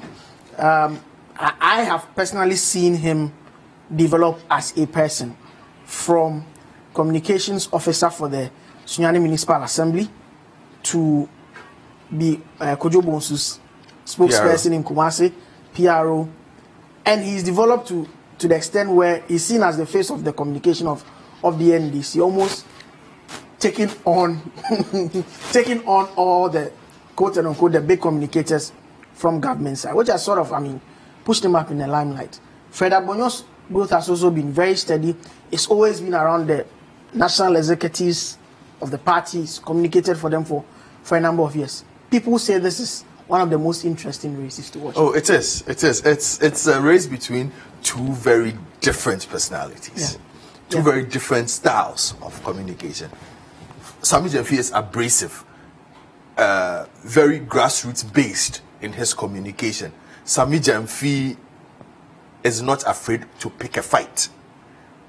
Even where there is no fight, he will pick a fight to make a point for the NDC. And that has resonated very well with the grassroots of the party and several leading members of the party. Especially in opposition when you need such a figure. Yes. And I will say this, the fact that he communicates well in that canned language is also very important for the role that he has. He's very fluent in it. He's able to say a lot of things properly in it, and it's because you need your communications person to be able to go down. Yes. Okay. Especially in places where the NDC has struggled to sell its message. Fred is more experienced in the NDC setup for communication, but he's also a very party person in the sense that he toes the party line all the time. This is what the party says we should say. He does not sing out of the hymn book. Sammy Gyamfi is not afraid to sing out of the hymn book to make a point and damn the consequences and then perhaps apologize later. There is danger in that because sometimes you need a bit of a level-headed person for this role. And the fact that this position is not only about party communication, it's also about management of the national communication team. Yes. And we will get there. But you see, the reason why I am saying that Sammy Gyamfi has an advantage here is Fred Agbonyo is representative of Solomon Nkansa. And Solomon Nkansa was not a very popular communications officer for the NDC. In fact, a lot of the grassroots communicators did not like Solomon Nkansa's style, which is why he decided to vacate it and move up and look for a new job. If he had contested this role, he would have lost. Okay, so they have tested the Solomon Nkansa personality, which is mirrored by Fred Agbonyo's personality, and feel that in opposition, you need a different character of person. And that person is Sammy Gyamfi. That is why he, over the past year or so, his videos, when he appears on a show elsewhere to speak for the NDC, his videos are being shared here and there. His audios are being shared because they feel he says the things that the Ghanaian populace need to hear about what the MPP is doing and what the NDC also stands for and could do if given the chance. So for me, let me go out straight and say Fred Agbonyo is my main man. He's a good friend of mine. We went to school together. But Sammy Gyamfi has a huge advantage based on the current set of personality traits that he has exhibited and the manner in which he carries out his job. I think normally I wouldn't go for a gang-ho communicator, but the NDC at this phase need a gang-ho communicator. And the fact that, well, he's a lawyer, so you would expect him to be able to communicate at a certain level. And at the same time be able to communicate at the upper levels and be able to communicate at the lower levels. And so far he's shown that ability, because the way he communicates on English platforms is quite different from how he communicates on the local platforms, and for me, all the local language platforms. Let me put it that way, so that I don't find myself in any but it's interesting. Yes, but so far, I think that dynamism is quite unique when it comes to it. Yes, and you know, the people who are voting will also have at the back of their mind the person he has to go head to head with. Yabo Abiasamwa. Yes. And Yabo Abiasamwa was appointed by the NPP because he's aggressive. He says his mind. he's also not afraid to sing out of the hymn book, but he also has the presence of mind to know when to tone down, when to upscale. He has a sense of presence for what to see. Sammy Gyamfi has similar gifts, and I think when the delegates look at their opponent Yabo Abia Samoa and they look at what they have, they will naturally look at Sammy Gyamfi and think he's a better matchup than Fred Agbanyo, even though Agbanyo is more experienced. But if you look at the way even the campaigns have gone, Selom, Sammy Gyamfi is still very, I mean, let me use the word loud, advisory, loud in the media. His campaign is out there. Even his recent tour up the north in various schools after the Akamba video came out, I mean, ostensibly to make whatever point he wanted to make. But Fred Agbanyo has been quiet. And apparently he's also working underground, doing the operations and all of that. What's your reading of this context? I think there are two different people, and so it will be a decision for the NDC to make whether they want somebody who is abrasive, caustic, a bit more, somebody who has a bit more excitement, change, as against somebody who is measured, a bit more level-headed, a bit more system person. You know, it will be interesting. I think Godfred has done justice to the two personalities, especially Sammy Gyamfi. Sammy Gyamfi doesn't fear to go against a system, and we saw his fight against the General Legal Council when he was assistant president at the law school, and things he said about the feared General Legal Council, the chief justice, some of them came to bite him later. you know, and all that, you know, and the point he made that he doesn't fear to go against a certain system, but later on, if he realizes that he is wrong, he will come back and apologize. And he did so in the case of the General Legal Council. You know, I hear they went to places to talk and to apologize. But he made his point. He made his point, and he puts his points across. And the student body largely was very happy that he was able to fight for them in that manner. I'm not sure what the results of that fight was. Yeah. So it's very, very, very, very interesting that contest, the National Communications Officer contest. We'll get back to you, Selom. But Godfred, looking at the campaign strategy, that's not a question I asked, but we'll get back to Selom on that matter. But looking at the campaign strategy, it looks like Fred Agbanyo has been very, very, I mean, down to the ground. We've not heard about him in the media, even though he's still a national officer. Yeah. Even though he's still a national officer and would have the party machinery, quote unquote, at his beck and call. But Sammy Gyamfi is still the one, and he seems to be the one that people are saying is the favorite in terms of from all quarters. I don't want to mention the fact that he's been tagged as the Mahama favorite and all the and all the other things that have emanated.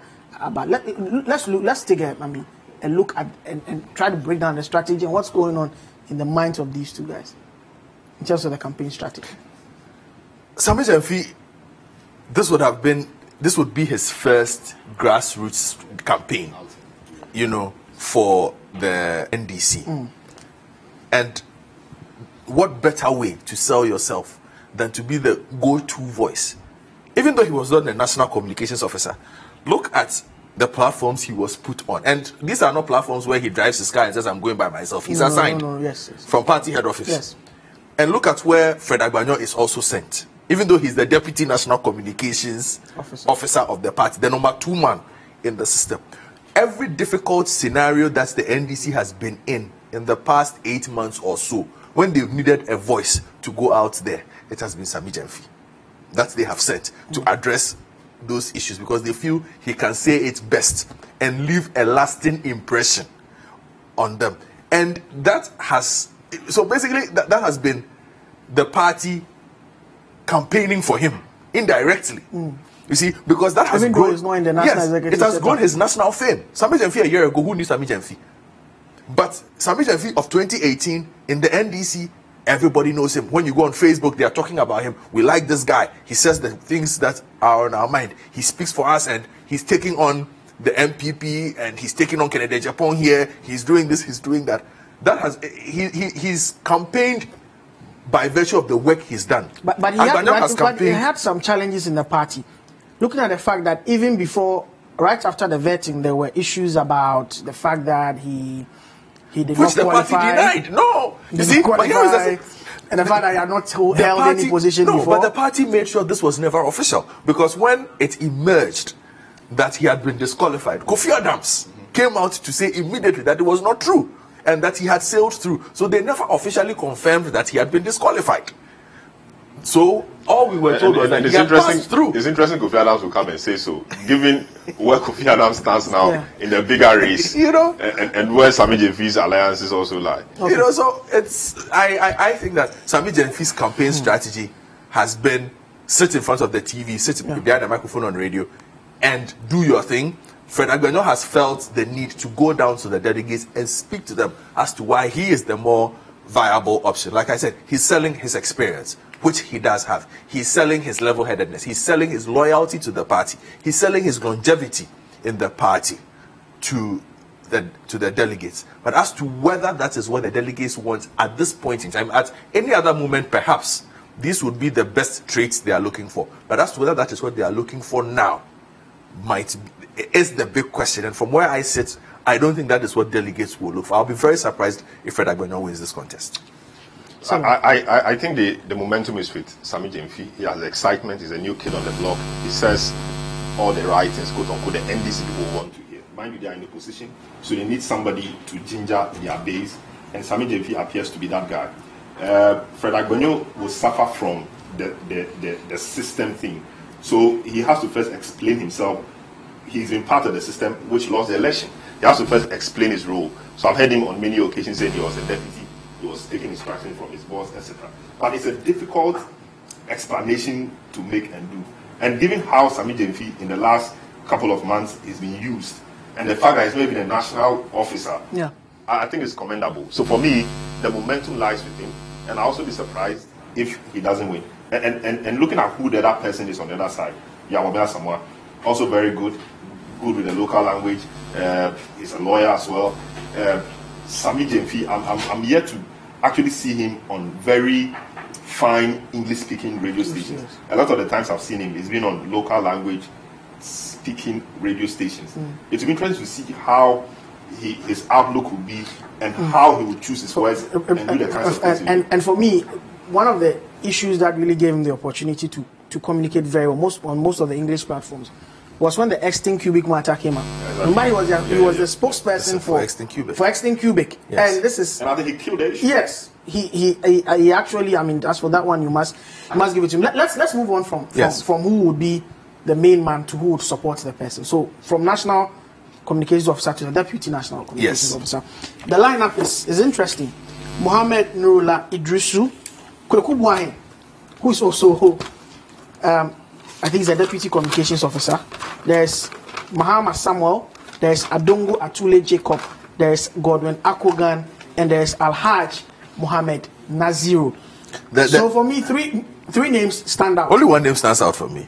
Godwin Akogan. Because of Buntie 3, obviously. Because of Buntie 3. But for me, I mean... how many deputies do they want? Just one? There will be two. And there are two guys contesting? There are actually six. Six, yes. So there's Mohammed Nurullah Idrisu, Kweku Buahin. Kweku Buahin is one of the deputy communications, yes. He's from the Ashanti region. Yes. Also a very strong voice on most of the local platforms. Stations. And then there's Mahama Samuel, Adongo Atule Jacob, Gordon Akogan, and Alhaji Mohammed Naziru. For a very long time, aide to Ekos Gabra. Yes. So that's the lineup for the deputy communications. And I'm telling you that I see only one name here, Godwin Akogan. If Godwin Akogan does not get this, I will be very, very surprised. I think his years on Muntie and Radio Gold give him a certain advantage. He's spoken for the party on a number of issues. The same for you. Kweku Buahin also has that advantage. Yes. But I honestly struggle to see beyond Godwin on this particular issue. Not even Alhaji Nazir, who's also been on. I mean, of course, for the other names, they're not very popular. Because of his alliances to spew, it will cost him. Because the party will come out and make a very clear statement on these things. Very, very, very, very, very, very interesting. I mean, the delegates. Yes, but delegates essentially are the party at the party here. So let me. So that's also another interesting one from the deputy communications officer. Will be doing that of the deputy organizer. That's the deputy organizer position before we move on to the main organizer contest. Which also another. Let's look at the organizer. Let's look at the deputies briefly. So deputy communications officer. Yes, I see two names there: Gordon Akogan and Koku Buahin. I think Koku Buahin was one of the communicators or youth organizers in the strong voice in Ashanti region. Yeah, and he said he was promoted from Ashanti to Accra. If I expect Gordon Akogan to win this, I've known him personally. And if he doesn't win this, then it means the time he served has been wasted. You know, yes. So I think he should win this. I think he should win this. I think he has some intellectual strength that he can meaningfully deploy. And so I will go for Gordon Akogan and I'll go for Koku Buahin if two of them are to be elected. But Godwin first, and then Koku Buahin. Okay, so the deputy organizer position is also quite a tallest. There is Kobi Ballon, who is number 1. There is Gedel Ahmed Mohamed. There is Mohamed Mahmoudou. There is Vivian Abla Peglo. There is Alfred Kojo Traders. Dr. Al-Hassan Hanifa. There is Chief Baini. There is Agbesi Nuchu and Ebenezer Asare Sakite. So that is about 1, 2, 3, 4, 5, 6, 7, 8, 9. 9 for the position of Deputy National Organizer. Go for it. I see Chief Hamilton Baini here. I don't know how deep his party links are, but he's a popular name. Communications in NDC circles. But we don't know about his organizational background. Dr. Hassan Hanifa, as well as a name I'm looking at. But for the National Deputy Organizer, it's hard to pick. Agbesi Nuchu, I've also come across. If you push me to the wall, I might go with Agbesi Nuchu on this one. Yeah, well, he's someone that people think. Yes, if you push me, I think his closest contender will be Chief Hamilton Baini Nixon. Kojo Traders entered the race quite late, and I saw a billboard of him in town quite recently. Was a friend of mine passed an interesting comment that if I Fatufuna Woods in here, the Kojo Traders. Yes, for me, it would be interesting to see a female deputy organizer of a major political party.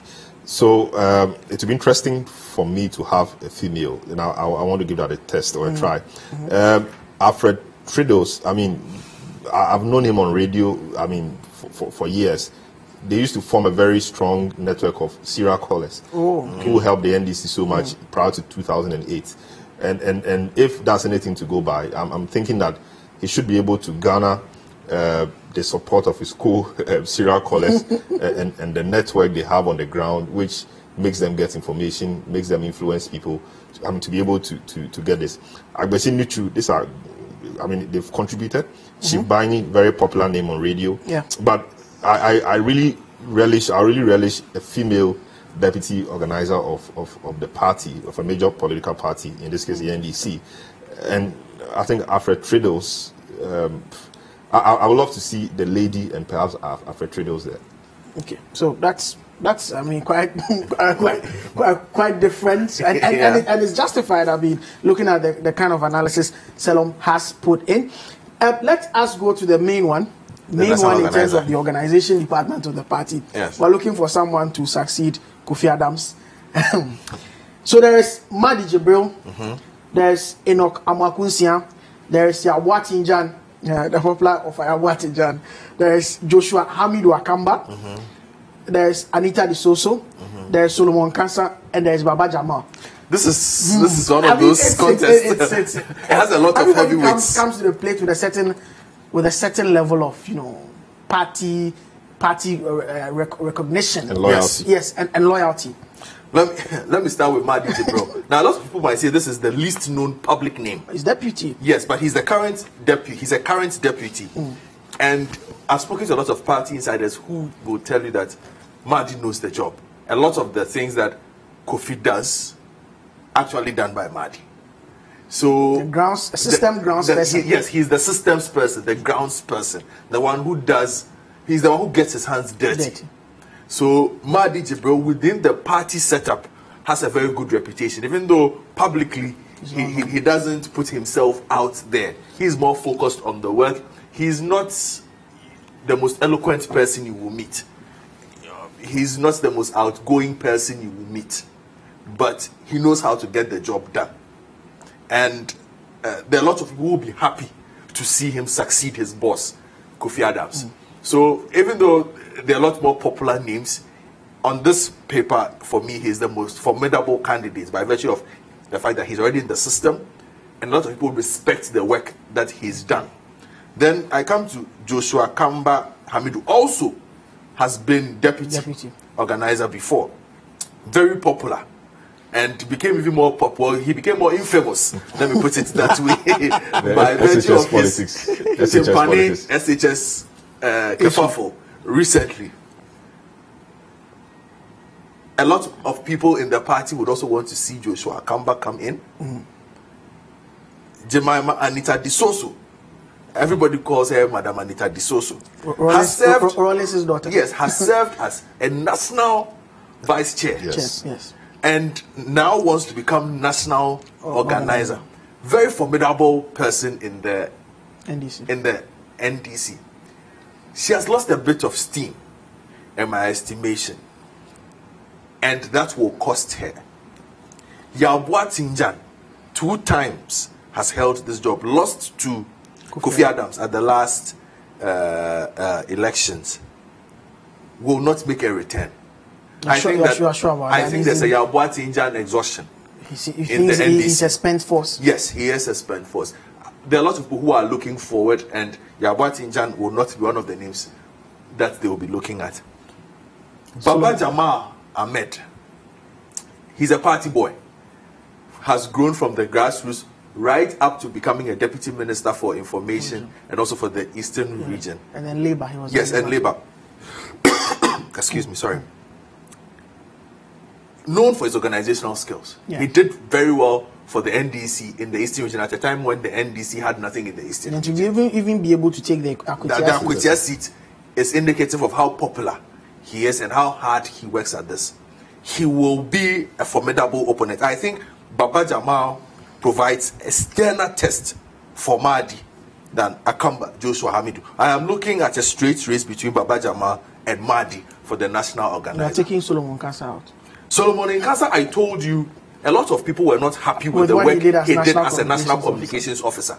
Now, if you could not communicate to galvanize the party, why should we vote for you to actually be the galvanizer of the party? He has a sense that anytime he's contested for position, the party has been against him, but he's able to work his way through. Even when he wanted to be national communications officer, he felt he was not a favorite, but he was able to get people to get his message. And it's the same, strategy and thinking that with which he's facing this national organizer position. That is what will cost him. Because, you see, one, the people he's contesting against, like Mahdi, he's a party person in the setup of the national organizer. He's backed by the person who actually has the job now. And that goes a long way these days in the NDC because of the kind of influence Kofi Adams has garnered over the years.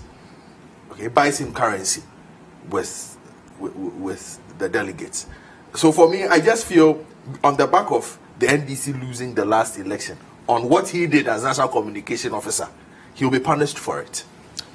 Mahdi, Baba Jamal. Very, very interesting. Let me start from Solomon Nkasa. I don't know what his message is. I don't get his message. I've never been convinced by his communication skills. I think he struggled to convince people. No wonder he didn't want to try that thing again, or that position again. I think he didn't do a good job as a communications officer. I think it's one of the reasons why Fred Agbenyo will struggle if he does. So I think he doesn't have what it takes. So in your shot, you are seeing in pictures some of the aspirants that would be going against each other in the race. We began with the national communications officer, but we've moved on from that. We are on the deputy We are on the national organizer race. Yeah. So Solomon, I don't think he's demonstrated. He may have it, but I don't think he's demonstrated. So the aspirants are the ones you have in your shot. Anita de Soso, Baba Jamal, to Madi, to Akamba, to Yabuatinjan, and Okisia, and the other aspirants.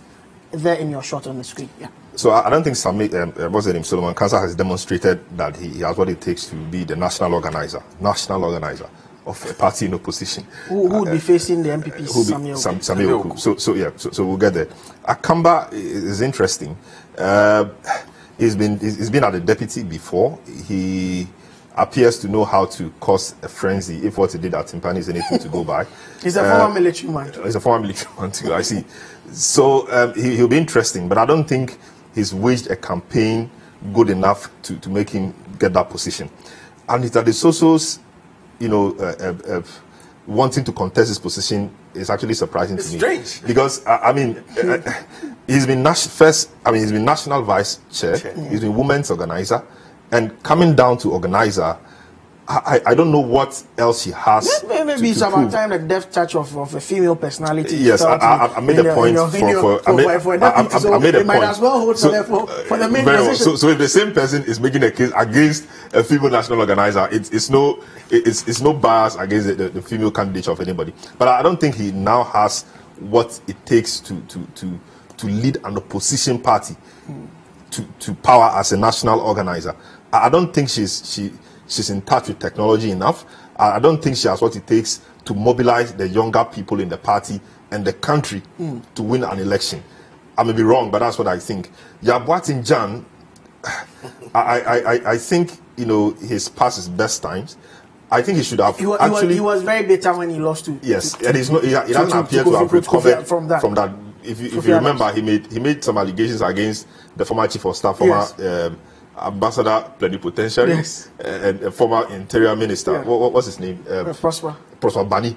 Yeah. That he didn't release certain monies that were supposed to have come to him. That was why he lost, etc. etc. He doesn't appear to have recovered, but he appears to have a message that he won the 2012 election as national organizer. When he left, when the system orchestrated his defeat, the party lost. So he's the guy who knows the road to the path to victory. He's come back, give it to him.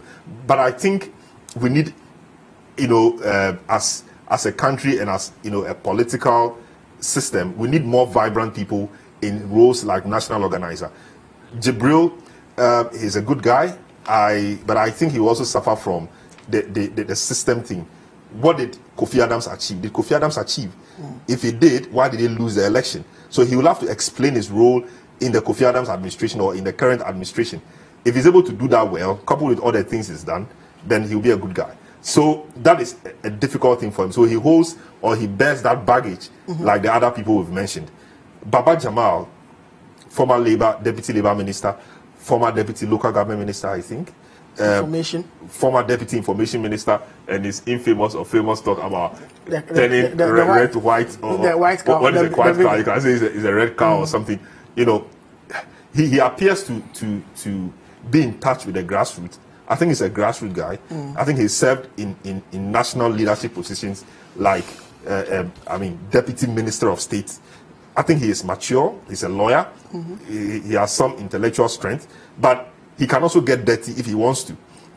He can also elevate the game if he meets an opposition like that. Now let's look at who they'll be coming up against. That's Samuel Uku. And when they're in opposition, Samuel Uku is quite formidable. He's quite strong. He appears to have a lot of grassroots mobilization skills. So you don't want somebody who will run short of any of these skills or will fall short of anything Samuel Uku has. If anything at all, you need a bigger person than Samuel Uku. And for me, Baba Jamal is that kind of person. To win an Akwetia seat on the ticket of the NDC, I think was a great feat. He has everything you will want in a national organizer. He can speak, he can defend, he has intellectual capacity and strength to push things through. And I think he has a command. He has a party behind him. And I think he has what it takes to even win neutrals into the party. So for me, I think it's a straight fight between Baba Jamal and Jibril. Unfortunately, Yabuatin Jan doesn't cut it here. I think he should have gone for a national vice chairman. I think that's where he belongs more. Selam also, I mean, happens to think that Yabati Jan is a spend force. But let's look at the national organizer position. This will be the last comment. In the light of who they will be facing at the national level, should they be elected? The personality, the loom large personality of Sammy Oku over the New Patriotic Party. I agree with Salom on what he said. Sammy Oku is formidable, has moved up from national youth organizer now to national Deputy organizer. Communications Officer, National Communications, to youth organizer, and now organizer. But the thing is this, he has thousands of miles on his very young heels across the country. True. And it's very easy for him to galvanize. And again, the ability to bring in neutrals, the ability to create an interesting message for people to hang on to, for people to follow, for people to converge at places on short notice. It's one of his gifts. It's something he did really well. When you look at whoever is coming up against him, that's why I think between Mahdi and Baba Jamal, these are the two that I see who share similar traits. Baba Jamal especially. But I am backing Mahdi because of how party people are satisfied from checks I've done, how they are satisfied with the output he has put in even though the party lost. Okay. But Baba Jamal presents a different level to him. He's a more outspoken version of Mahdi. He's been in parliament. It gives him a certain kind of experience because he's been in government. Okay, so he's experienced every level of organization required to be a formidable foe to Samuel Oku in an election that is very important to the NDC's future. So between these two, one of them will carry the day. Okay, let's go to the Deputy General Secretary position. And there's Ephraim Tan Saki, there's Kale Caesar, there's George Lawson, familiar name, there's Alhaji Nuru Hamidan, there's lawyer Barbara Sewa Samoa, there's Kojo Edwasare, there's Ivan Samu, there's Abdallah Ishak Farrakhan, there's lawyer David Kweku Wowi Brown, there's Nido Dudodu, and there's Peter Boama Otukuno. So 1, 2, 3, 4, 5, 6, 7, 8, 9, 10, 11 aspirants for deputy. Let me begin with Salom on this one. Salom. Well, a lot of names, but so on your short, that's the notice of poll for the Deputy General Secretary. All of them lined up very nicely from Ephraim Tan Saki to Peter Boama Otukuno. And two guys will have to be elected to support. Yeah. I think it will be interesting. It will first, let me just jump a bit. There are two guys running for the top post, Koko Anidoho and Asedun Ketia. Who come there? Yes. I think it will depend on who wins that. So if for example, Koko Anidoho wins, then I'll say, okay, these kinds of people will be able to help him do this because of his strengths and his weaknesses. I see him to the same. But be that as it may, I see just three names here. I see George Lawson, who's been there, who's done it. I see Otokuno, who is also quite vibrant and has fire. And is within the research setup of the party currently. Yes, and has excitement. Edu Asare, I see Edu Asare as well. But George Lawson, I think George Lawson is a calm guy. I think he's tried to hold down the Deputy General Secretaryship position quite okay. For example, when heated matters come up that requires some attention, the way he deals with it, or he's dealt with it, is that of a measured person, quite somber in his approach to things, a bit quiet, but he'll make his point anyway. If that's what the NDC is looking for, I think George Lawson stands a chance. Otokuno is quite strong, very outspoken, very vibrant. I don't know whether he qualified as one of the babies with sharp teeth. He was. He's currently the Deputy Director of Research of the party, which is a very interesting, a very good position. So if he performed that role well, then it means that he would have had a lot of information and data, up his sleeve that he should be able to use to execute a campaign. I don't know how far he's going with it. I've not particularly followed his campaign, but I think it's a popular name and somebody. He also doesn't struggle to take on systems. He's able to take on the opposition no matter the level and no matter how. As a former Commonwealth president. You see, and the Duasari. I don't know if it was president when you were Commonwealth. No, he came after you. When he became president when I was doing my masters. Okay. Oh, okay. That's when I first heard of okay. it. So that's his credit. It's a former Vandal president. And that's his credit. And he was not impeached. No, I would know him well. In Commonwealth, always there will be somebody trying to impeach you. Oh, no, so if he wasn't impeached, I think then he's done well. Eduasari, quite interesting. I mean, the crying man, you want to call him. Yes, from Brazil. From Brazil. I don't know if the dealings in Brazil will be damper on his campaign. But he's also a household name. He's been on radio, he's been on TV talking. Formidable communicator. It's quite formidable. But I think these are the three names I see. I mean, Barbara Asamoah, yes, is a lawyer. But I've not been particularly... Deputy Lands and Natural Resources Minister. Yes. But I've not been particularly impressed with her outing. I remember the first time I saw her was when she was made spokesperson of the game campaign. Yes, Get Atta Mills endorsed. Get Atta Mills elected campaign. I wasn't very impressed with her output. Deputy Minister for Lands and Natural Resources, I didn't see much of her. Maybe she was followed by her minister, I don't know. But I didn't really see much of her. So I don't think she will cut it for me. Caesar, Saki, Farrakhan, etc. I see three names: George Lawson, Otukuno, and Eduasari. I see four names. What was the fourth? Let's begin from that. I'm adding Kali Caesar. Okay. I'm adding Kali Caesar to the list. What's his US? What's his unique selling proposition? I mean, because the name Caesar, I mean, rings a bell. Kale does a lot of his work on Facebook. Oh, okay. He's one of the new media soldiers. Yes, he is the new media soldier, basically. And if he feels that he has what it takes to become Deputy General Secretary, hey, kudos to him. But George Lawson, Kojo Eduasari, let me start from Peter Boamo Tokono. And if he doesn't win, it will be a huge upset. You know why? Really? Yes, because he's also the registrar of the school. A lot of the delegates who are there today went through the school. Have gone through that school. When you don't vote for a registrar, no, but the point is this: he's had an opportunity to interact with them over months and months. He did not even need to go to the campaign grounds. They came to his school. They came to his school, you know.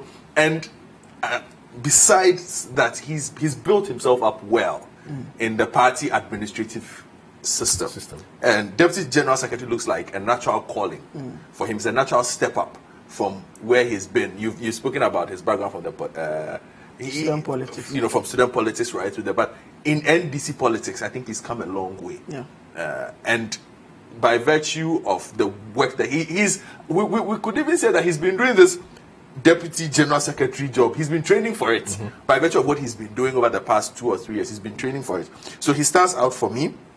Kojo Eduasari, yes, very good communicator, but as to whether his skill set fits Deputy General Secretary, and as to whether his star of 4 years ago still shines as brightly, it's another problem. 4 years ago, he was the man. Yeah. You know. And then former MP. Yes, but he's lost his shine. Let's be honest about it. Even the media activities and the media invitations have gone down. It's not recovered from the World Cup. have not gone down. You know, have gone down. Sorry. So Kojo Eduasari, yeah, but George Lawson, he's been well spoken of, very good person, skilled, experienced in the NDC, well respected name. But I look at Pito Boama Otokono, and I don't see any name going beyond him in this particular race. You know, it's interesting how I think the NDC has a lot of belief in his abilities. So Tokono, I mean, because Deputy Head of Research, Deputy to William Ahaji, Deputy Head of Research is a huge role. Yes. Normally, you want somebody in academia. I mean, it's a huge role because research is important. And then his registrar of the NDC school. Ghana Institute of Social Democracy. You know, and so it appears the party has a lot of belief in his abilities. And so, like Godfrey said, it appears he's been rehearsing for this for the past few years. And I think it will be a natural progression for him to become Deputy General Secretary. So let's go on to the big one. The Chief Administrator of the National Democratic Congress. But this competition has evolved quite I mean, it's not been straight and narrow. First, we had that Johnson and Sedun Ketia was not going to contest. That was the story at the beginning of the competition. Then we heard Kuku Anido had thrown in his hat. Then the general said he was going to contest. People were expecting that Kuku Anido would say, well, if General was going to contest, I'm not going. But Kuku has stuck to his guns and has actually given, at least if you judge from the polls that have been done within the party, if you judge from what has been out there in the media, if you judge from the various parameters and ways of judgment, it looks like he's really giving the general a good run for his money. So the big one that a lot of people are watching, and of course, I mean, if he's able to beat Mosquito, Sedun Ketia, probably it will be close to what Mnangagwa did to Mugabe, even though that was not in an election. But that will be the magnitude of the fall. Very, very interesting. Sedun Ketia, Kuku Anido, a boss and his deputy in this contest, race for their lives in the NDC. A Kuku Anido win indicates a massive switch in direction for the NDC. It will mean that delegates... Those are the two contestants in your shot. Sedun Ketia in his characteristic, cocaine suit. And then the boo, Kuku Anido. Yeah. It will indicate a massive switch in ideology, in vision, in everything for the NDC. Yeah. Because it will mean that the delegates have sat down and said that, look, we want to move from here to here. Because such is the difference in the political temperament, the political ideology, the vision of these two gentlemen. One has worked for the other for quite some time now. Mosquito, 3-term general secretary, the consummate politician, doesn't pick a fight he knows he will not win. And his word is law in the party. But the general has lost the battle. No, hold on. It had been law in the party until he lost this battle. Yes. But the party also understands that you require a certain kind of skill set to remain relevant and competitive. You need a certain kind of stature. And Mosquito has represented that stature for a very long time. His is a name that does not turn people off. And to be a political party like the NDC, you need that kind of voice. A voice that can be heard on the left, can be heard at the center, and can be heard by the right. Sedun Ketia has his moments where he says all kinds of things. But if you listen to him carefully, everything he says is planned. He never says anything that he has not planned for. He is not the kind of person you catch out of cuff. In almost 10 years of covering Sedun Ketia, I cannot say once that Sedun Ketia has said something that he did not plan for. You mean there's not been in a comfortable lead? No. I'm saying he plans those things. Okay.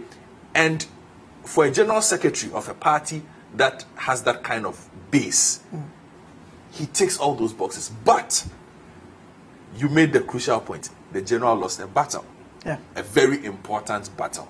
And there are those who feel that because of how that battle was lost, perhaps it is time for change. What kind of change do we need? Was the lost battle his fault? Was he in a place where he could do nothing about the fight that was lost? Could he anticipate? Could anticipate those things. Does Koku necessarily satisfy those things? You see, because Koku has as strong a claim to being a through and through NDC as Mosquito. Mosquito comes from a long way back. Yes, from the revolutionary days. But we are no longer in 1985. This is 2018. There's a new generation who also identify with Koku. But there is also genuine fear about Koku's tendency to be caught off guard, to be a loose talker. And you do not need your general secretary constantly being on the defensive. The fear is that if Koku comes, the MPP will play to his weaknesses and make sure that he is always defending something that he has said. that becomes problematic for a party that is looking at re-entering as a viable government of sorts. So I look at these two, and this is where I'm analyzing this from the perspective of a delegate, so that our audience understand. That is where these two personalities stand. Esiedun Ketia pulled Kwesi Nyantakyi on Koku when he said that he wasn't going to go, and then decided to come back. Yes, and Koku wouldn't back down because you had promised me you're not going to contest.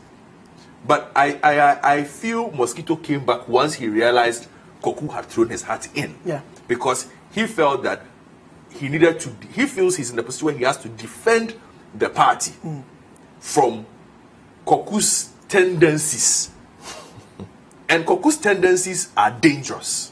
Let's speak plainly here. For a political party and the kind of things he says, unless he has toned down, and we are aware the campaign has shown. Yes, we are aware that for the past three or 4 months, his campaign team have begged him and told him, don't open your mouth. Just focus on speaking to delegates. And he has done that well. The case that is being made for Sammy Gyamfi, the same case cannot be made for Koku, or there's a variation in the position. Oh yes. I'm saying if you listen to Sammy Gyamfi, and Salom did make that point, his abrasiveness is measured. Is not measured, but his abrasiveness has a plan to it. Okay. But Koku can just... Koku was the one who said heads will roll. Yes. Was he not? Yes. At that time? Yes. And the other one that took him to the BNI. To the BNI. Recently.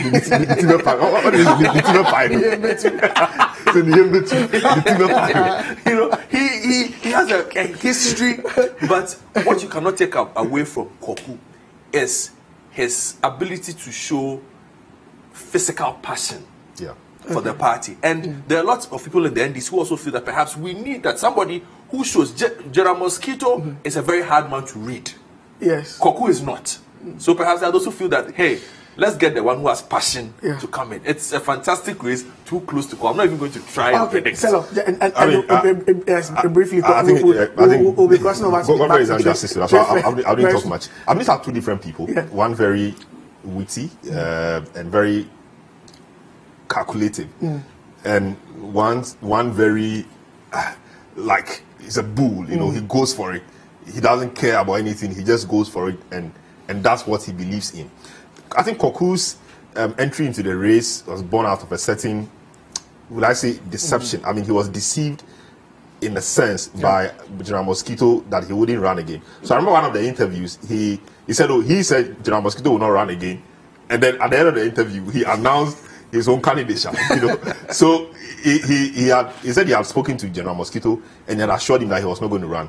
Then all of a sudden you're running. I also think that General Mosquito ran because one, he wants to defend the party, and number two, I think he was prevailed upon by the elders of the party to some extent to run, because maybe they see Koku Anyido as being too risky, and the general secretary position is a very huge and a very important one, especially when you are in the position. So and his message to the people has been quite clear, and I hear his message has been going down so well. You know, he has come, he has passion, he moves. This guy has been there for 3 terms. You know, he lost the last election. I'm the new kid on the block. I have the passion. I have the momentum. Come with me. Let's do this. It's young people's time, etc. And I understand the voter caucus is also rooting for him, because the Votarians feel that, you know, they've been out of leadership of the party for some time now, and so they want the general secretary position, or they want the national chairman position. So it's a combination of a number of things. General Mosquito may suffer the fatigue of the delegates, of the NDC people. He's been there for 13 years. If he had won this last election for them, it would have been a different matter. But again, he also comes back to say that he was there in 2008. He won the election. 2012, he won the election. Presidential election petition. He went and defended the party with his blood. He did that. He's been the same person. Even in 2016, he's lost. It doesn't mean he's the one. So it gives an analogy of Gary and Oni in one bowl or one plate, Gary and sugar in one plate, and then Gary with nothing. You mix them.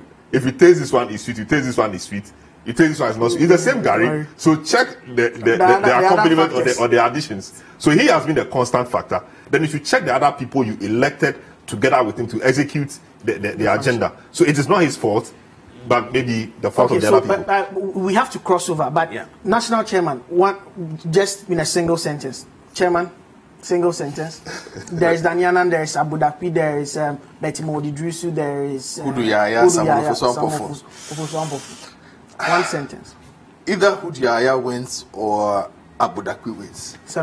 I think Abu Dhabi stands a bit tall. Huduyaya, because of the Mahama factor. Will you have a candidate, a presidential candidate? Of course, Mahama is likely to win the presidential candidacy. From the northern region. So, from the northern region, your minority leader is also from the northern region. Wouldn't that be too much? And the fact that the Votarians who are crying for something. So, I think Abu Dhabi balances it quite well. So, you're sure those are the national chairmanship aspirants. So, we would be crossing over to the trade fair site, the Dome, the Fantasy Dome to be precise, where the team led by Ben Koku Avle, together with Vivian Kailoko and Umar Sandamado and the rest of the team, are holding it down for us on the grounds. I am Duke Mentopuku, and I was in the studio with Godfred Akoto Boafo and Selo Madono.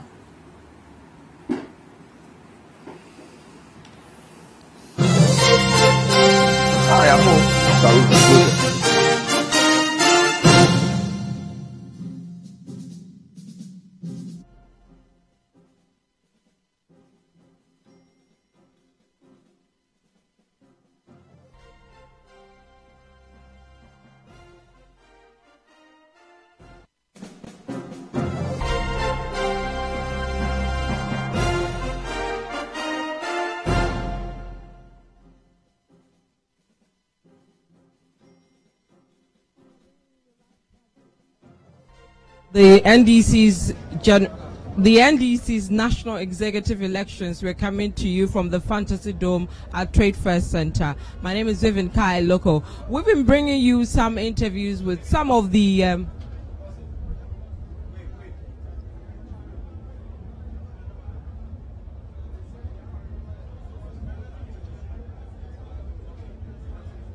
So we'll be bringing you some interviews with some of the aspirants for the flag bearer spot. We'll go to one that we spoke to earlier, Mr. Kojo Bonso, who is standing for the position of flag bearer for the NDC. And this is what he said about the ongoing elections and his campaign, among others.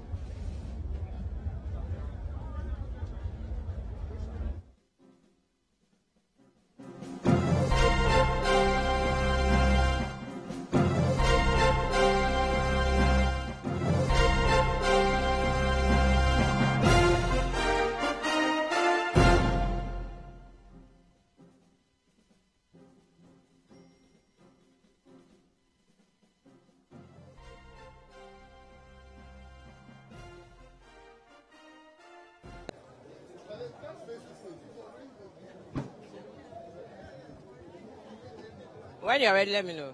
Maybe we'll go. Okay, so we're still bringing you live coverage of the national executive elections of the NDC. We're currently at the Dome Center at the Trade Fair Center, and we have one of the people who are contesting for the flag bearership slot, Mr. Kojo Bonso. We'll speak to him about the program, his bid running for flag bearership and other things. Kojo Bonso, welcome to City FM.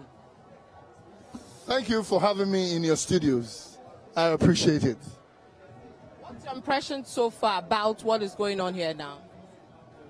I think NDC is becoming very exciting because normally our congresses are not like this. Today, you can see that there's too many fanfare, people are excited, people are in the mood. And this is what all parties are about. It looks like all the grassroots, those who are eligible to vote are here, and they are creating excitement. So I think the Congress is going very well, and I'm very impressed. May I use this opportunity to congratulate the organizers, the people who did the work on the ground. I mean, you see, don't worry about that, because we've seen it many times. People make noise, but when it gets to the ballot box, they show a different attitude altogether. Let me give you an example of our own Sir John. When he got to the voting place, everybody gave him a big applause. Everybody followed him. But when it got to the time, they didn't vote for him. And let me tell you, we've got only a fraction of our electoral college here. It's about 8,000 people that we have here. Okay, and we have almost 300 and something thousand people out there to vote. So if you get a fraction of 8,000 applauding you, it doesn't mean you've won. The ground is the word. I've been to only 3 regions seriously, and it looks quite exciting and very interesting. And the things that I'm saying and what I'm hearing from the people, watch it, there's a tsunami coming. Yes, I'm talking about seriously, if I say seriously. From here, I'm going to the 3 northern regions. That is, after this Congress, I'm going to the 3 northern regions. And when I descend, I go to Brongahavu, the Volta, Greater Accra, then I go to my own hometown, Ashanti. Let's be honest. I think my favorite, I don't want to disclose my favorite, but I think they're all capable. And they all can do the job. Anybody who gets the job, and I become the flag bearer, I work with the person. Because I can see they all have they have the brain, they have the caliber, they are just equipped to be able to handle the job. So the person that I want, I think it's my own privacy. And I need to keep that.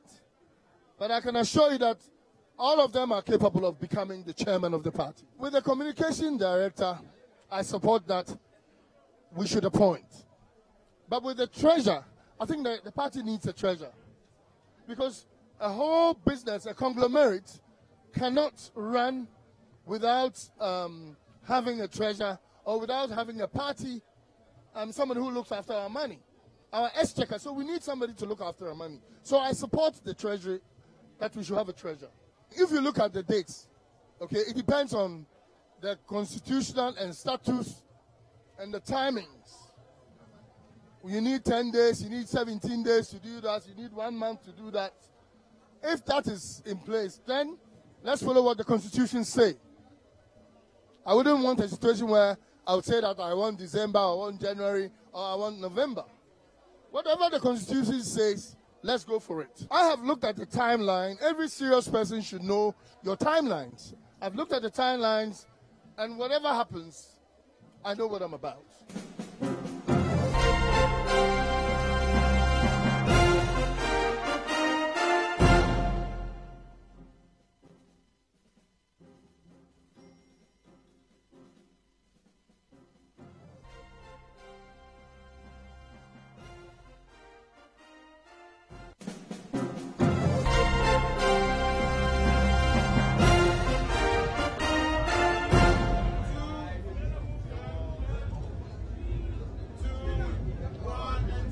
So you're still live on City FM. If you're listening to us via radio and via TV, you're watching us. This is City TV. We're bringing you a live coverage of the NDC's National Executive election here at the Fantasy Dome in Trade Fair here in Accra. My name is Vivian Kai. Look, I'm here with the team, Umaru Sanda, Bernard Avle, and a strong team production as well as reporters scattered all over to bring you all the angles, all the interviews, etc. you need to know. We just watched Kojo Bonso, who's aspiring to be the flag bearer for the NDC when the elections take place. But there are people who are supposed to vote for them. That's the delegates. I'm going to be speaking to some delegates here, though. Tell us about what has been going so far, some amendments that have been put through, the agitations around that, etc. And pick their thoughts on why they are agitating against that. And if possible, pick their minds on who they are voting for and why they want those people to lead the party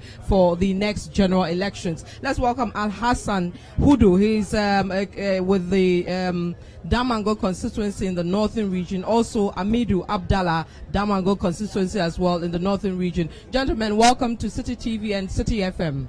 Thank you so much, madam. What have been your impressions so far about the first part of this program today? Amidu.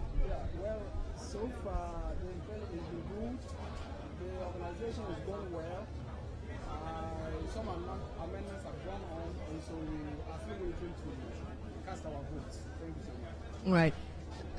Thank you. I think so far it's been good. Bringing all these constituencies all across the country to the trade fair. It's a lot of work that has gone in, and so far it's been good. And we think that moving forward, we are going to cast our ballots, and at the end of the day, we select leaders that will lead this party for the next 4 years. And I have no doubt that all the aspirants that have been vetted are competent enough to lead this party for the next 4 years. And we are hoping that at the end of the day, we'll be having our national leadership that will take us into 2020 and beyond. Thank you. What kind of leaders are you looking to vote for today? What kind of leaders do you want to lead the party, or what kind of leaders do you think will get you back into power 2020? Well, I think it's simple. We want leaders who are committed to the cause of the party. We want leaders who are selfless. Yes, so like I was saying, we want leaders who are committed to the cause of the party. We want leaders who are selfless. We want leaders who would put the party first and then work towards victory 2022. As you are well aware of, I think that this current administration has led this country into a mess. And so we desperately need our leaders to come and then channel all their energies into organizing us so well so that we capture power from the MPP come 2020. But what do you think led to your defeat in the last elections? You are delegates, you're on the ground, you are interacting with the leaders you put in place the past 4 years. What do you think from being on the ground, from dealing with people on the ground, with the leaders, etc., led to your defeat in the last election? Well, I have always said that we all as party members, especially party executives at the various structures and levels, must take responsibility for our loss. And so I continue to say that there was a certain failure by us in trying to communicate the party's achievement so far and what we would seek to do going forward to the people. I think we failed to do that diligently. So you believe the communications team were not communicating properly, or the party as a whole, including the executives? Well, not the communication team per se, but I think that apart from the communications team, who traditionally are supposed to communicate the achievements and the legacies of the party, I think that even as party executives, and of course even as party members, we all are supposed to be ambassadors for the party. And so I think that there was a certain failure on all of our parts to do that. And so we have left power, the MPP has come in, but then the larger majority of Ghanaians keep telling us, oh, if you did this good, why didn't you tell us? Sometimes they go somewhere, they see certain projects and they say, oh, wow, so the NDC did this, we didn't know this existed, but why didn't you tell us? We were with you here, you should have told us that this was the plan, this was what you did, this is where you have gotten to, and that you needed an extra 4 years to consolidate that. I think that we somewhat failed in that regard. And so which is what we are looking to correct going forward. So poor communication put you out of power, you believe? Yes. Alasan, what do you think? To add to that, you remember the then opposition, the MPP. You know, they saw what His Excellency John Dramani Mahama was doing. So they were desperate for power, and they thought that coming to or winning to election 2016 requires more than campaigning. So they had to do campaign of lies. We all saw their campaigns and their manifesto. You know, they promised Ghanaians heaven.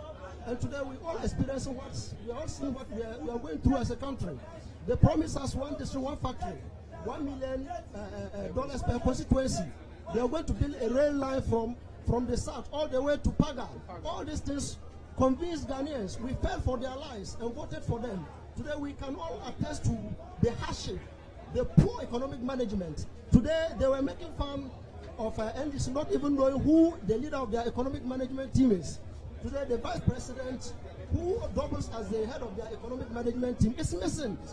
Before the presentation of the budget, Thursday's budget, you remember every little opportunity given the then running mate, Dr. Baumia, would run around giving lectures and telling Ghanaians how poorly this economy was being managed. Today, where is he? But he can't be going around campaigning. He's supposed to be working, so you shouldn't find him campaigning. As a vice president, he's campaigning. I think he's still not aware that he's no longer campaigning, but he's working as a vice president. With the little opportunity, he wants to campaign. Look at the state of our economy. They have borrowed probably over 40 million communicating, which you say you failed to do at the time. So now he's communicating. You know, in that perspective, you know, we communicated, but their lies outweigh our communication. People were interested in the lies. You know, when someone is promising you heaven, they think that what His Excellency John Dramani was doing wasn't enough. So people wanted to receive $1 million every year. People wanted districts in their factories. Today, look at what's happening. They said they are going to provide jobs for the youth. What is the state of NAPCO today? They are still writing to some agencies asking for vacancies to post NAPCO beneficiaries. Well, somebody say at least they are making an effort to solve the unemployment problem. You know, what was the roadmap? If you promised Ghanaians you were coming to create jobs for the youth, there should have been a clear roadmap. When I win power, this is exactly what I'm going to do. They didn't know. They were only saying it because they wanted to win power. Today you are in government. Must you win power before you start writing to institutions? You remember letters were even issued to this NAPCO graduates when you didn't know exactly where you were going to post them to. And you saw how they have keep on postponing the dates of assumption of duty of these beneficiaries. That tells you that this is a failed program. And we're talking about this sustainability. Government cannot still tell us, as we speak today, how they are going to sustain the NAPCO program. That tells you that it's in a mess. Okay. Thank you very much, gentlemen. We'll come to you when the elections are over and pick your minds and see whether the candidates you voted for won or not. So that's Al-Hassan Hudu. They are with Damango constituency, Northern Region, as well as Amidou Abdallah, also Damango constituency, Northern Region. They are delegates of the NDC. We're coming to you live from the Fantasy Dome here at Trade Fair in Accra, where we're bringing you the live coverage both on Radio City 97.3 FM and on TV of the national elections of the executives of the NDC. We'll be here. We'll bring you the coverage till the results are declared. We've been joined by some other delegates to pick their thoughts also or more about what is going on at the Fantasy Dome. So a number of officers will be voted for, over 10 positions, but will be voted for, including the chairman, national vice chairman, national organizer, general secretary, deputy national organizer, national Zongo caucus coordinator, and then also some for the National Executive Committee and other officers. So we'll be looking at the various people who are contesting these elections. But before that, let's speak to some delegates that have joined us. Welcome, gentlemen, to City 97.3 and City TV. Yeah, thank you very much. Right. How is the elections going? I mean, how is the program going so far for the two of you? Well, it's been extremely successful and then cordial, devoid of acrimony and anything that will mar the process. And for us, this is just a signal to Ghanaians that we are still proceeding with a series of activities that we are putting in place to present a credible alternative to the kind of governance we are experiencing from the NPP. Right. What about you, Honorable Alexander Akum? Generally, you know that we say we should do multi-party democracy, and that is constitutional. And therefore, if you don't exist and only one party exists, we have not practiced multi-party democracy. But if you look at the campus and the extent of the vibration, if you want to so, you realize that there's a party which is poised to take power pretty soon in 2021. And the atmosphere is well charged and good for us to do that. And if you want the simplest thing, it is very biblical. Yes. The good Lord made Christ to die so that there will be salvation. And like it was said, two things. The Mama said that posterity will judge me. And Baumia said that if the fundamentals are wrong, the exchange rate will expose you. So everything has worked to the vision of the direction of God. So we lost because of a purpose. Otherwise, NPP would have been angels. Today we are all exposed, and Ghanaians have become the good judges. and therefore we are poised for action. So you believe the next elections, the NDC is going to win? Away is going to win. The point is that we've seen the apparent weakness of the MPP. That one should inform Ghanaians so that the playing field will be level. NDC has governed, MPP has governed. So if you are judging, you judge based on the practicalities on the ground. And looking at it clearly, you don't know anybody to tell you that MPP is going away. But that is not our strong point. Our strong point is a rejuvenated NDC to be headed by a good leader for us to come again, very experienced, to take over the affairs of this country. There are a lot of things that were attributed to your loss in the last elections. There was the Kwesi Committee report came up raising some issues and all that. Have the party been able to deal with these issues moving into the next elections? You know, tactically, what the party said was that if you have internal issues which went against us, the party should solve it. And then the committee's report was not made public. But every recommendation has been taken through. What it means for us is that first, it was the initial reaction to a loss. Emotional outburst. Some were insulting, some were crying. And then what do? We should give vibration, we should give voice for expression. And that was the Kwesi report. So first it was to give expression, open to talk. And number two is to bring a report on which we shall work on. And that has been worked on throughout. Right. And that's called the reorganization. Right, so that has been sorted out. You believe the same, that the issues that were raised, whether at the grassroots level, constituency level, national level, those issues have been solved and you are united enough to win power come 2020? Absolutely. I mean, plethora of issues that have been raised right from the branch to the party hierarchy. And for me, what is gladdening is the fact that the respect for party structure, which was one of the critical things that was mentioned, is being strictly adhered to. And then now, ever than before, even the base of the party is well fortified. If you get to the grassroots, I'm a constituency chairman, and day in, day out, the euphoria with which our people are now coming out, attending to party calls. For me, it couldn't have been ordinary. Right. It's just a clear message to Ghanaians that, look, we are out there for nothing other than the victory in 2020. And then that is surely the issue on the ground. Let's look at today's elections. What kind of leaders are you hoping to vote today into power? Who will give you the power you're looking for? Well, let's go to the leaders. Yes. The contest of those who are contested for the various votes. That's right. Now, let me even give you the opportunity, if you're a political watcher, and then you look at the caliber of people contesting parties, I'm sure you find it difficult to bring anybody out as a clear winner. That's right. And that is a battle of equals. And that's what the party wants. So that whoever will emerge on strength, because we are competing with a very credible leader. So to me, any one of them, from chairmanship to everywhere, they are capable leaders. And anyone who wins is good for the party. You have been a Ashanti regional minister before. What are you picking from the region in terms of getting the party to win power in 2020? Stay united. Stay united. That has been done through the reorganization. Stay united. Let the grassroots pick the pieces and come up very strongly, which they have, right from the branch level up to constituency level. So now they've taken over the party, like he said. So eventually, the moment you take over the party, it implies the party system is working. And it's not dependent on only one person. It depends on the structure of the party. Ashanti region reflected that position when candidates come to the region, and particularly when His Excellency Dumba came to the region recently. The chairman took over the function. At any particular time, he sits with the chairman and the woman organizer, and they will control the affairs. So the party is very united, and it's united for victory in 2020. Right. And for about 2021, will come to power. Same for where you're coming from? Well, as I have said already, we are out there to send a very strong signal to Ghanaians. By the time we are done with the elections, we'll give credible alternatives in terms of national executives to the NPP. Look, our team that will unfold will be highly representative. It won't be skewed to one region or one tribe.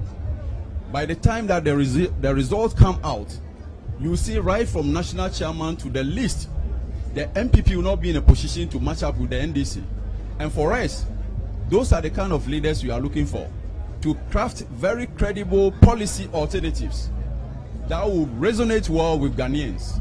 By the time that the bells are sound or rang, then the boys will be separated from the or the men will be separated from the boys. All right. Sure. Thank you very much, you know yes. This time round, it will be comparison of apples and apples, and not apples and oranges. MPP are now in power, and therefore we judge them based on their performance and our performance, and then policy comparison, and that will bring out the NDC very strongly. Now we compare and they come no near. It has reflected systematically, even in the recent budget, where they go U-turn to take all NDC projects and policies. That is what we are talking about. Well, we wish you well, gentlemen. Thank you very much for joining us on City TV, City FM. We'll bring in 2 MPs, but before that, we're coming to you live from the Fantasy Dome here in Accra at the Trade Fair Center, to be precise, and we're bringing you a live coverage of the NDC's national executive elections. I've been joined by Dr. Rashid Pelpo, MP for Wa Central, as well as Andrew Dari Chiwete's MP for Sola Kaba. And gentlemen, thank you very much. Welcome to City TV and City FM. Thank you so much. How has it been going so far for you? Honorable Chiwete. It's been wonderful. It's been great. As you can also see, the environment, the euphoria tells you that everything is on well. Ideally, a party in opposition, you should not see such a grand Congress. But look at the people around. Go in there and see the numbers of people. Every individual that is here is happy. It's fantastic. So for me, I think it's going on well. It tells you that the party is together. It tells you that the party is united. It tells you that NDC is ready to come 2020 and take power from NPP. Are you ready for power now? We are hungry for power. We are ready. We are willing. We are committed. You can see the enthusiasm all over. People are willing to go the extra length so we can grasp this power from these incompetent people who are making it impossible for Ghanaians to enjoy the fruits of our labor. I believe that this is the time people want to speak, they want to act, they want it to be felt that they are feeling the pain of misrule, of bad governance, of allegations of corruption, and everything that goes with the negativity about this government. And that's the pulse you are feeling from the people. You know, they are pushing forward and they are willing to do anything. In fact, it is as if to suggest that people want to see the voting happen tomorrow, so that they will go and vote and be satisfied that they have voted. You know, one of the challenges we had in the last election was because people refused to go and vote. And so it wasn't a win for the NPP, it was a loss for the NDC. There was a lot of apathy among the NDC. A lot and of that apathy has changed, you feel? And using this crowd, that you feel? From the cross-section of Ghanaians coming from all walks of life, from all regions of Ghana, from all districts, all nooks and crannies, gathered here is as a melting point. You see the high level of commitment and enthusiasm, and you know, the regrets that they didn't vote the way they should have voted. The fact that some of them didn't vote is paining them. You know, so MPP, get ready to pack off, because the NDC is coming. The victory of the NDC is coming again. Well, we'll see about that. But what kind of leaders are you hoping to get from today's elections, and that will push you to win the elections in 2020?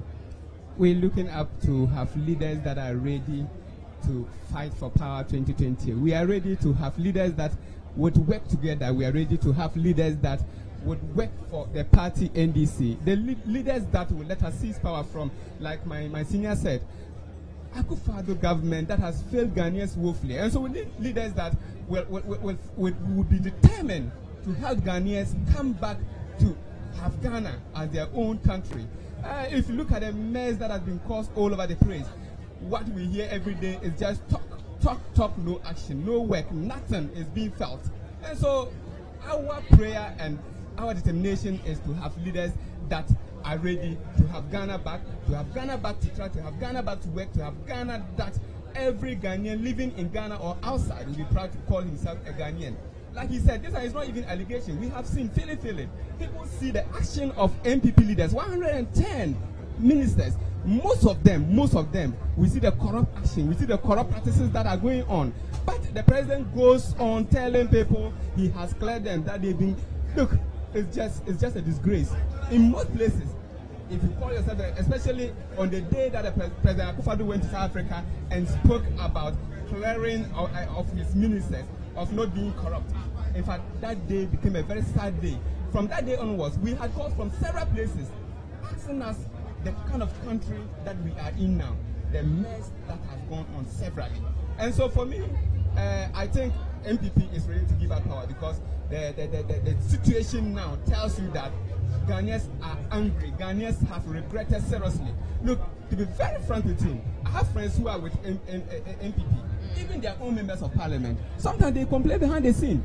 You meet them, they tell you, hey, my brother, all is not well. We are all going through the challenges. Look, I go on TV programs with others. You sit on set.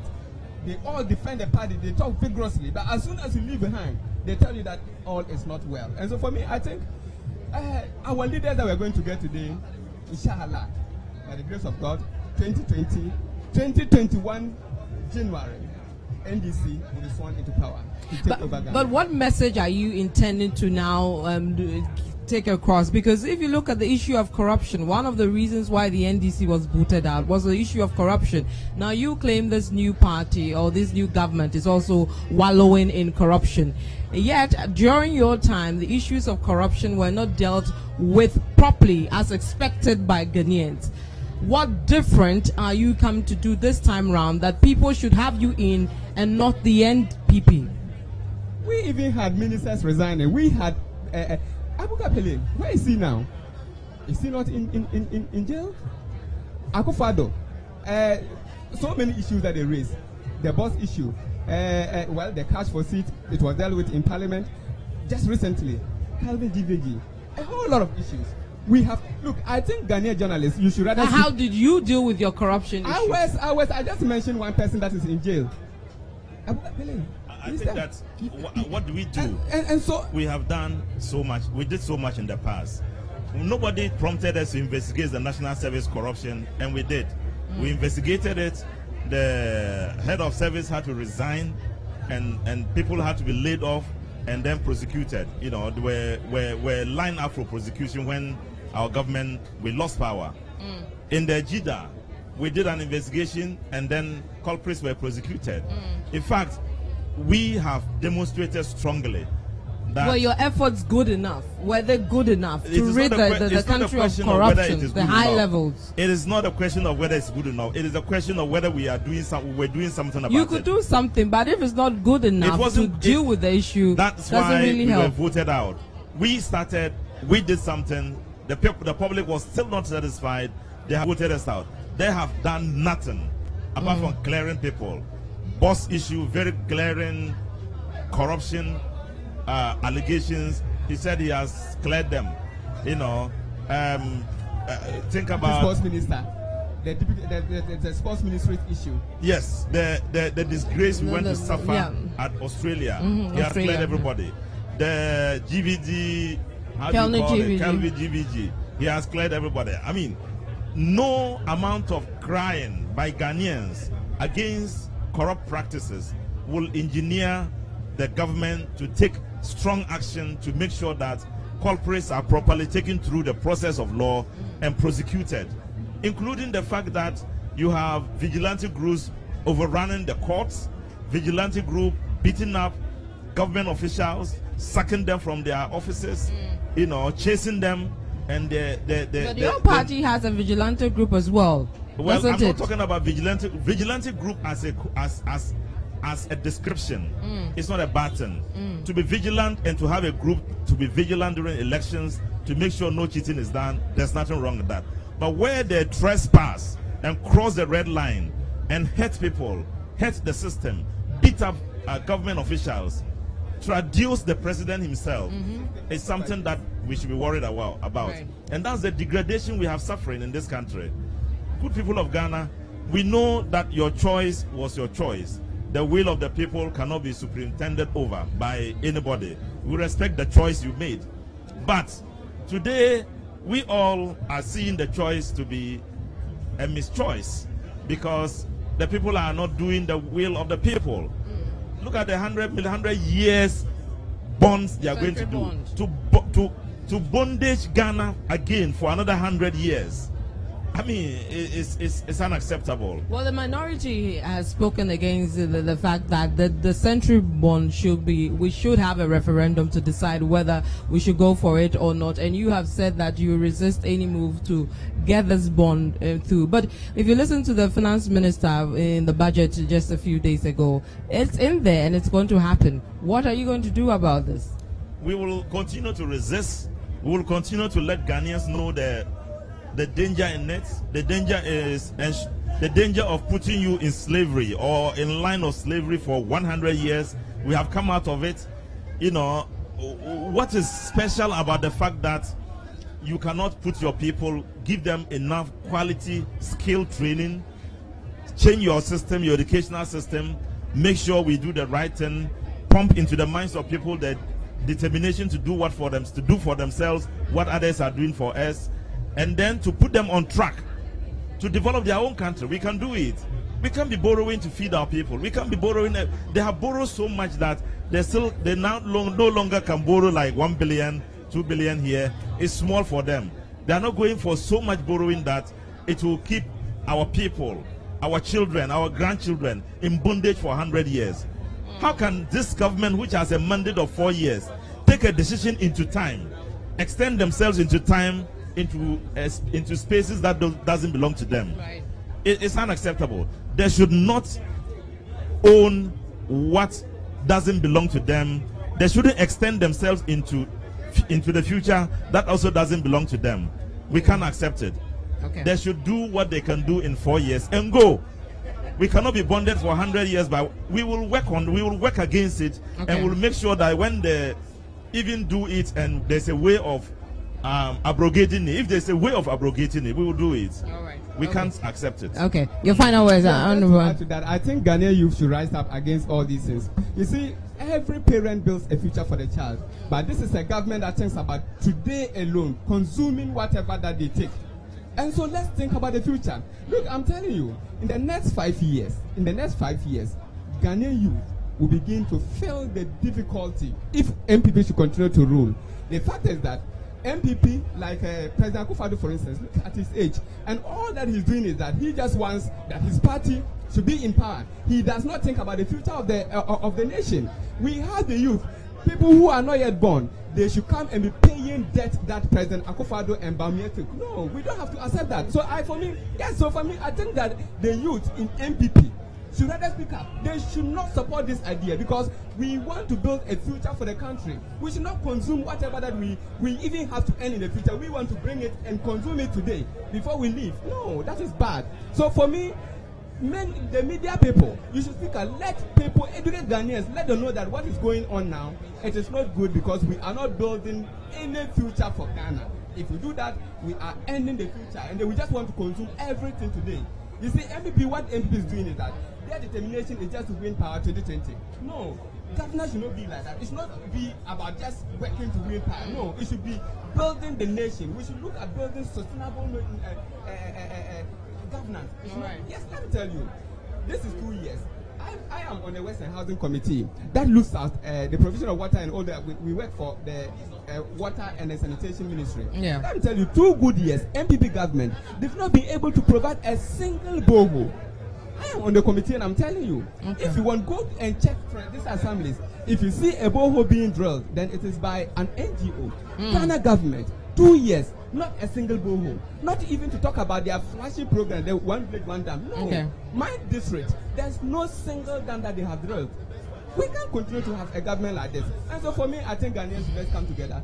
Whether you're a media person, whether you're an MPP, so far as you're a youth, okay, because you want a future, let's come together and vote MPP. Okay. Out. All right, gentlemen, thank you very much. You just had Dr. Rashid Pelpo, MP for West Central, and also Andrew Tari Chiwete, MP for Sola Kaba. We'll be joining, or we'll have 2 people join us, both doctors, Dr. Nana Ama Brown as well as Dr. Benedicta Fosu Mensah. They are all delegates, or they know actually they are with the NDC Secretariat. They have been going around the country trying to get people or change the attitude, bring people on board to win power. We'll be speaking to them on these issues. But first, a very, I think a reasonable question to ask, which is being asked by most people.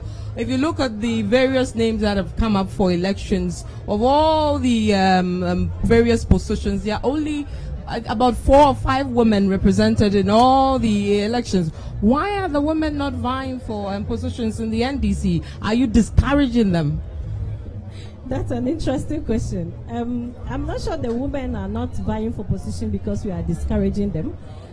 It's more of responsibilities of women are huge. So now at this age, women are living beyond our challenges to step out there, to go into parliament, to go to take up bigger positions, to be able to help with the nation's development. So there are only few women now, but I think even before today there were much fewer, or probably no women at all. So the advocacy is on. A few more women are coming on board. I'm actually going to contest on... Which position are you looking for? I'm contesting primaries at my constituency, Abra Asebu Kwamankasi, for parliamentary seats. Wonderful. At Abra Asebu Kwamankasi. So you can see that we are coming up strongly. You know, we need to contribute our best to also the nation's development and also help our people in the local areas. Why are the women not represented enough in the elections we are seeing today? I don't think it's so, as you are saying. I'm rather thinking if you look at the national chairmanship slot, there's only one woman, Betty Moldy Drisu. If you look at the national vice chairpersons, there's just Sherry Ayite, general secretary, no woman, deputy general secretary, just one woman, Barbara Sewa Samwa. If you go to national organizer, no woman there. And then the rest, I think, apart from national deputy organizer, where you have Vivian Plego, that's it. Well, it's true as you are saying, but I don't see it few women vying for positions, because previously there were much fewer. So now we are seeing a bit of more women getting into politics, and probably we are not seeing much as that of men because of, again, the issue of responsibilities, again, the issue of the fear of women. Some women are shy and so do not want to come into public to talk about politics. But currently, I will say that we are seeing more encouraging figures of women getting into politics. Previously, hardly will you see women coming on public platform to talk about politics, but we are seeing more women coming on. And I believe when the contest is open for primaries, we will see more women coming up or showing up to contest for various seats at the constituency level. And we are going to see an increase in women or number of women in parliament. Right. As you can see, like she said, myself, I'm also an aspirant. Which constituency are you looking at? I'm giving you the opportunity to do your free ad here for your constituency. So I'm going to contest for the Central Tongue in the Volta region, the constituency that votes almost 90%. So if you sail through the primaries, it's a done deal for you. It's a done deal. And I'll take this opportunity to say that for this particular constituency, we've seen men done a lot of, or men have contested the seats. They have done their bit, and it's time for women to show that women are capable of even doing better than the men, because we know the mother of the love of a mother, she cares so much about her children. And I think it's time women are given the platform to talk about national development and to also bring more women on board. So it's time women get various positions and also contribute their quota, because women have a lot to contribute to the national development of this country. And I think if women are given the platform, we will see a lot of contribution coming from women's side. Okay. Nanama, you also want to do your 1-minute campaign? Yeah, sure. My colleague just ended with if women are given the platform. I think we are not going to wait for to be given the platform, but we are going to fight equally as the men fight to get the platforms. It's about time. The game is changing, and the game it's actually over for men. Women are taking over now. The management has not been well when we had men in the realms of affairs. Now the women are ready to take up the mantle to make things better for our various constituencies and also for the nation. We are going to be at the forefront of development, and we are going to see the change ourselves. We are ready to do it. We have actually grown, as I said earlier on, beyond our challenges as women. As we are here, we left home very early, came to start the reporting for the conference. And we are not going to leave now until probably the voting is over and counted and those declared winners are done. So leaving your home as a woman, I have kids that I've left at home. I have husband to take care of, you see now. So leaving home up to come stay here all day, it's really a big deal. But then, now there are ways to deal with that. So at home, you can have other people to help you so that you can take up this other assignment, which is equally necessary for the nation. Right. So we have lived beyond our challenges today. That is the same message that is going out there to our colleague ladies or other women to live beyond their challenges, come out and help their best for their communities. Okay, so you ladies have been around the various constituencies, etc. What are you picking from the grassroots, the sentiments? What kind of sentiments are you picking from the grassroots, from your party members across the country? Yeah. I'm seeing more unity than in the past. I've seen that there are a lot more convergence among the delegates from the various constituencies. It's like most people have realized the mistake they did in the past, which was more of disunity among the delegates and the voters. So now they've realized the mistake and then coming together strongly towards the victory 2020. What do you think was causing the disunity, or was leading to the disunity in the party? I think apathy came up at a point. And then also the general wind of change for Ghanaians also was an issue. And I know most of the NDC people do not come out to vote during the last election. Yeah. Right. How about you? Well, what I have seen is a lot of enthusiasm from delegates, party members. There's a lot of enthusiasm. 2016, there was a lot of apathy. So there were some people who just didn't go out to vote. So there is a belief that it's not that NDC lost per se, but it's just because we did not go out to vote. But we have seen what the wind of change is bringing to us. There was a lot of apathy, people didn't go out to vote, and MPP won. Now we are feeling the heat. People have regretted for not going out to vote. There are others who have regretted for voting for this, for the MPP. And so there is a lot of enthusiasm for a change. And I can feel within among the delegates and even party members, the zeal that they had 2016, it's different now. Now we are having a lot of zeal, a lot of joy and excitement. Because they know that is going to result in a victory in 2020. Okay, we live to see in 2020. Thank you very much, ladies. Dr. Nanama Brown with the NDC Congress Secretariat, as well as Dr.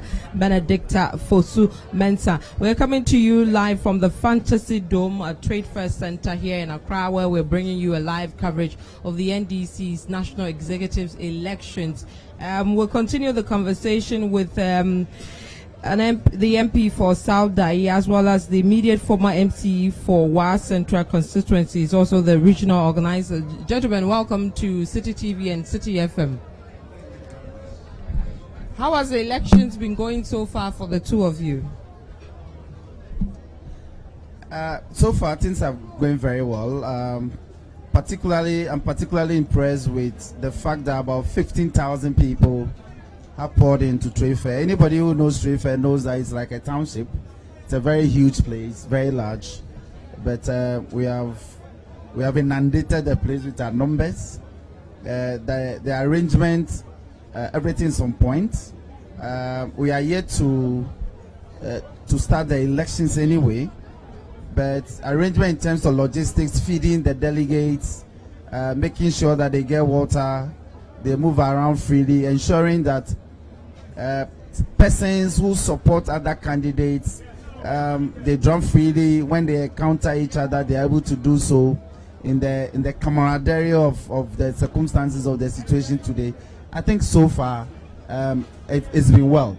We haven't experienced any physical altercation between opposing groups. So for me particularly, that impresses me, because these are some of the things that give you bad publicity out there. But so far, we haven't experienced anything of the sort. So I'm very happy. And we hope it doesn't get to that. Yeah. What has been your impression so far? I think so far I've also been very impressive with the happenings so far. If we look at the fact that our former president was around, and he just did not only pass, but he gave us a very brief but important message that we have to just look around ourselves. And my interpretation of that is that once we put our house in order, we make sure that the whole organization is done well like we do in 2020 will not be a problem. So getting all of them on board, some of the young ones used to have problems when we don't see the old joining. But when the old gets on board, plus us, the youth, it gets well. So I'm very impressed with what's happening so far. Right. Let's look at some of the positions that you feel will be so keen and the outcome that you're expecting for those positions. For example, the chairmanship slot, a very keen contest. What is the outcome that you're expecting with that contest? Yeah, I think, like you indicated, it's not only the chairmanship position. Almost all the positions are keenly contested. And looking at all the people that have been presented, you will realize that any of them is actually capable of driving the ship. So somebody like me, who is a delegate and coming from one angle of the country, I would just say that any one of them I'm fine. You know you have a preference. Well, what is your preference for chairmanship? We have Dan Agbodapi, we have Betty Modi, Drisu Samo, Fosuampa, Fuhudu Yaya, and Danny Annan. I think I prefer all of them. Any of them. No, you can't have all of them. You can have only one. I'm putting you on the spot. Who are you voting for? That's very serious now. Who do you think among this crop, for example, let's start with national chairmanship, and I'll come to you on that, so prepare your answer. Let's start with national chairmanship slot. On a more serious who can get you back to power? You will realize that Uncle Dan is a credible person. Danny Annan is? Then Abu Dhabi is a credible person. We have also Ampofo, is a serious person. About 4 of them are very keen, very top. Any of them that goes, I will not have it. National chairmanship slot. Now, I could sit in a very small corner in Accra and make predictions, but you see, it is not what I say that will carry the day. It is what the collective majority of the delegates decide is who will carry the day. You have been going around. What are the collective majority saying for the national chairmanship slot? I think as somebody who has some good experience in electioneering, I think the race is between Honorable Fosuampofu and the Honorable Dan Agbodapi, because you see, when they were called onto the stage, the spontaneity with which the crowd, the delegates, the way they hailed them, you could gauge the vibe of the people, that it is these two who actually stood out in terms of the applause. So making a fair deduction and analysis of the situation, I want to say that it will be keenly contested between the Honorable Fosuampofu and the Honorable Dan Agbodapi. Regarding the position of the national organizer, I think Joshua Kamba it's in the lead. That is my fair analysis. aside from that, I think in respect of the communication portfolio too, I think my friend Sami Jemfi will make it. Yes, he has very stiff competition from Fred Agbenyo, the incumbent. But I think by and large, Sami appears to have an edge in that regard. The rest, I think, we'll have to leave it for the delegates. You know, Secretary, So, old guard. Oh, yes. New guard. Yes. The old guard being booted out, the new guard. Yes. If you ask me, Koku is my client. If you recall, I am one of the lawyers. Yes. That's It's your client. Exactly, and a friend, and General too is my friend. But I think gauging from how the delegates again hailed them, it's already a two-man race. So I have to leave that for the delegates to decide. And both of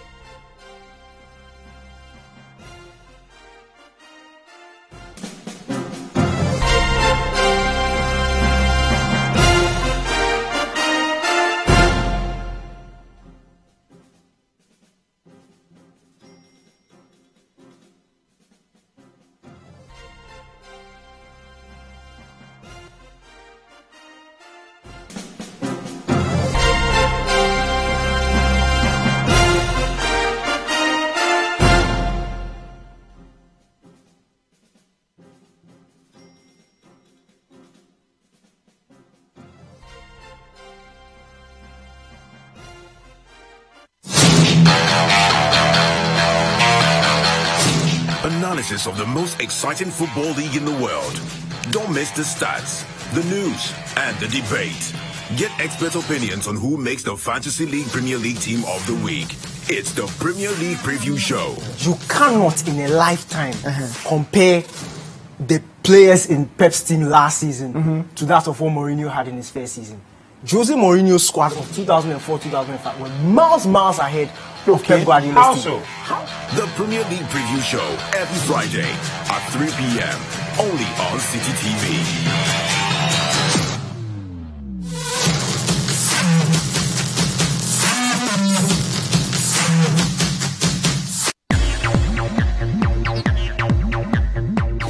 Live music, interviews, poetry, and more with your favorite personalities. Be our guest on Saturdays from 2 to 4 p.m. for the most exciting moments on TV.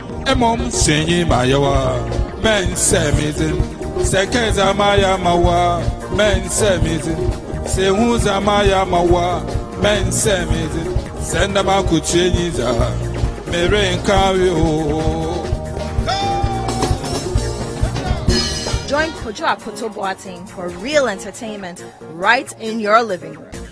Saturday Live on City TV and City 97.3 FM.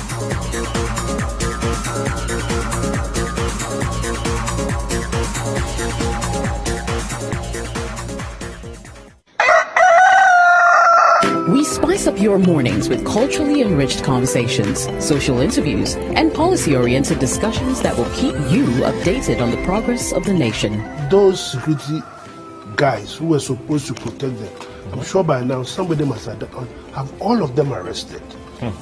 They must all be arrested because it's an unprovoked attack. Join the Breakfast Daily team Monday through Fridays from 7:30 a.m. to 10. Let your voice be heard with the hashtag Breakfast Daily. Join us for Breakfast Daily, only on City TV.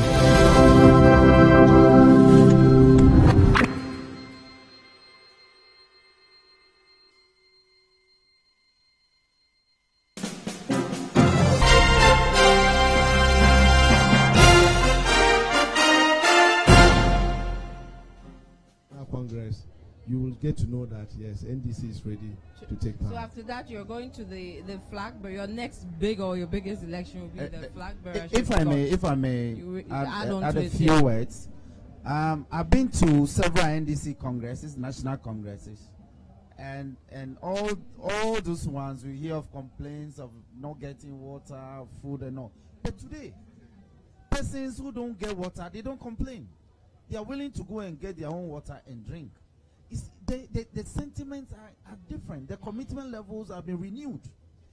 That's how NDC used to be. People don't look for money before they do things for the party. And milling through the people today, I felt that people are not complaining that we've come here, we've brought here, we didn't get a good place to sleep, we have not been fed, we don't have water. I have not heard anything like that. Meanwhile, there were difficulties, but they've taken it in their stride. They are looking forward to casting their vote and looking forward to getting a flag bearer, and then the business starts. So you are united now? Yes. Yes. Right. And the complaint level has reduced. Well, if somebody hasn't got water, he's going to get his own water. He hasn't got food, party food. It's not a problem. He's going to buy his own kinky. Right. There would have been complaints. Hitherto, there would have been serious complaints. People would have been angry and willing to pick up their bags and leave. Because you are in power and they were expecting so much, isn't it? In a position, you know the party doesn't have much, so you have to cut your quota. You ask the question whether we are more united, we are real committed to taking the MPP out. And I'm just trying to cite instances to show that, yes, I could feel that. And we are battle ready. The MPP should beware. Okay. Even talking about that, we are in opposition now. I can tell you in 2014, the buses that left were for the National Congress. And just yesterday and the day before, the number of buses that came to Accra here. The 2017-14 election, I think it was in is it Cape Coast? Yes. Or where? And look at Accra. We can't count the buses. We have more than 20, 30 buses carrying people here. Some are far away. They just want to catch a glimpse of the event. whilst in government, we were not even able to do this. I think the commitment has been high. It is not about money. It's not about whether we're in government or not, but it's about the dedication. It's about the commitment to get everybody moving.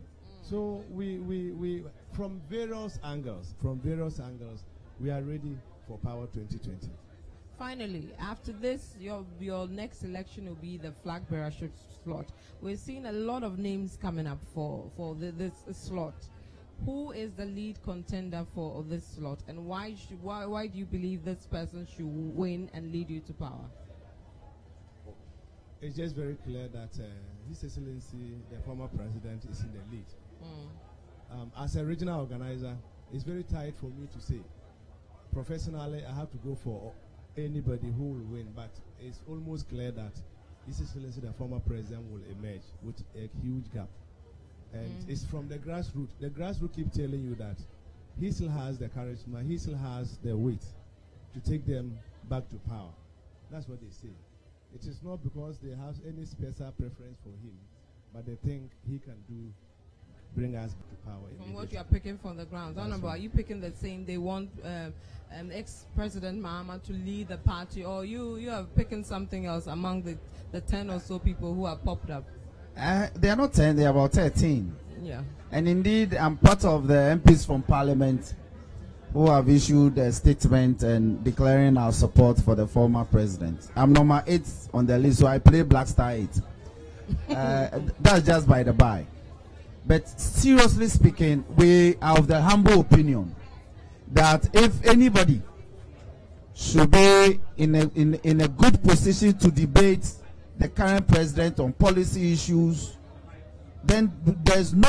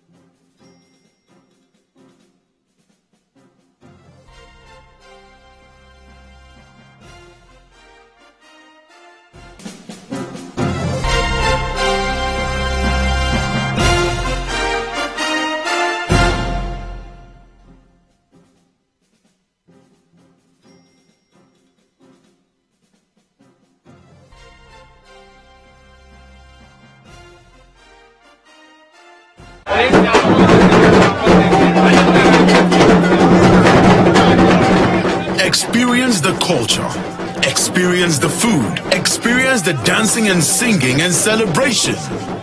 Experience the Dumba Festival. The theme for this year's celebration is Reawakening Our Heritage. Come and witness the sacrifice of the Dumba Bull. the celebration of Na Dumba and the farewell Dumba from the 25th to the 27th of November 2018. Join the people of Tamale for the celebration of a lifetime. It's the Dumba Festival 2018.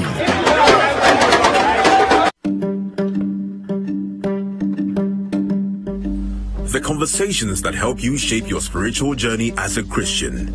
Find the answers you seek. Catch the 700 Club with Pat Robertson every Sunday morning at 8:30 a.m. on City TV.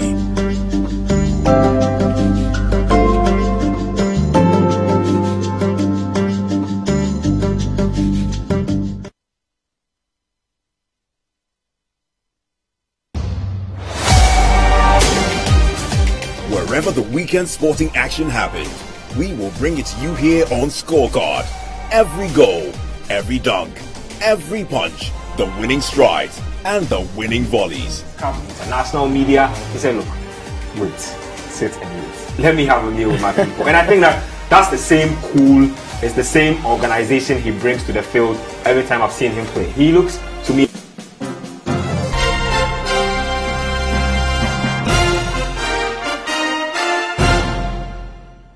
and that is appointed. Yeah, Madam, thank you very much. You know, as communicator and all communication officers, you know, we go by communication officer, not communication director. Yeah, that was the intention of the national executives by trying to, you know, enact a new law whereby the national, the regional, the constituency, the branch communication officers should be appointed. But looking at things, you know, the democracy has taken another level today, because all the communication officers, the 275 constituencies, you know, disagree with NEC and they accepted it outright. So next time, next 4 years to come, still we are going to, you know, elect. Yes. Vote for them. That's right. And you believe that's the way to go? That is it. That is democracy. That is democracy. But you may, you know, come to appoint somebody. Yes, because the person you feel he can do, but I will not be a grassroots man. Me being, you know, I'm coming from a constituency, so me coming up here to vote for somebody, the communication team understands the person very well, then somebody, you know, picking the person and giving it to us, where policy direction and let somebody direct him, he can't listen to us. So when we debated it, the NEC also understood that yes, that is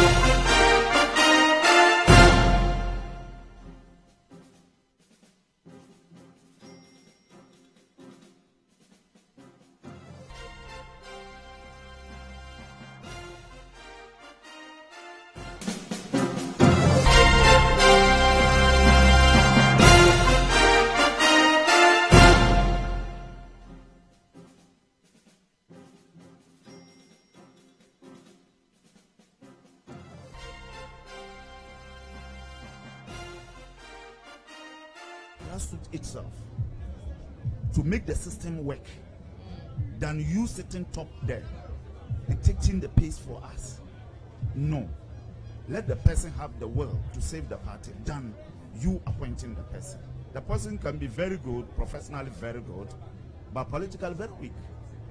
So it is good, madam, for the party to listen to us as they have done. Right. You share the same sentiment? Good evening, madam. I think the position of constituency communication officer should not be appointment. It should be based on competence. You know, it's not anything you can communicate to anybody. You have to follow some structures and the ideologies of parties. Sometimes when you go to the studio to communicate, you cannot just say anything. Maybe whatever you say may be in the disinterest of one or two members. And sometimes it's not also advisable to also go and portray the woes or the don'ts that is carried out by your party. By the end of the day, is the delegate from the grassroots decides that based on the competence of the personality, they will just go and vote for the person. So I think the position of a communication officer should be voted for. Right. Now, some issues came up for the reasons why you lost power. For example, some of your members believe that during the period you were in power for the last 4 years, you were not able, as communicators and as a party, to communicate the works of the government at the time. So you people, let's say the communications wing of the party, failed at doing what was expected of your wing in that case. Yes, indeed, madam, it's true.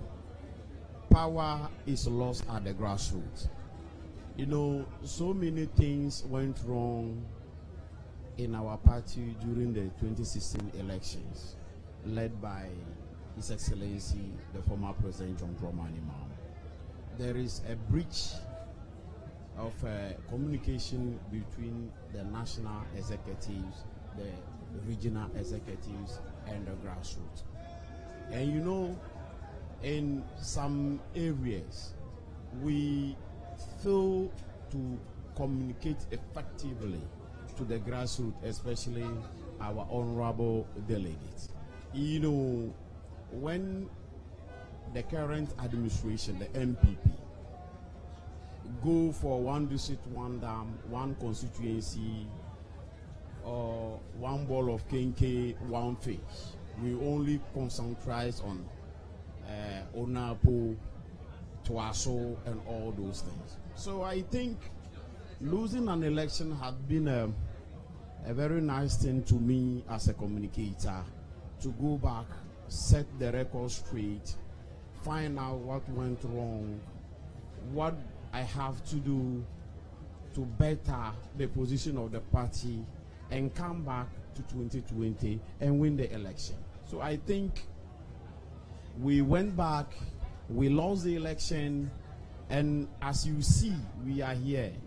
This Congress means a lot to us, especially selecting who become the national chair, who become the communication officer, because communication is about sharing ideas and bringing out what people will see good and bring you back to power. So I think we lost the power, and I can reassure you that 2020, mashallah, will come back and take power from the MPP. Yeah, to add a little to my brother, what he has just said, you see, there was a gap between the party communication team and the government communication team. And this time around, we don't want it that way. That is why we have come out to get somebody who can champion the communication, making sure that he takes the communication from the government line to the party. Leave the government communication, but making sure that the party communication class or department actually works. You see, by appointing someone to lead the communication team, that kind of the mistake that we did the other time will still goes on, but we don't want it that way. That is why we are saying that the grassroots can appoint somebody or can elect somebody who actually understands them. This time around, there will not be the government communication team detecting or trying to control the party communication.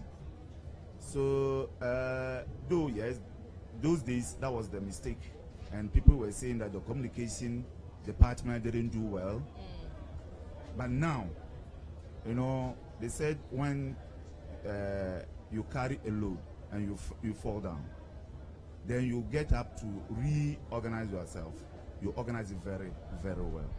So we are saying that, giving us the chance this time around, we are going to separate the government communication team from the party itself, so that we will have our team taking our own information, though we'll pick the information from the government. We will set the agenda so that the government communication will know that yes, the party is at work. Okay, thank you very much, gentlemen. Two communicators from the NDC, Sheikh Abdullah Ibn, Communications Officer for Isnafo North Constituency, as well as Jobo Idrisu Idi. He is the Deputy Communications Officer for Krashin Chumuru Constituency. We'll go to the Dome proper to find out what is happening there currently. Earlier, when they started the amendments, we brought you a live coverage of that, telling you what had happened there, what they were seeking to do, the number of amendments they were seeking to do. But voting is supposed to start in a bit. As it started, and or where have they gotten with that part of the program? So Omar Sanda has been moving around in the Dome proper to find out exactly what is going on, and he's going to give us details of that. Sanda, you're just coming from the Dome inside proper. Earlier they were introducing the various delegates. Where have they gotten to? Well, so the program now is in the hands of the Electoral Commission, and the Electoral Commission is essentially running affairs. What they have done is that they have put up polling stations, and there are 7 polling stations in total for the 9,000 plus delegates. They are calling them by regions, and what they are doing is that they are prioritizing members of parliament for each region. So if Greater Accra has a special case, so let's say Northern region is called, the members of parliament would first vote, and then the rest of the delegates would do the voting. But in the Greater Accra region, there's a special case because we have the National Executive Committee members. So NEC members would vote first, and then the diaspora members would vote, and then the members of parliament would vote before the delegates in the region would vote. So it's a bit of a compressed one for the Greater Accra region, but for all other regions, the procedure is what it holds. Maybe there are a few issues with delegates trying to find where their voting places is, because there are 7 polling stations, like I said. Run us through how that is looking like. Well, so they have essentially converted as you can see from the footage, they've converted the dome, portions of the dome where they were previously sitting, into polling stations. And it's going to be a typical polling station like what happens on election day, so that when you go to the place, you show your ID or whatever identification you need to show to prove that you are a member of the party and a card-bearing member who is eligible to vote today. Then you go through the process and cast your ballot for who you want to cast for, either for national chairman or for national secretary or for national organizer, depends on what you want to. You cast the ballot and drop it in there. And this is strictly in compliance and with the monitoring of the Electoral Commission. They have brought their ballot boxes, they have brought their ballot papers and everything. They are essentially running everything. Now there are also allowable polling agents, like happens in the national elections. So every candidate has a polling agent. But what the EC is saying is that if you're wearing a party, if you're wearing your candidate's T-shirt or carrying your candidate's paraphernalia, you are not allowed to sit at the polling station as a polling agent. So if you are a candidate and you needed some people to be your polling agents, you have to have them to remove their paraphernalia or the candidate shirt that they are wearing before they can sit through. So that is what is happening. Voting still hasn't happened. We know when it's going to start based on what you've seen inside. We are still trying to sort out the confusion, because some constituency executives will head to places where they are not supposed to be and they're being told to go back. And again, some people have to wait until the MPs cast their ballot before. And all of these is a bit of a confused system. Earlier, the man who was presiding in charge of the election or the affairs, that's the vice chairman of the planning committee, former health minister, help me with his name, Alex Segbefia, he mounted the podium to call for the resident engineers of the dome to switch on the light, because the place has gotten dark, as you would imagine. The place is getting dark. Camera work is a bit tricky now until the proper floodlights are switched on in the dome. So these are all things that have been done. Some delegates who had gone out to go and have lunch are now filing back in, and that has put a little pressure on the entry points, but they are filing in their numbers, coming back to vote. But like I said, members of parliament will be voting first. So it's a semi-confusion in the dome, but I'm sure they'll be sorting out things. Now, time check, I believe, is past 5. Around 5:23. Yeah, I'm sure by 6 p.m. we should have the first ballot cast. And what that means is that we have a long night, because for 9,000 plus delegates, if we have 7 polling stations and you divide it to 9,000, you have each polling station having over 1,000 people coming to vote. And if you consider what happens in national election, for these people are in a queue, so they have all formed queues, so it's easy. But the polling center is a makeshift one. It's not your typical polling station. So given we're going into tomorrow. Voting to run after midnight, I'm sure. And it's unfortunate that they are starting this late, because all afternoon they've been haggling over issues, over votes of proceedings, over how they should be carrying the events out. In fact, you saw the amendments that they put forth that were shut down. And so, yeah, it's a bit of a hectic one, but they are hoping to pull through. And the Electoral Commission is entirely running affairs now.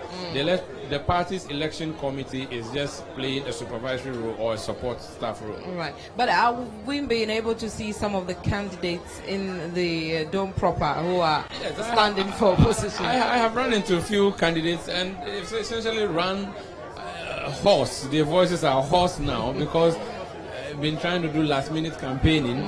I mean, one-on-one convincing, and if you need to show something small, greet a few palms before you get your votes through. I have seen an aspirant who said to me he's going out to go and refill and can't refill, depends on how you want to look at it. What terminology would we give that one? Because the issues of vote buying and all that, where will we place this one? I haven't seen him giving money out, but he has told me that he's going to refill and to refuel. I know what that means, but I can't explain that. So that is what is happening. Most of them are tired already, but this is not the time for you to be tired, because the battle hasn't even started yet. That's right. Now, you may have done months of campaigning. If you lost guard now, or if you lowered your guard now, you're bound to send or put everything you labored for months down the drains, and you don't want to do that. So it is this time rather that the aspirants are very keen and making sure that every vote counts, and that every delegate that they have camped, every delegate they have visited, every delegate they have transported, every delegate they have given food or anything else would show up and cast the ballot, and they want to ensure that these ballots are cast in the appropriate and the right direction for the appropriate person who asked them to do so for them. Indeed, what we are seeing is that the elections will be happening, and I'm sure way after midnight we should be seeing the polls closing. And when polls close, then there will be sorting. After sorting, then we'll see counting. And then after counting, we'll see declaration. And then after declaration, there will be swearing in. Now, you remember that the women organizer and youth organizer were elected 2 or 3 weeks ago in the central region. I have seen them around, ostensibly waiting to be sworn in as well, because they weren't sworn in, so they'll be sworn in alongside these national executives, and so they're also hanging around and waiting. So Vivian, that is what is happening in the dome. Right, interesting feeling. So we're coming to you live from the Fantasy Dome at Trade Fair Center, where we're bringing you a live coverage of the NDC's national executive elections. Sandra was just telling us about how things are going in the dome proper.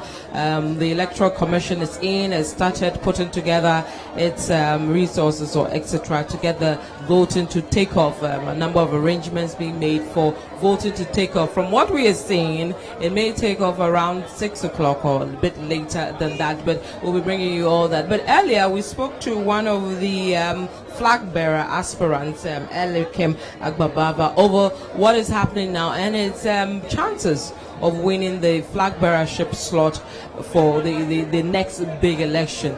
This is what he had to say.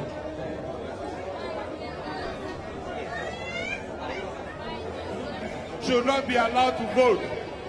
Presiding officers, please take note. that all process certificates must be signed by Mr. Bid Zidane, and it is signed in green ink. Any process certificate which is not signed by Mr. Zidane and it is not in green ink should not be allowed to vote. Then regions, Mukotuaba, Montomobo, Namunkono, constituency by constituency, into Western and Central region.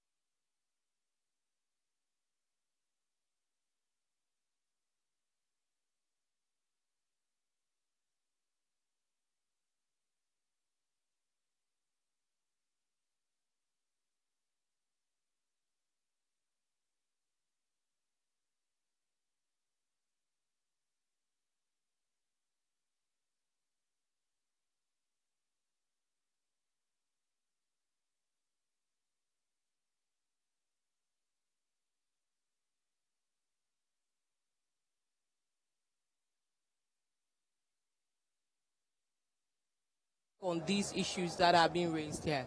I think that we have a few challenges in the NDC constitution, and all those issues, the provisions that do not ensure democracy, as we understand it, should be looked at, and it is refreshing to see that, without any prompting, the communicators, rose up and decided to fight for democracy.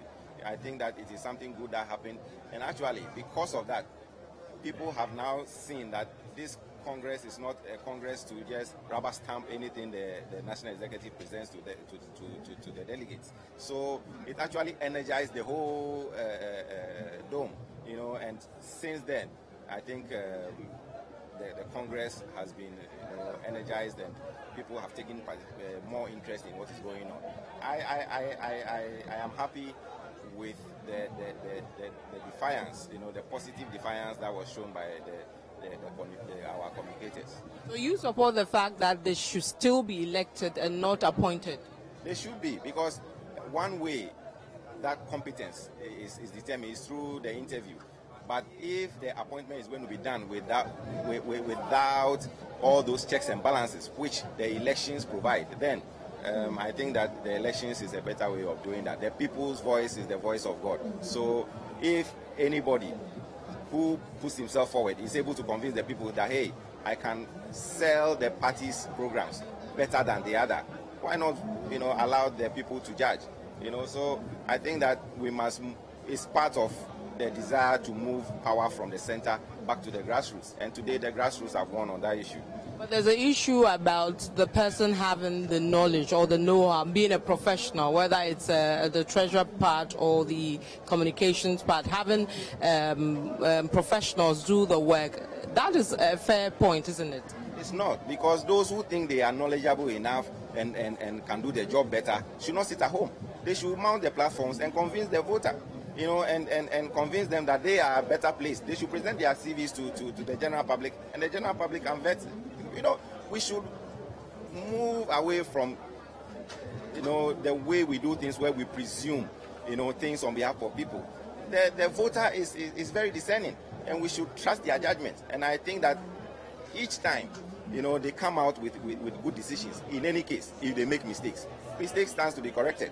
And definitely, if they choose to make a mistake, and I don't believe they choose to make the mistake, if the mistake happens, they decide everything. We are there for the people, and we must not lord ourselves, you know, and force the people to toe a particular line. No, the time where we thought that we knew better than what the people thought is past.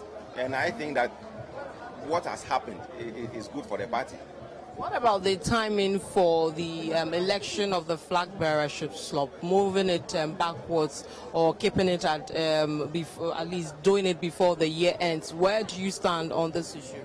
I have always thought that not enough time has been given to the aspirants to campaign, because if you think that going into the general election, the national general elections, whoever wins needs 24 months to convince the Ghanaian voter that he is capable to lead the country, then automatically the aspirants in the internal elections should not be given less than 12 months to go to the constituencies. Remember, we have 275 constituencies, and logistically it is impossible to do that in 6 months or even 3 months.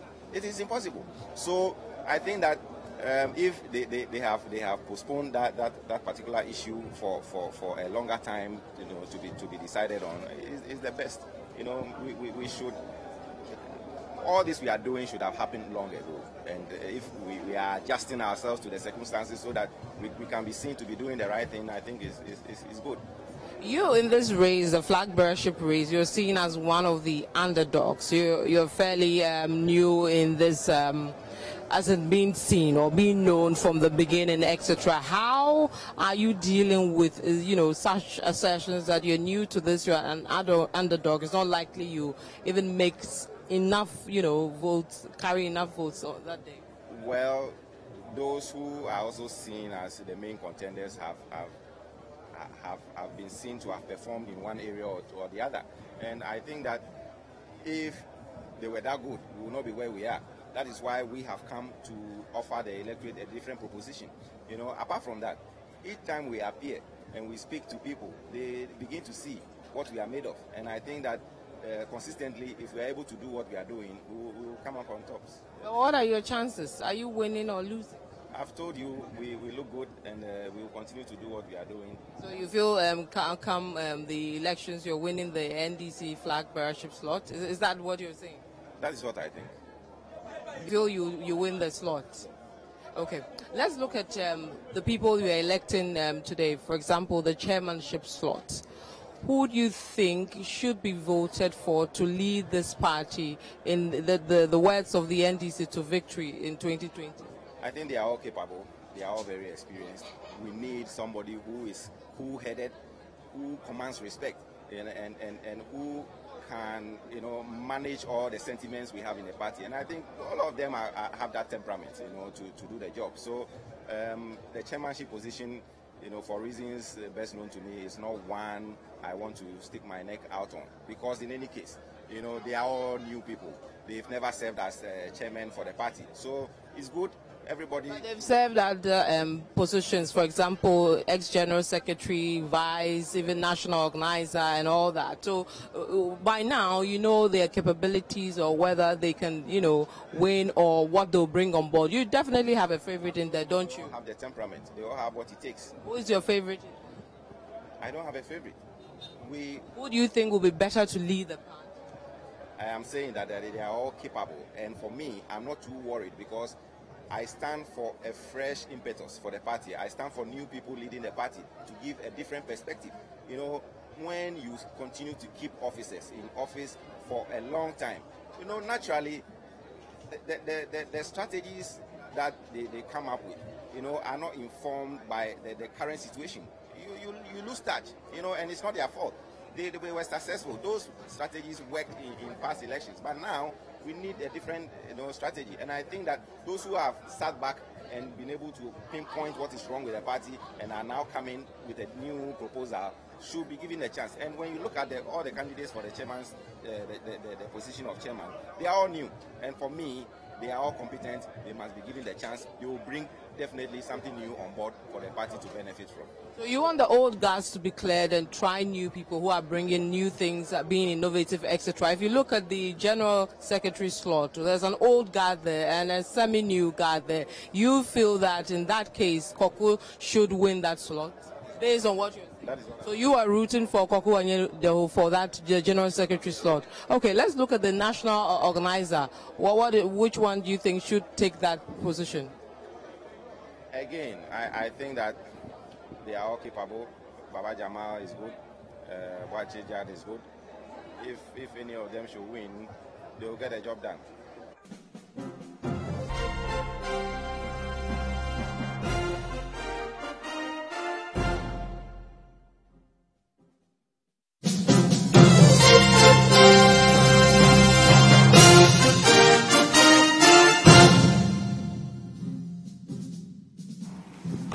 So you're welcome back from the Fantasy Dome at the La Trade Fair site. And we're here in Adabraka, number 11, Dr. Martin Loop. And we are doing the discussions and analysis for you in the studio as we've been doing intermittently, crossing over from the Dome to our makeshift studio outside and then here. That's how we are delivering the 360 coverage for you right here on City TV and City FM. It's the big day for the National Democratic Congress, the country's largest opposition party. Never mind the fact that they've been blocked by the PPP, that they are now in opposition, so they are all of the same level. But that's what is happening here today in this country at the Trade Fair site. And still with me in the studio, Selam Adonu, who is the host of The Big Issue on City TV, City FM, and Godfred Akoto-Boafo, head of current affairs, City FM, City TV, and host of Face to Face on City TV. Gentlemen, you're welcome back. Thank you. Thank you. Yeah, and I'm Duke Bensopuku. So before we went to the grounds, we were doing an analysis of the candidates, those who've presented themselves, about 65 in all, chasing some 10 positions. Never mind the fact that 2 of them have already been elected. That's with regards to the National Youth Organizer and National Women Organizer. Those were specialized groups, elections that were done some 2 weeks ago.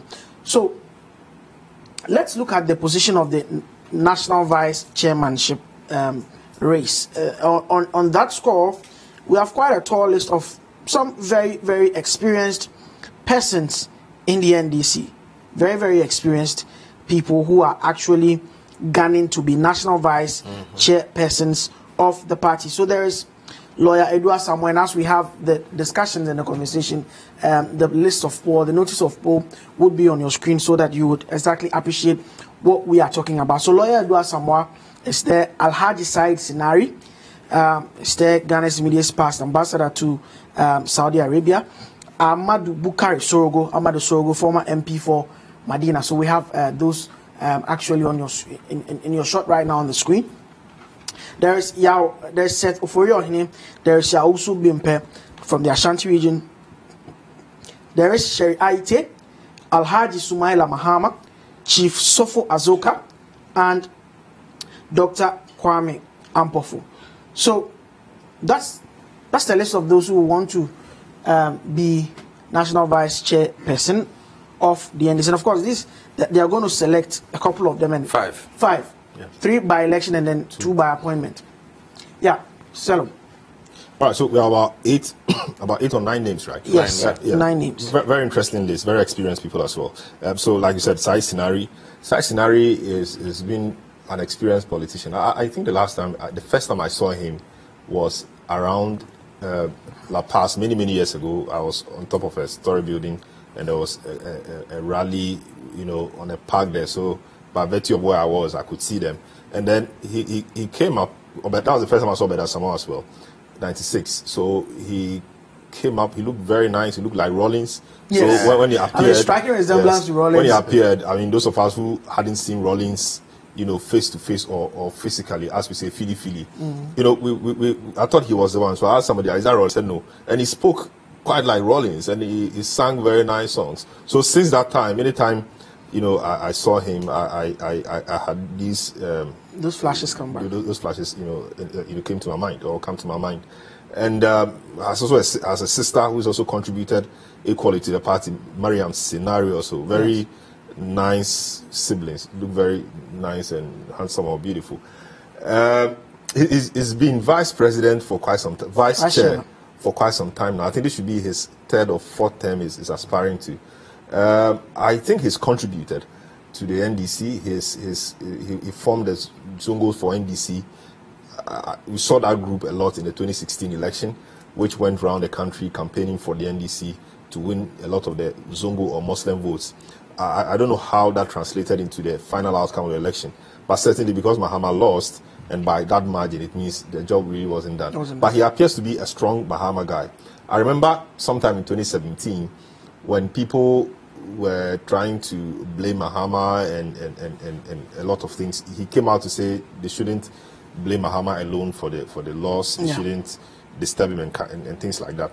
So yes, he's been influential. He's been former MP for Ayawaso Central. I mean, the seat Isikwe took, and later on, I think Harry Kote is the MP. So he's contributed, and the fact that he's kept faith with the Muslim or the Zongo communities tells me maybe he has a constituency, he has a base. So if he's able to do his homework well, every constituency I think has a Zongo, and given how the NDC is a mass party and a lot of Zongo activism, I'm sure he should have some number of votes to push him up there. So I think he may get one of those slots. Amadou Sorogo, immediate past member of parliament for Madina. I'm not sure if he did a good job in Madina. Was there for quite a while, I think 3 times. Yeah, but the people grew tired of him. I'm not sure if he did a good job in Madina, at least for the last 4 years. He lost that seat. I hope he has a new strategy to spark his campaign into because there are 9 people for 3 slots or 5. He really has to do a lot of work to be able to get one of those slots. Seth Oforiohene, well, he's a friend. He's calm. I think he's been doing a lot of communication work for the NDC. He used to be press secretary to Kosiboche, later on became press secretary to candidate Mills, and became deputy communications director for the NDC. Then later on became communications director to the NDC. He hasn't really benefited from the party's stay in power.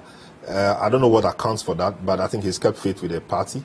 He was a board chairman of the NHIA at some point. Oh, okay. And yes, basically, but he's a communications person, a political strategist, and I don't know how much of resources is hard to pump into this. But I think he's a fine gentleman. He's calm. He's one of those guys who are able to calm the tempers of people down and make reason prevail. It's not as old as the rest of the guys. I think he will be I hope he gets one of those slots. Sherry Aite, comes across as a very interesting person to me. When you look at her, she appears to be very politically savvy, and how she uses the media. She doesn't look it, but she certainly knows what she does. And she used to be the treasurer of the 31st December. If you look at the mutation from 31st through to the Mills days and even up until now.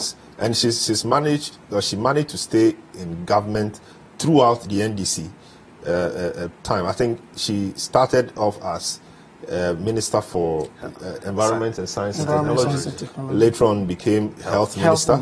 Became Fisheries Minister. When the NDC felt they needed to have a stronger hold on the fisheries, the coastal areas and the policies of premix, etc. I don't know how much of work she did in that area. Of course, again, because the party lost. So she's quite experienced, very, very experienced. She appears to have a base, which is the Greater Accra region and the coastal people. And she's a JM person, I think. And she's also tried to run quite an effective campaign. She's also a vice chair as we speak. Yeah. I'm sure, given her political capital and maybe the resources she has, she'll be able to maintain her place. Dr. Kwame Ampofo, an energy expert, and I remember his voice very clearly in the days of opposition. I think he was MP in one of the DAI areas. He was an MP. I don't think he benefited much from the party staying in government. We all thought he was going to be energy minister. In fact, we all thought he was going to be energy minister because he was a key voice, for the opposition then in parliament on energy matters. So it came to many of us as a surprise that an energy minister was named and he wasn't the one, and he didn't really get anything apart from giving TOR managing director at some point. And because he was he was more focused on TOR delivering than the people. Yeah. So the workers ganged up against him that he didn't have people skills, which is a very, very important consideration in this matter. I hope he's polished up his people skills. In terms of competence, I have no doubt. In terms of his fidelity to the party principles, I think he's been there. I only hope that his human skills or his people skills, have seen some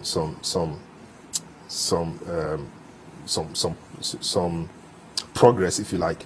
Azoka is the guy to watch. Yeah. So far, Azoka is been phenomenal, if you like, for the NDC in the north. Household name in the northern, even in Accra here, because you hear of the Azoka boys. He's a man in charge of that, or he's a man who best that group. I remember who the party claim now are a voluntary organization for kind of charity work for the party. I see. We wait to see. People, we like the metamorphosis. That's what you're doing anyway. So I remember one time ago I was at the Tamale airport, and I hadn't seen him before. So he just walked in, and he was so confident. And so I asked somebody, "Who is this guy?" The way he just walked in so confident, and they said that was Azoka. I said, "Whoa, that is Azoka." I said, "Oh, I now understand," because he moved in with quite a number of people, and he was in absolute control of the place. He just walked in. I don't know where he was going. In charge of the territory. He was in charge. So wow, this should be the Azoka. So if he's to put that political capital to work, I'm sure he should have a seat. He was the Northern Regional, immediate past Northern Regional chairman of the NDC. I won't be surprised if he makes, if he's able to take one of those slots. And he has really campaigned. His campaign, right? I'm not surprised. He understands the party. He's a grassroots mobilizer. He knows how to oil the machinery, and to have boys very loyal to you like that, should require some real organizational skills. And I think he doesn't lack that. Lawyer Idua Samoa, Sumaila Mahama, and I think one other name. I mean, they've not come up very prominently, and I only hope that they've done some good job to be able to get in of the slots. But for me, so far Zoka, Said Sunari, Seth Ofori Ohene. I'm purely biased in that sense, but thank you for declaring your conflict of interest in this matter. We are grateful. At least we'll have a maritime situation. Let's move to you, Godfrey. Alhaji Amadou Bukari Sorogo, long-time member of parliament, long-time cadre of of the party, he will be rewarded by the party. He's despite having lost faith. That is with his constituents. No, but Sorgo's problems began with the party. If you remember, his primary was very difficult against Soso. Yes. Very difficult. Yes. But at the end of the day, he was able to sail through. Yes. People even, there are some NDC members who even questioned his victory and how he got elected. Yes. And some way, somehow, that translated into the elections. But you know why I am picking him for this? Because national vice chair positions are almost always reward seats for people for long time servants of the party. That is why I am picking Alhaji Amadou Bukari Sorogo. And he's a person who has affinity with the grassroots. Okay, so I pick him. Said scenario, of course.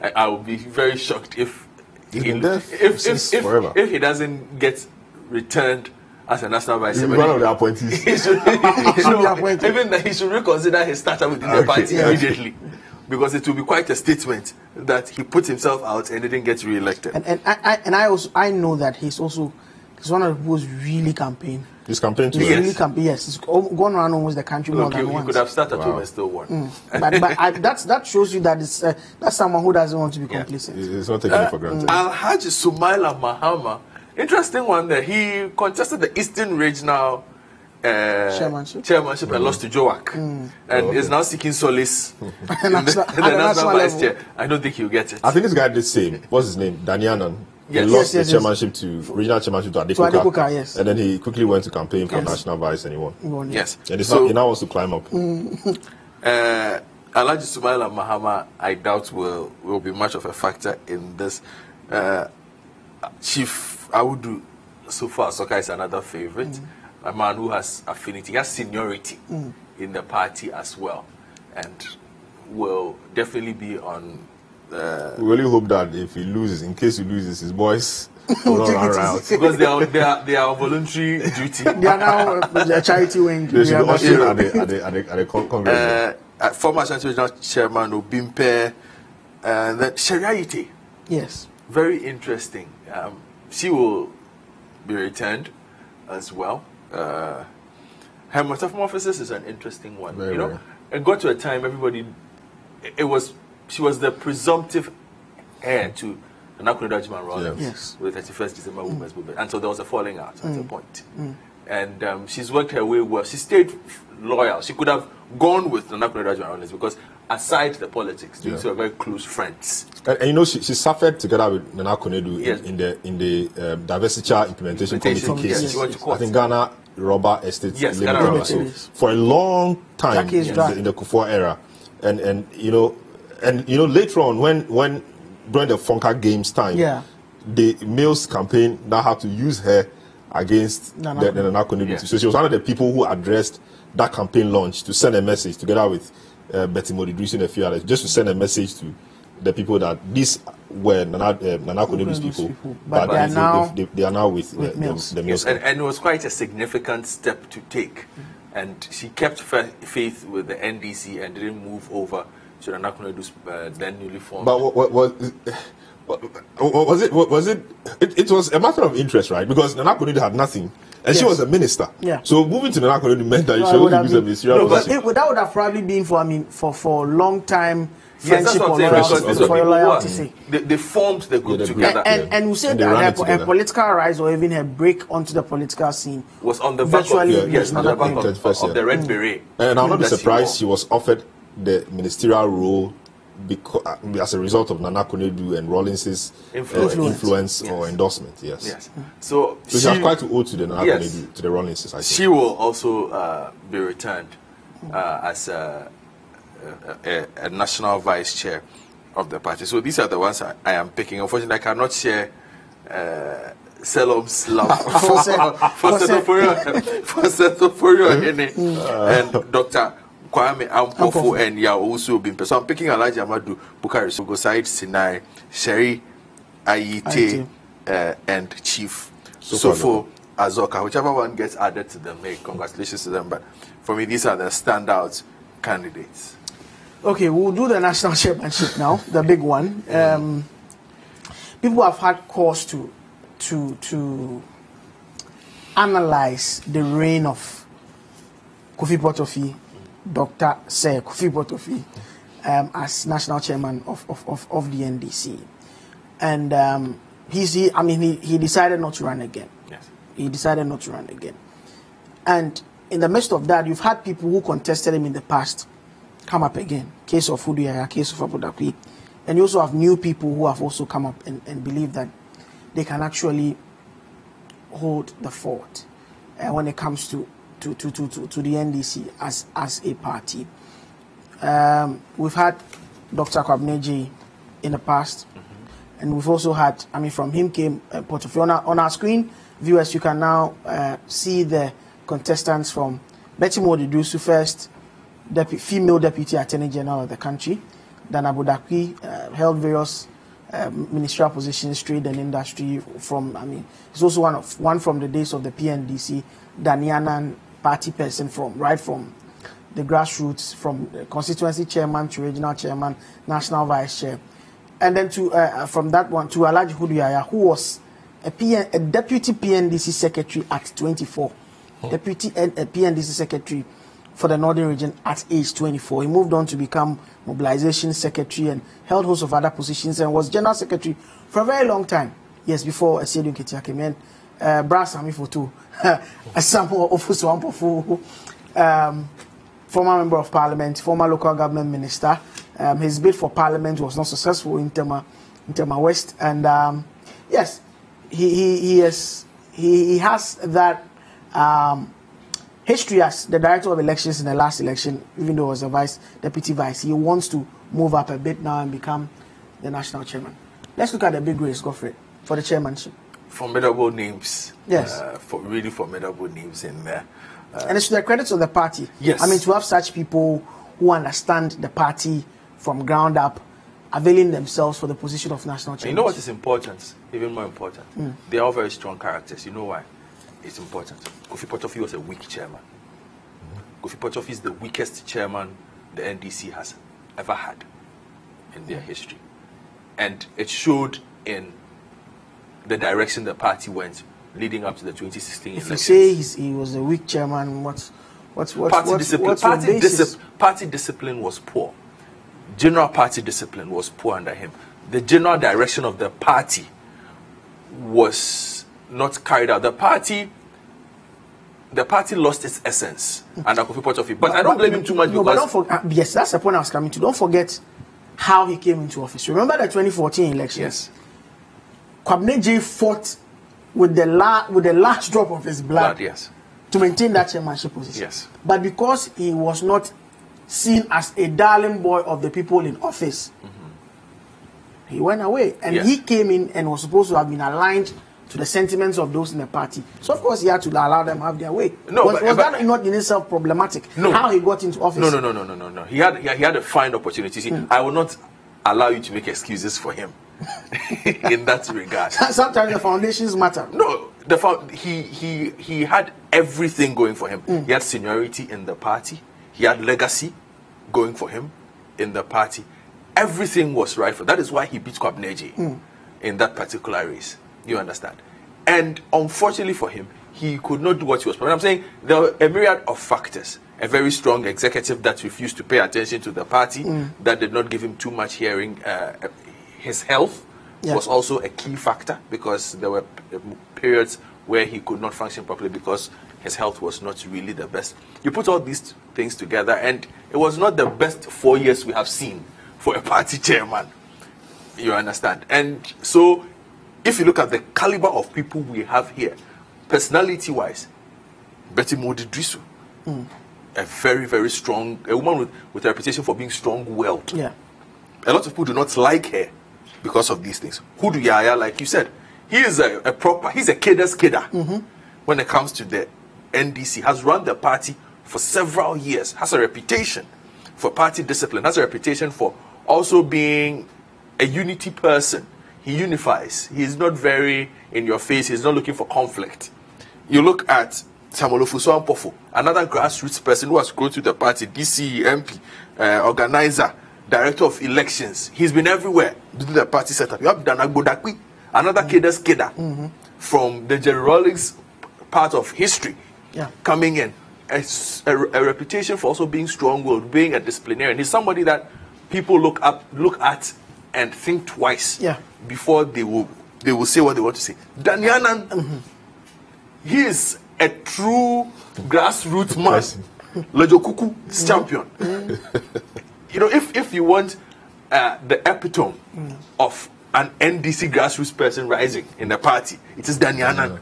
There from day one, still there. Now coming in and saying that make me chairman. So these candidates are opposites. They are all foils, I would say, of Kofi Potofie. And it's important because if you look at where the NDC wants to go now, it's important that they have one of these candidates. All of them are really outstanding in their own small ways, but they have a few things going against them. Betty Moji Drisu, like I said, strong-willed woman, does not care too much for friends.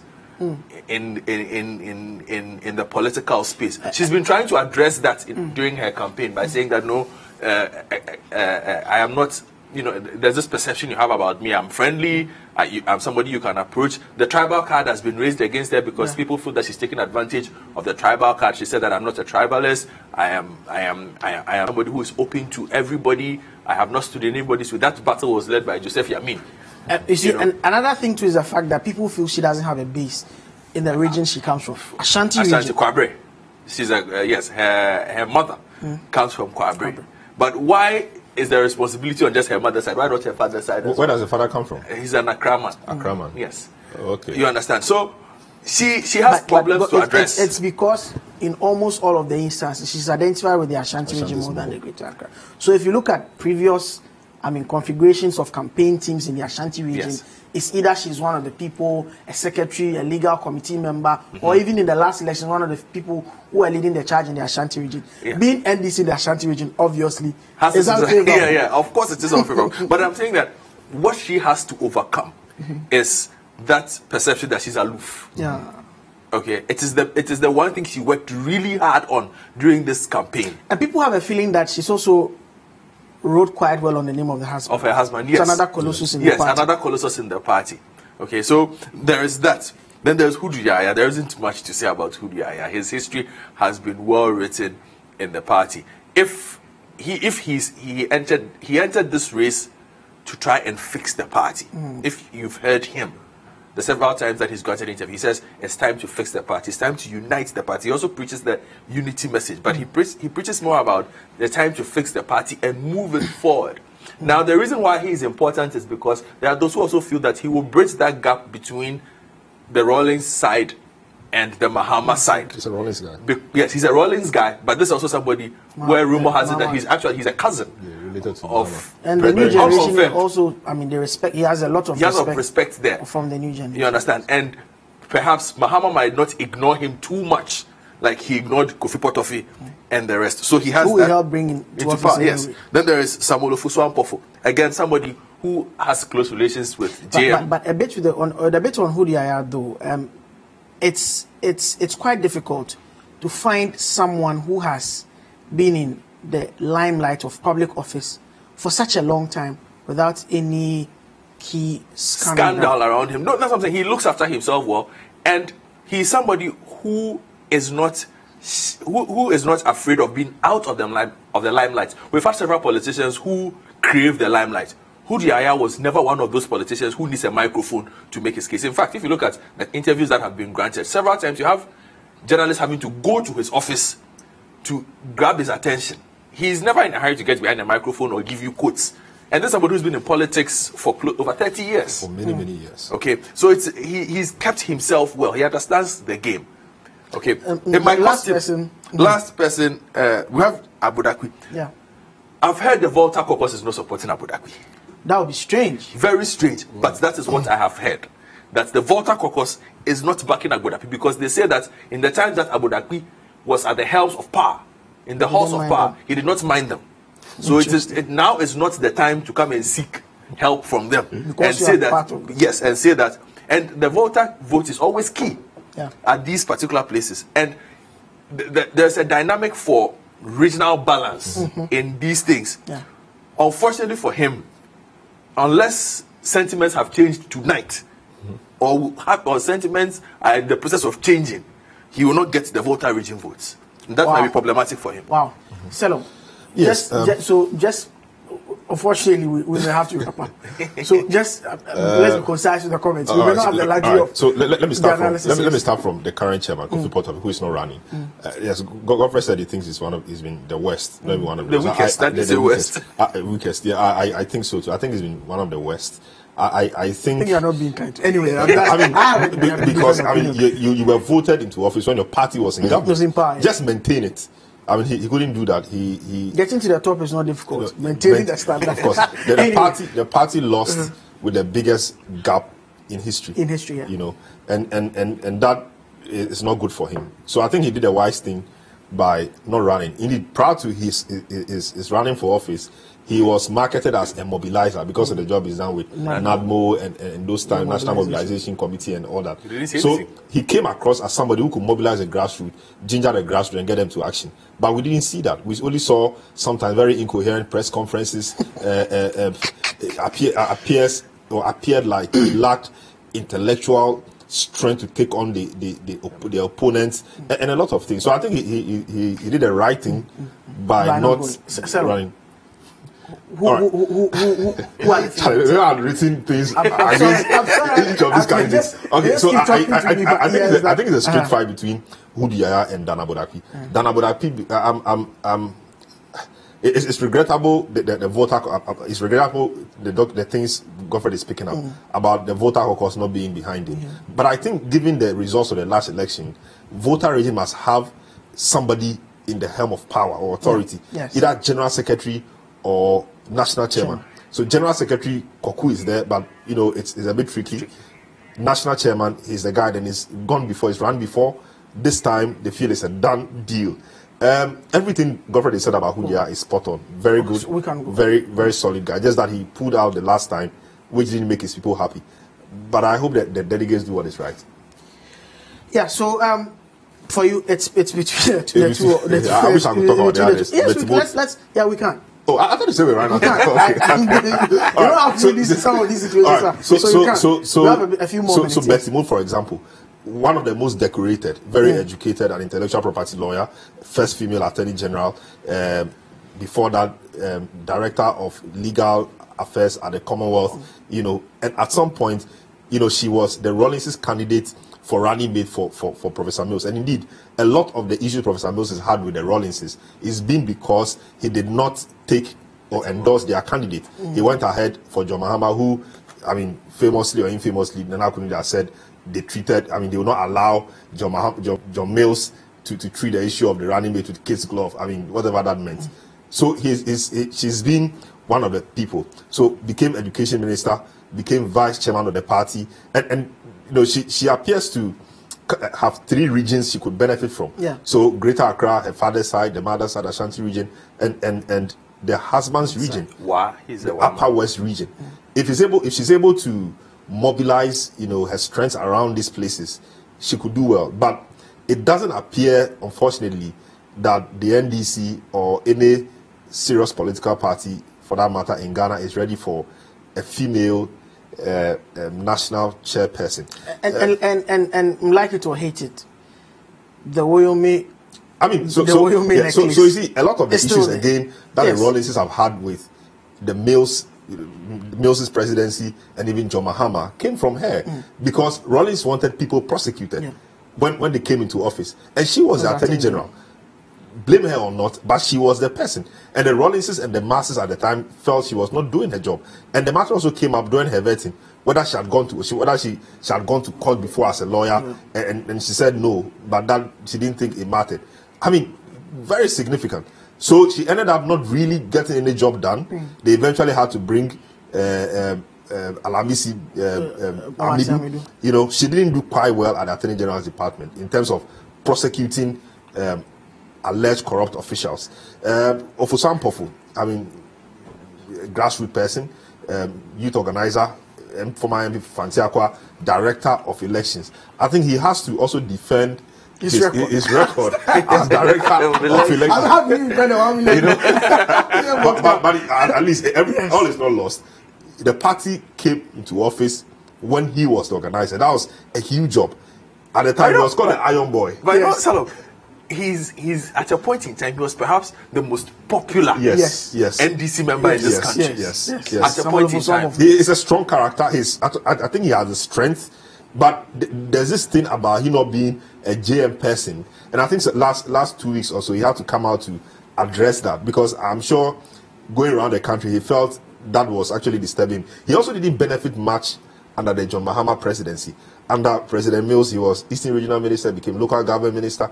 But under Mahama, he was just left. And later on made the board chairman of GPHA or so. He didn't really, if you like, benefit or play a key role in the John Mahama administration. I don't know what the issues have been. Danianan, quite a resilient guy, quite a grassroots person. Only that I did not feel him when he appeared on the point blank. Of course, that would be unfair. It's unfair to use just that to judge him. But sometimes you don't have a second chance to make another first impression. So I think it's a straight fight between Hudu Yaya, who is a solid guy, very disciplined, served the party for many, many years as General Secretary, and then Dan Abudaki. Do you have a sense that usually and we've seen it in past, usually when parties lose power, the delegates' mind tends to want to punish incumbents who run again. So in this contest, we've had incumbents, even right back from if we look at the special delegates one, Joyce Mahama, who was the incumbent, lost. The incumbent National Youth Organizer, Sidi Abubakar, decided not to even contest. No trouble. Doesn't want trouble. Because he's probably one of the most vilified National Youth Organizers of the NDC. At the regional level, only the voter regional, John against fierce competition from Jifati. There's a lot of resources from in that race. And then a couple of others. Almost all of them, the other ones were changed. Do we have a sense, or do you have a sense that and we've heard Gusitano also talk about, we've heard Spio talk about the fact that there's a strong wind of wanting to boo people out. We saw that with the McMenu era in the MPP and when all of those guys were booted out. Do you have a sense that may happen? If that happens, it means General Mosquito will be affected. If that happens, it also means John Mahama has to be very worried. Yes. And let's look at that against the need for regional balance.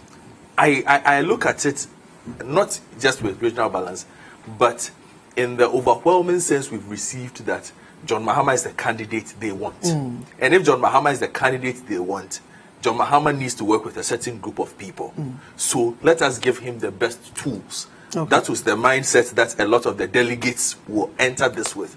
This particular election will not be an election for the future of the NDC. This is an election for the future of the party in 2 years' time.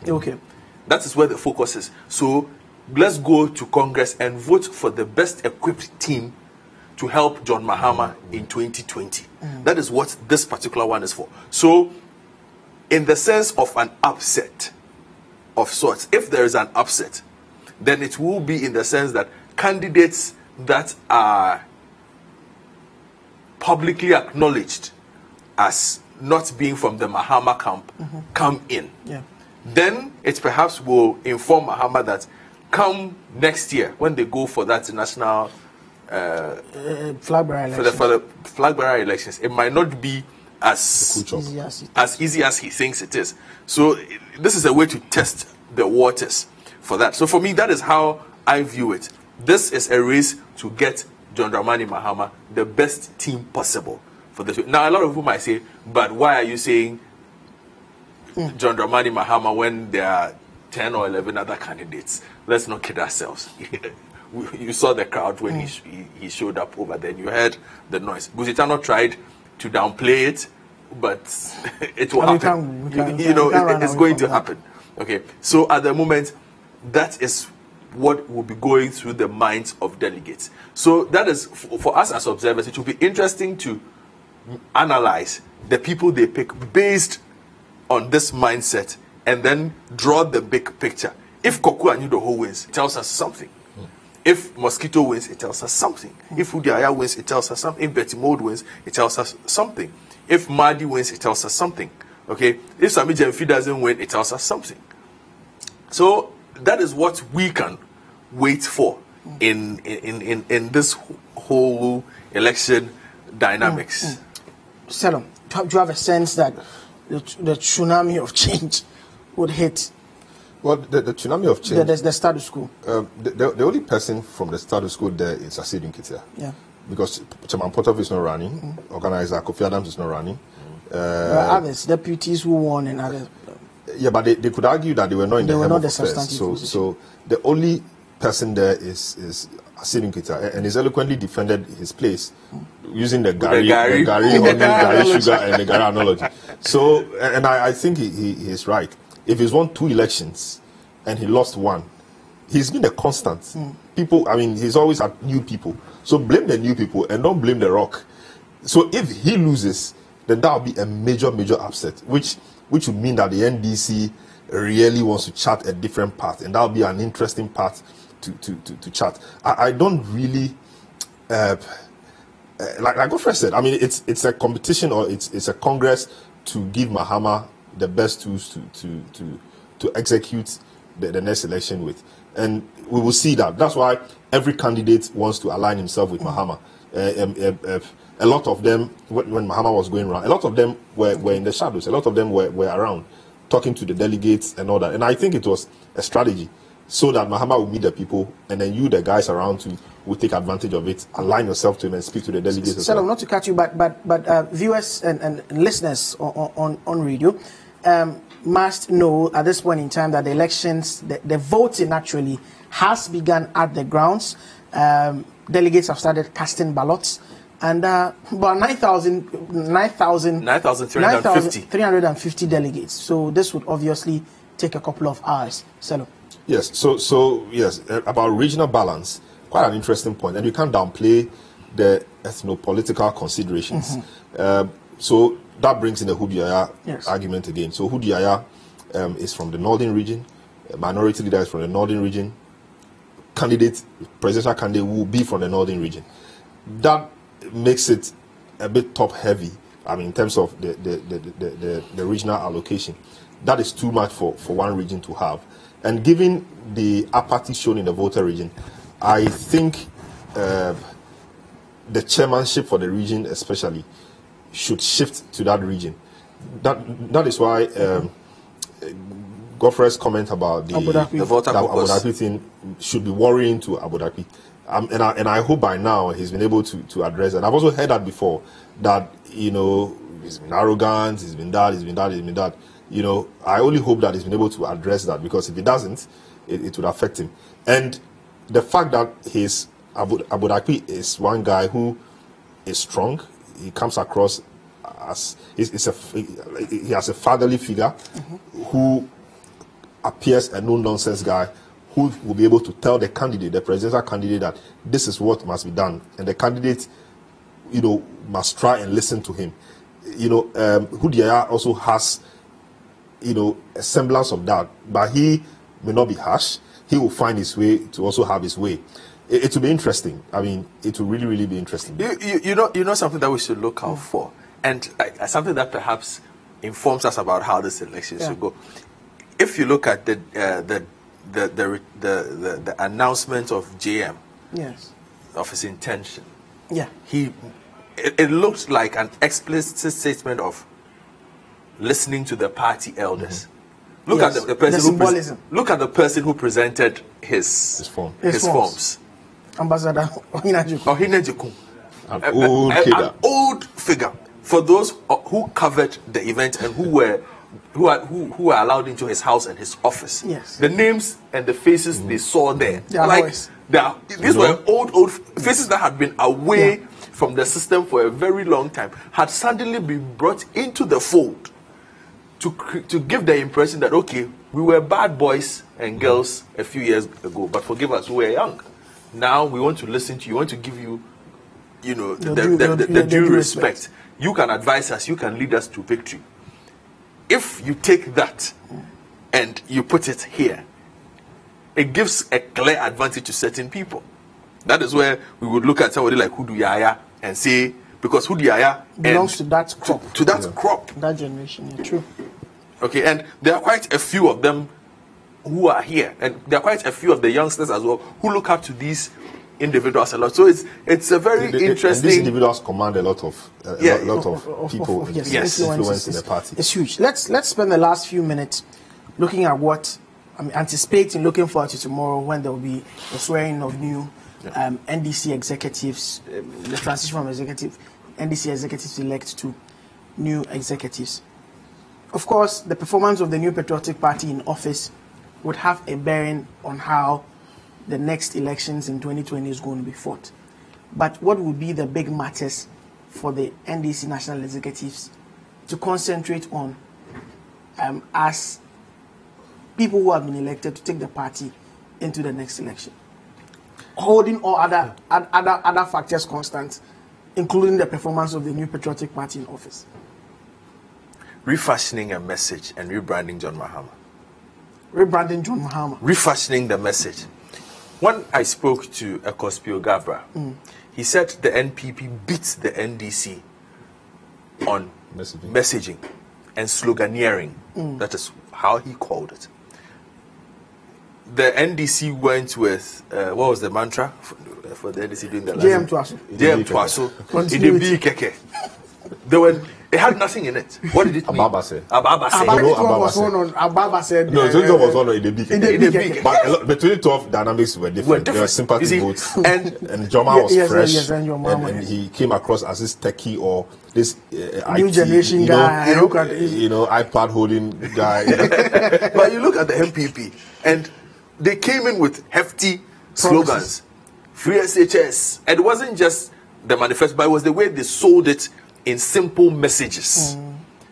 The incoming executive need to figure this out. What is our message? If it is refashioning free SHS, what is the best way of saying refashioning free SHS so that the whole country buys it? Rebranding John Mahama is important. This is somebody who lost an election by 1.4 million votes. How do you convince the voting public, especially the neutrals in there, who vote as and when, and choose issues, and who were significant in the 2016 elections, that John Mahama, 2 years down the line, has changed and is a good enough option? They need to fight the impression that people have that he just has 4 more years to serve. And so why do you give somebody just 4 years? In a country where we like our 8 years, if you lose, fine. But you must be available to contest 2 elections. That is something that they have to deal with. So, and then the last one is building a party that is forward-looking. And that is why I'm particularly worried by the amendments that were stepped down because of public sentiment, because of delegate sentiment, and, because the party is old enough. It's been around since 1992. Celebrated a good anniversary recently. Yes, celebrated an anniversary recently. What's next? What's next? Because you can see the NPP has gone through a certain phase. And interestingly, I mean, just preparing for this, went through a couple of books that have been written by NDC students, and one of the things Obeda Samoa speaks of was the fact that when they were forming NDC, the mindset was to create an alternative to the Dankwabuzia Dombo tradition and the Kwame Nkrumah tradition. Yes. And so far, it looks like the NDC has grown to also become another political tradition on its own. Never mind the fact that the main contender is a tradition that has been there since the UGCC days. Yes. And it's a credit to the party. Yes, definitely so. And so where do you go next with this? How do you sell this on? And that transition needs to happen, and you need these figures to be able to carry on that transition. So for me, that is where the party needs to look at going forward. Yeah. So, the NDC must show us alternatives. Yeah. They must prove to Ghanaians that they are a credible alternative. They must prove to Ghanaians that they've learned their lessons. We are not saying they should come kneeling down, begging us that we are sorry for what we did in the past, blah, blah, blah. But they should just show that they've learned their lessons. They are ready to get serious as a credible alternative to the MPP. They must rebrand. And so they must rebrand the party. The party must be rebranded. In some circles, if you say you are NDC, people sneer at you or people laugh at you in a certain derogatory manner, they need to rebrand the party and make the party attractive.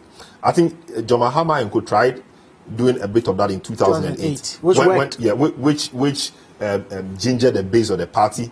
John Mahama was this nice guy, you know, fresh-looking guy, you know, exactly, the new faces. And the way they communicated was different. They were nice, they were beautiful people. They communicated with a certain clarity of thought, clarity, like the tone. They were intellectual in the analysis. You know, that is the kind of thing we want to see for the new NDC. We're a serious NDC. You know, they must show us why we need to take them seriously, and they must work on their communications. Their communication setup is so confusing to me. You have communication officers you elect, and there's a communication director who is appointed. In the person of Jim Pesante, is my friend though. But I don't see his work. I don't know what he does. So I don't know who is senior. Whether the elected officials are senior, or the appointed director is senior. And what does the director do? We only see him issuing accreditation and press conference notices. You know, that is underutilizing a communications director. They really need to figure out what their communications will be. The MPP appears to be getting that right almost every time. So you may talk about sloganeering, but it reverberates with the base. So one district, one factory, one village, one dam. $1 million constituency, free SHS. So you see that when this is struggled to explain their progressive, what is progressively free? The man is saying, when I come, free SHS. You know, and in the budget 2 days ago, they added a new one, rearing for food and jobs. And then aquaculture for food and jobs. You know, so they appear to be so good at that, but a lot of that will show at 2020. But they really must get their communications together. They must know how to, you know, carve the punchlines. So, for example, incompetent Mahama. What can the NDC guys also say about this system that will stick? If they go ahead using super incompetent, it won't stick. Because once we hear incompetent, we know where it belongs. Yeah. They must carve their own thing, make sure it's effective, back it with evidence, and ensure that it sticks. So that's Seloma Dono, and this is how we'll end our coverage for this segment. We'll be back on air later tonight at 11 p.m. When things would start shaping up. But as and when things come up, we would update you right here on City TV. This is your election center. Don't go away. Stick and stay with us, and you get everything in terms of the information and the 411 right here on City TV and City FM. My name is Duke Mensopuku. Keep watching City TV.